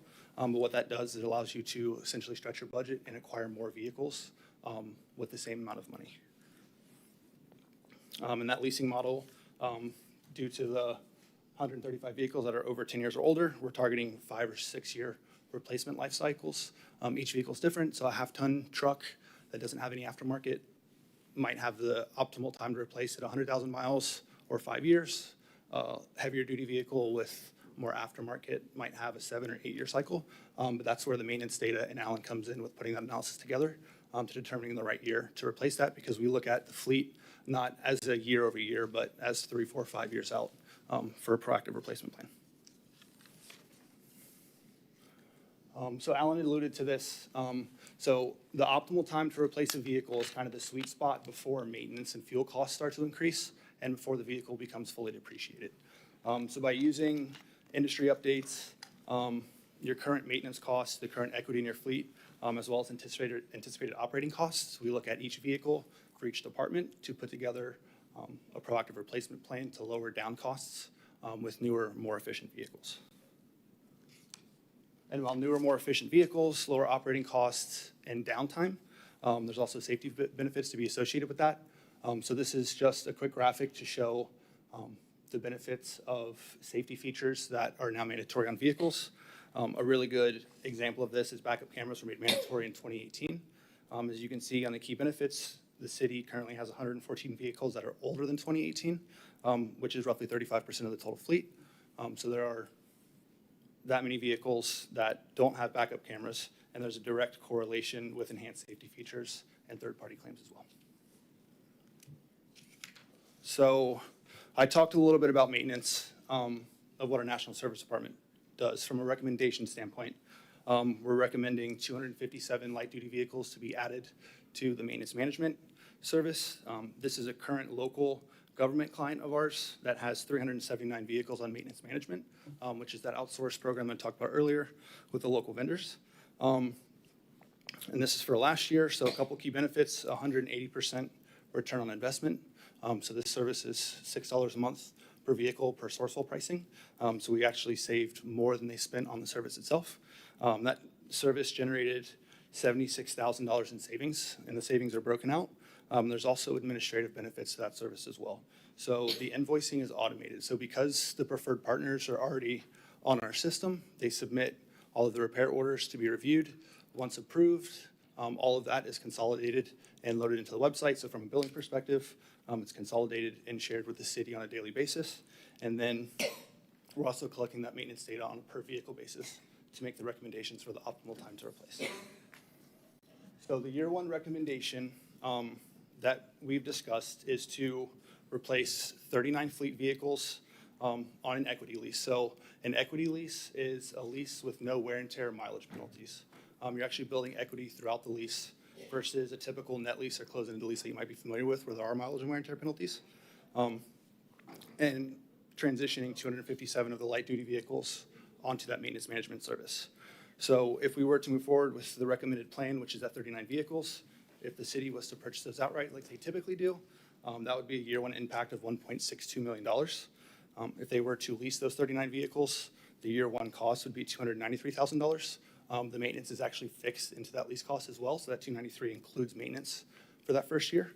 And if you look at it on a 5-year plan, that's roughly $1.4 million, so it would be $2,000 less or $200,000 less than its cash purchase. And because you're building equity, that's when we capitalize on that equity at 5 years.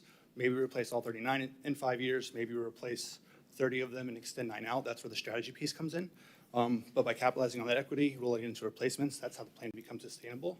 It's because you have more efficient newer vehicles. You're constantly snowballing the equity, lowering the payments down the road, and lowering downtime and maintenance costs associated with that. This plan would also lower the overall age of the fleet by 1.3 years by replacing these 39. And then by adding those 257 vehicles to that maintenance management that we just discussed, we start collecting data to start putting together recommendations for years 2, 3, 4, 5, and on.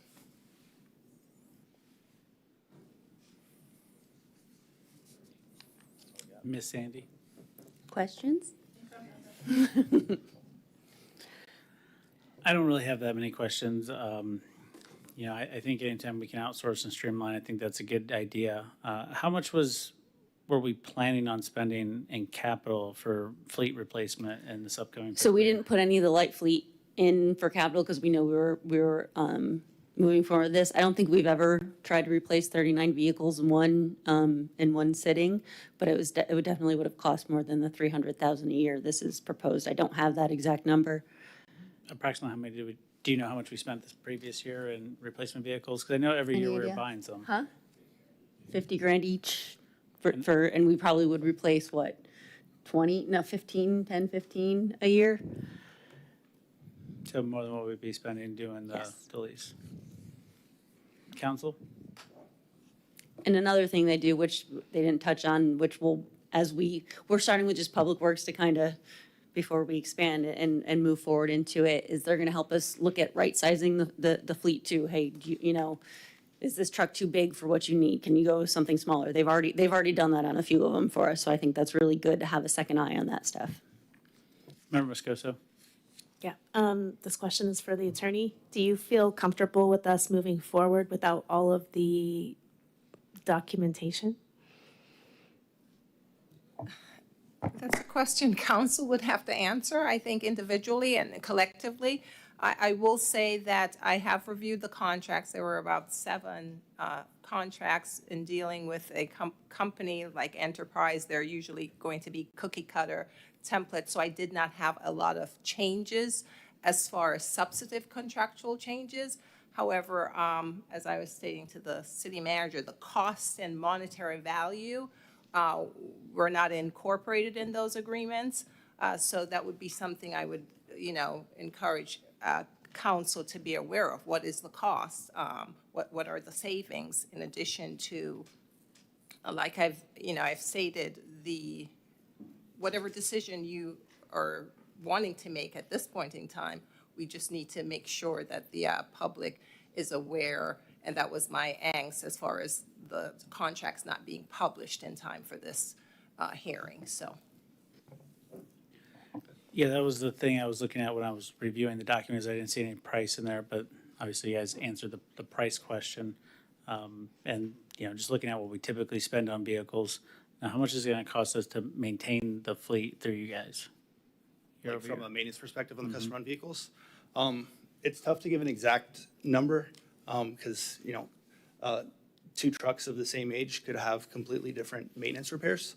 A good example, and I'll go back to I don't have it up there, but this slide that I showed with the current government client with 379. Oh. Sorry. Oh, thank you. So this slide, and the reason I put this again, because it's similar in size, it's actually Toho Water Authority is a client. You can see from an operational cost, they spent $1.4 million in maintenance of those 379 vehicles, which is an average of $314 per month. It's hard to compare, what they do and what you do. They do a little bit more mileage because of the area that they cover and outsourcing contracts and jobs to other cities. So I can't say exactly, but we typically see a 10 to 15% savings on that maintenance management service, just on the maintenance. And then as we start to replace vehicles, that's when you start to see, the $400 or $500 maintenance months per vehicle start to decrease because it's newer, more efficient vehicles. Miss Sandy, how much are we spending on maintenance? More, so they're charging us $6 per vehicle to manage the maintenance. We still have to pay for the maintenance, so they'll compile the bills for us and we'll get one bill. So we still have to fix the vehicles and we still have to pay for that. But it's gonna reduce, my goal is to reduce administrative costs. We're gonna reduce inventory, which is like really exciting for me. And then in the future, possibly look at reducing, the administrative staff that is needed to maintain that. I can't tell you right now what that's gonna be, but I think that's what I see this doing. I want to talk about why we brought it today. The GM bank closes on the 25th for 2026. So if we don't approve this today, we won't get the 2026 F-150s, those. But there are other options to go, if we wait for the 2027, that probably increase the price of each of them by $5,000-$6,000. We can try to get maybe like Toyotas or Dodges, and it may end up being around the same. We just don't have those numbers for you. So we can, if you're not comfortable, with not seeing those small changes to the agreements, I can always bring it back in consent. I'm not going to make these poor guys come again, but that's something we can do. Well, I think it's important to know all the variable costs in terms of, making a decision like this. And I think how much we spend a year on our maintenance, and we do some internally, right? And we do some externally? Correct, yes. It's not, so we don't charge ourselves for labor, but we do, we have to charge for the staff. So that's going to be a hard comparison, but I can show you, like they showed on that one slide. They have, they've shown that they can have savings. When they're reviewing the bills and saying, hey, this was under warranty, they have the skills that we might not to really look at that stuff. So from what they've shown me, I'm not going to be able to say they're going to save me this much. I'm not going to be able to give you that information, but I do believe that that's what will happen.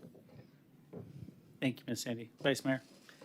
Now, you talked about maintenance costs, but we're talking about new vehicles, aren't we?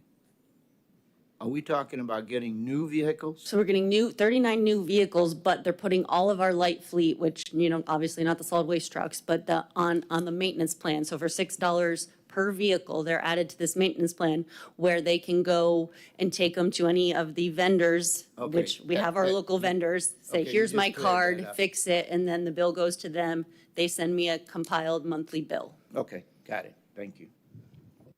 Member Stokel? Yes. Yeah, I think this will be a lot better. Just from personal use of when I've had to use a city vehicle and maybe maintenance not being done well.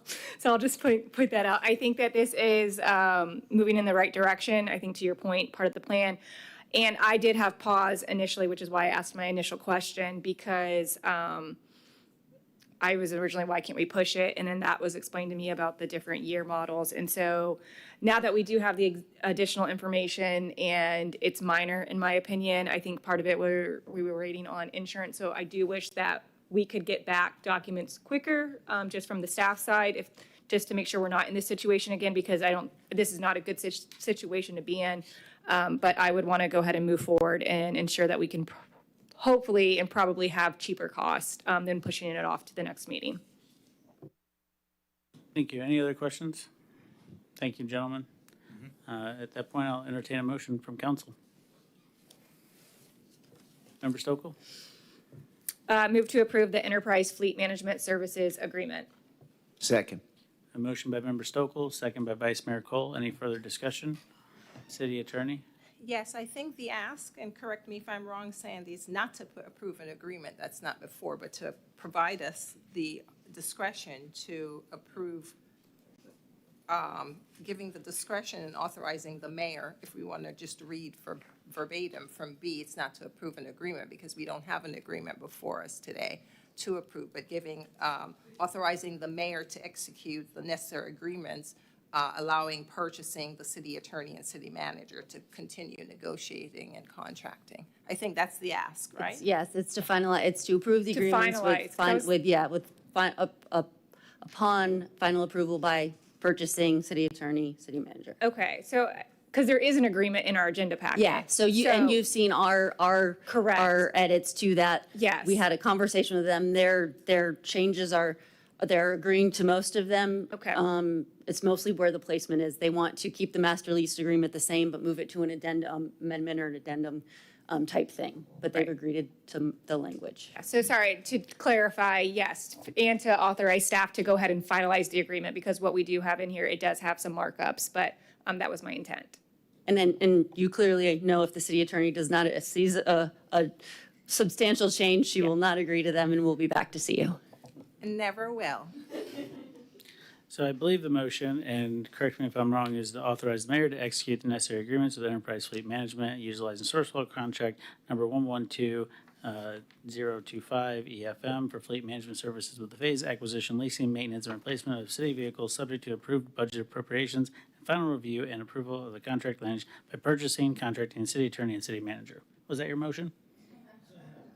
So moved. Yeah.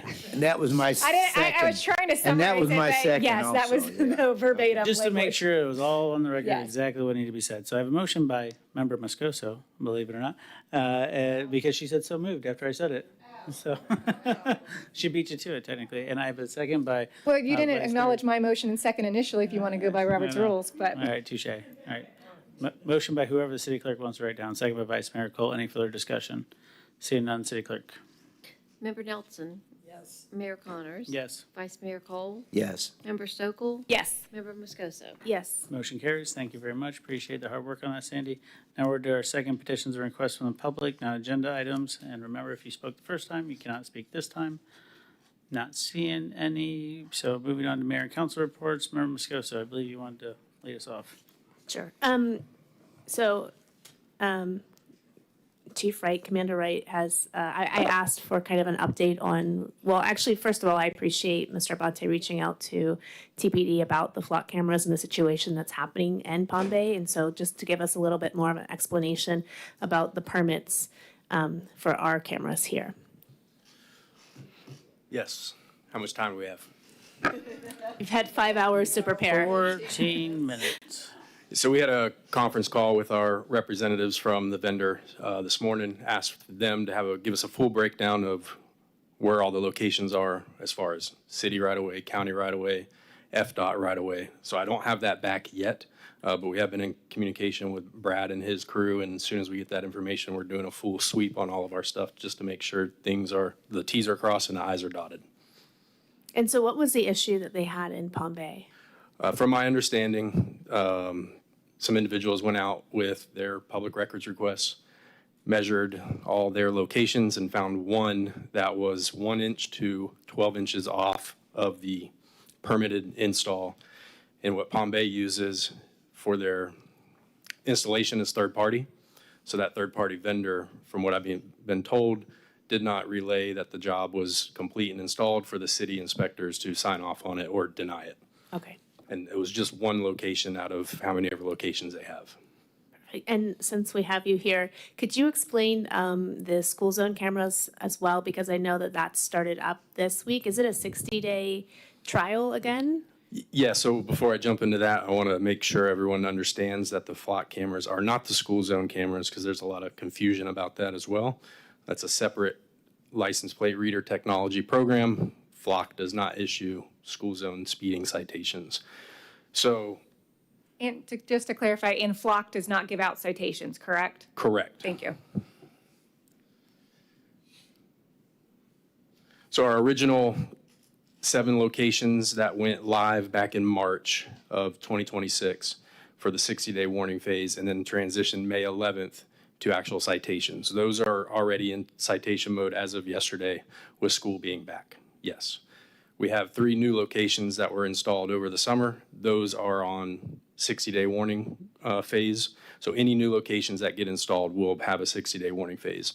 Those 3 locations are South Lake Elementary School, and then 2 additional for Apollo Elementary, which is Harrison Street in Knox-McRae and Park Avenue at Country Club Drive. Perfect. Thank you. I was thinking that they were all under 60 days, so I will slow down. I was going to say, those are all my intersections I know. frequent, so thank you. Thank you very much for Yes. that. Appreciate it. Does that conclude your report? I have one more thing, and this is, I kind of talked about it a little bit, but I would like to discuss perhaps a future agenda, the BAA and the appeals process. I went through all of, I know the BAA gave us their report, and I went through all the variances. I've actually asked to be on their list so that I can see what people are applying for. And one of them stood out to me, and I spoke with Brad about it, and it's a variance for the sidewalk. Brad, would you mind just briefly giving an overview of that sidewalk and what happened there? So the project you're asking about is there was a site plan approved for a large piece of property on the northwest portion of that vector space development of regional impact area. And it fronts along the interchange of Nassau Causeway or Columbia Boulevard and US 1. So it's on the southeast corner of that interchange. They were required to put in a sidewalk. They did ask for along that interchange, along that right of way. They asked for a waiver from the city, from the code, and which they did not qualify for, so we denied it. And after that, they submitted a request for a variance to the Board of Adjustments and Appeals, which when that was brought before the board, the staff recommended denial. However, the board approved their request for a variance, so they will not have to put in a sidewalk along that corridor. Thank you. So ultimately, there's no connectivity. Now it's the city's responsibility, or I think you mentioned possibly FDOT. We'd have to work with FDOT if we wanted to get a sidewalk there. If a sidewalk is going to be installed there at all, then it would have to be the state, most likely. And so with bringing this up is there's no appeals process. Their word is final. And that's something I would like to explore because I asked Brad, can I personally appeal this one? Because that's a lot of money if we eventually decide to put sidewalks. And so I would ask that we look at BAA and perhaps, I know we floated the idea of them perhaps it coming to us as well for final approval. And I don't want to overstep my boundaries, but I do see some of these variances get passed against the recommendation of our staff, and it does cause a bit of concern. I don't know exactly what property we're talking about in the DRI, and if it's right on that corner, isn't that industrial being developed right there?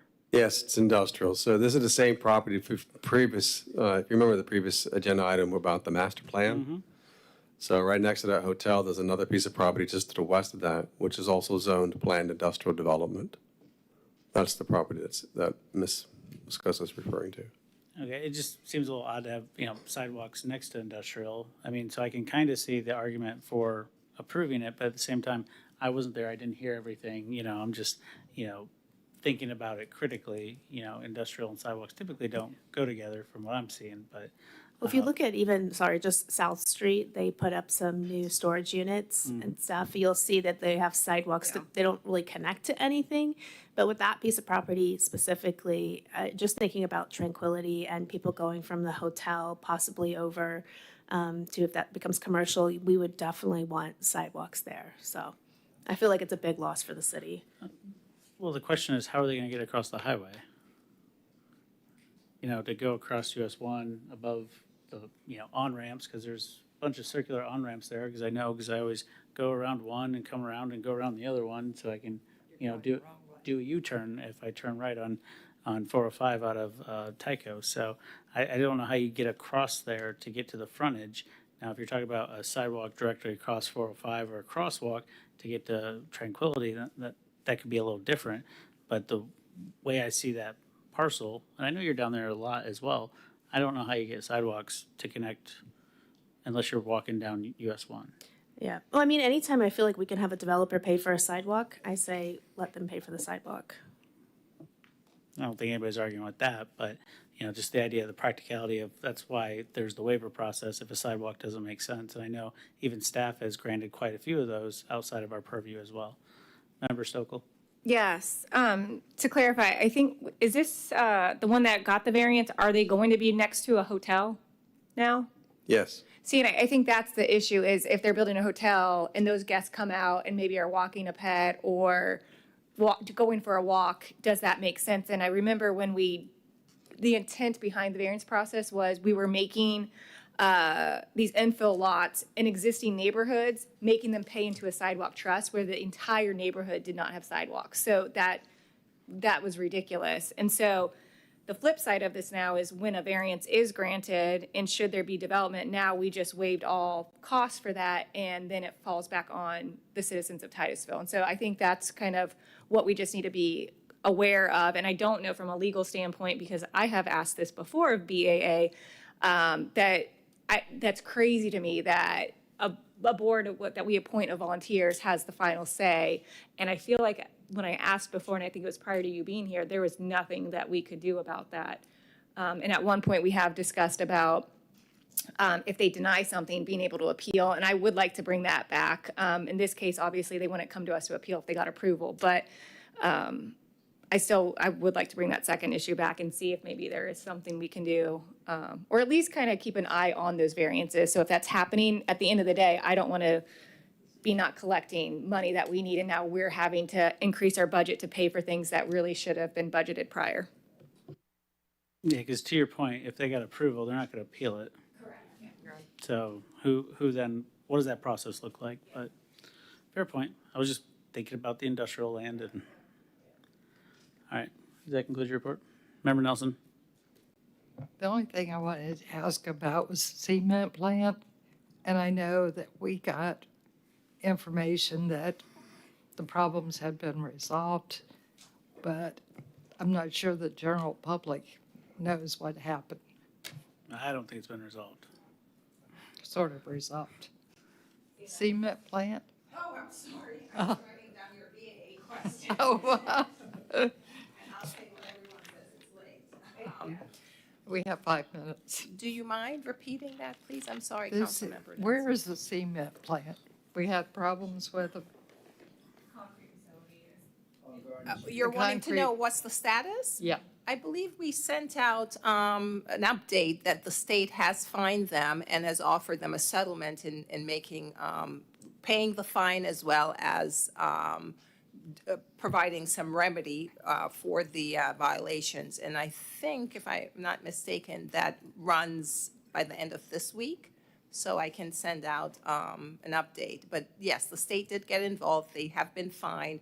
I think they were assessed maybe close to $8,000, but I did send council out an update on that. But I'll provide, I think, the offer, the settlement, what's called the settlement offer for them to accept the fines and provide, and pay the fine runs out perhaps at the end of this week.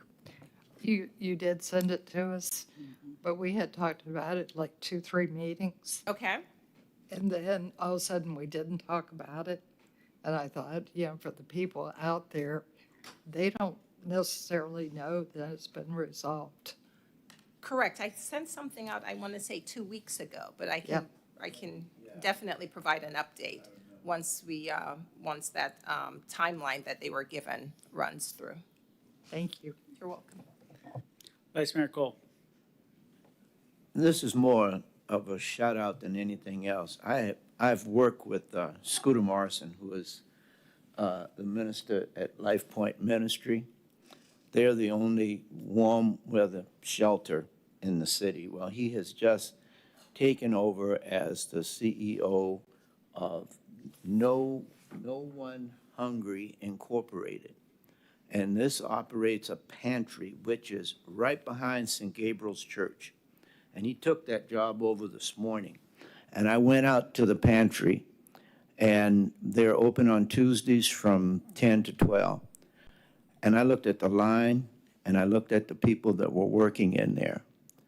They need volunteers. I mean, bad. They need, and I hate to say this, but they need young volunteers.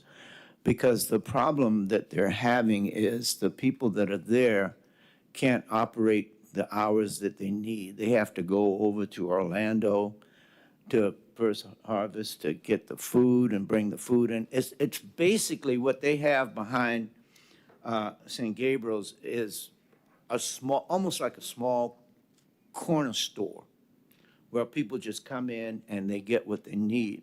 So I want to send out a shout out to Scooter because of what he does in our community. He is not enumerated in any way from doing this. He does it out of the goodness of his heart. And when I saw when I went around and met the people that were going in, and everybody needed this help. But what they need is volunteers. They need people they serve on Tuesday mornings from 10 to 12. And I'm just talking to the audience out here. If you want to volunteer, please contact Scooter. He's at Life Point Ministries. And if you want to help, on Tuesday mornings from 10 to 12 is when the people come in. And if you're listening, Scooter, thank you. Thank you, Vice Mayor Cole. Member Stokel, please make a motion to extend the meeting. Move to extend the meeting 5 more minutes. Second.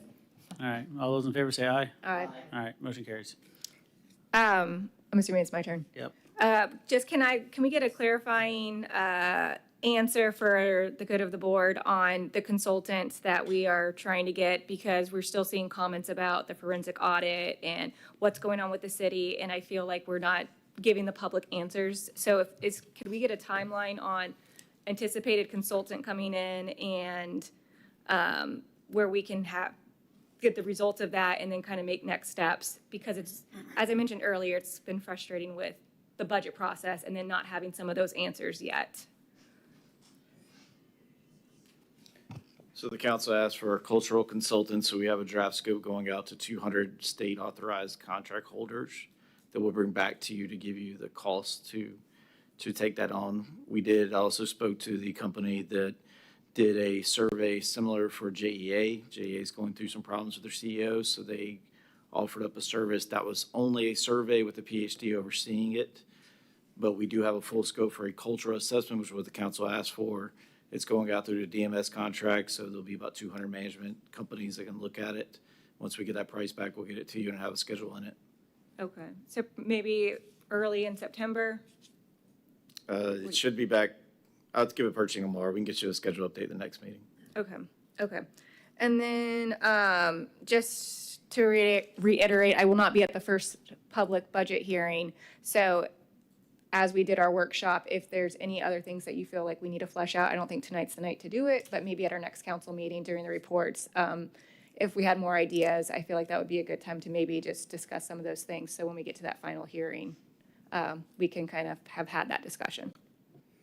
Thank you, Member Stokel. That segues very nicely into my report, which I wanted to gauge y'all's temperature on having another budget workshop, because I don't think we should go into the first public hearing, which Member Stokel will not be at, or even the final public hearing without fleshing out some more ideas and allocating money to where we think it should go to address a lot of different things. So I wanted to gauge your guys' appetite. I think we still have time to do it before our first public hearing on September 9th.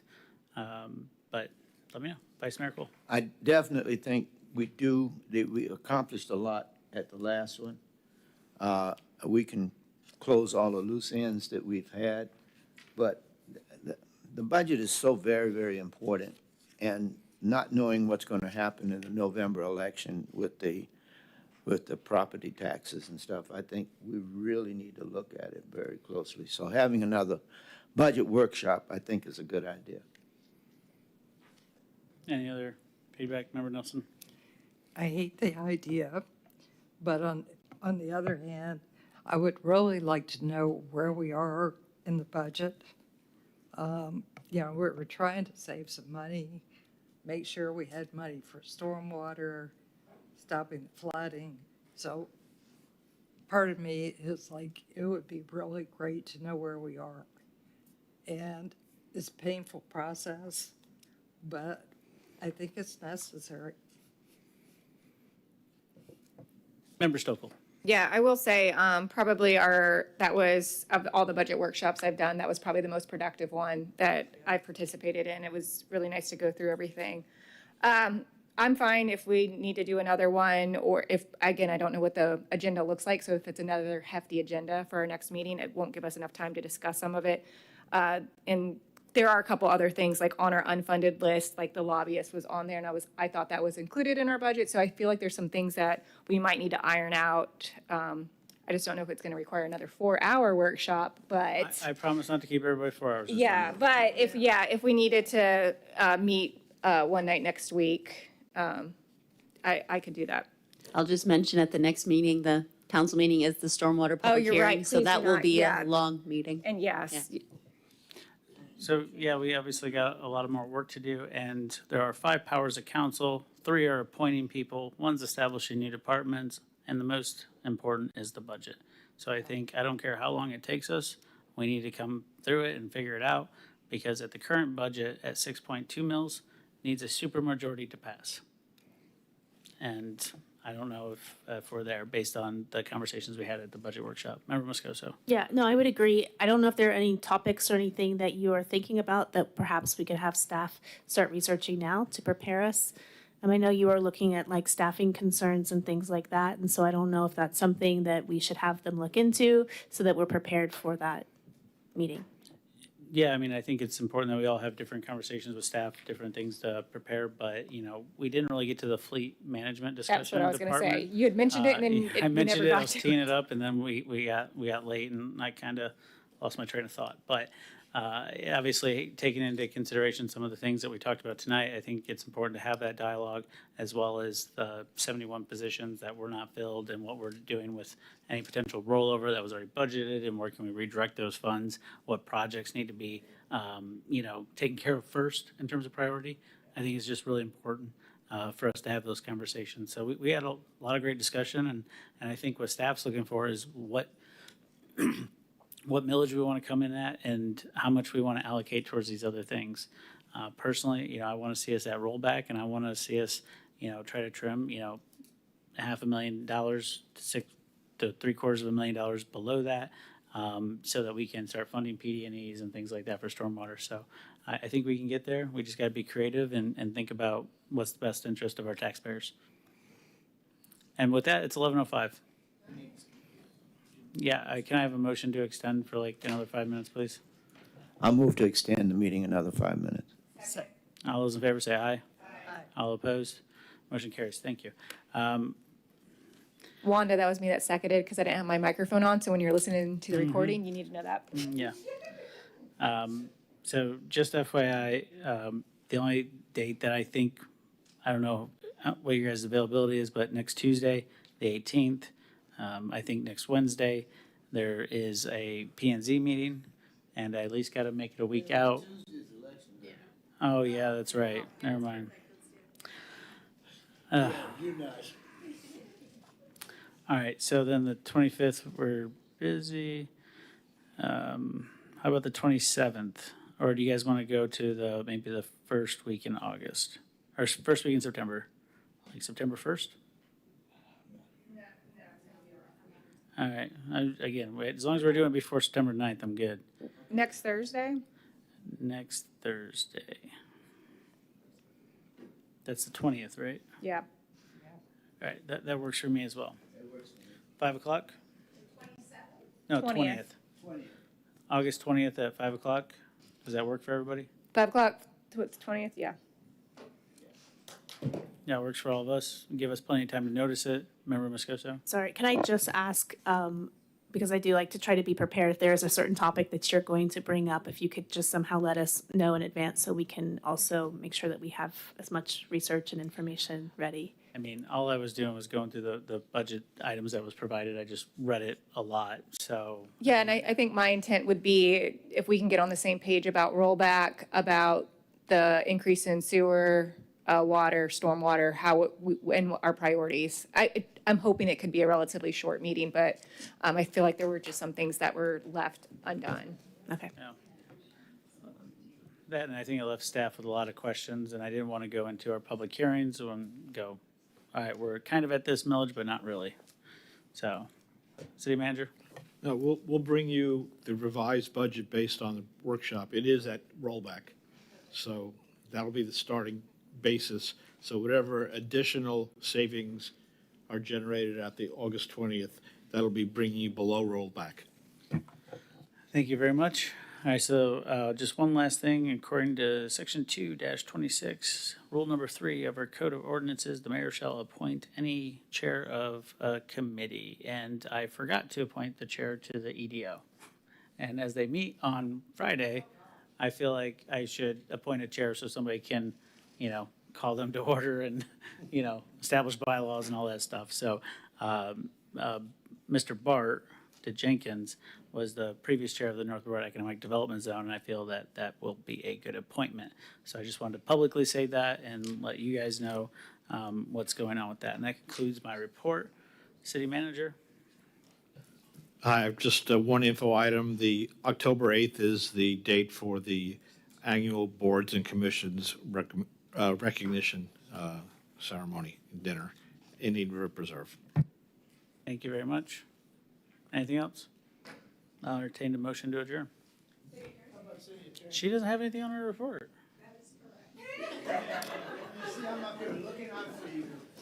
All right, we're adjourned.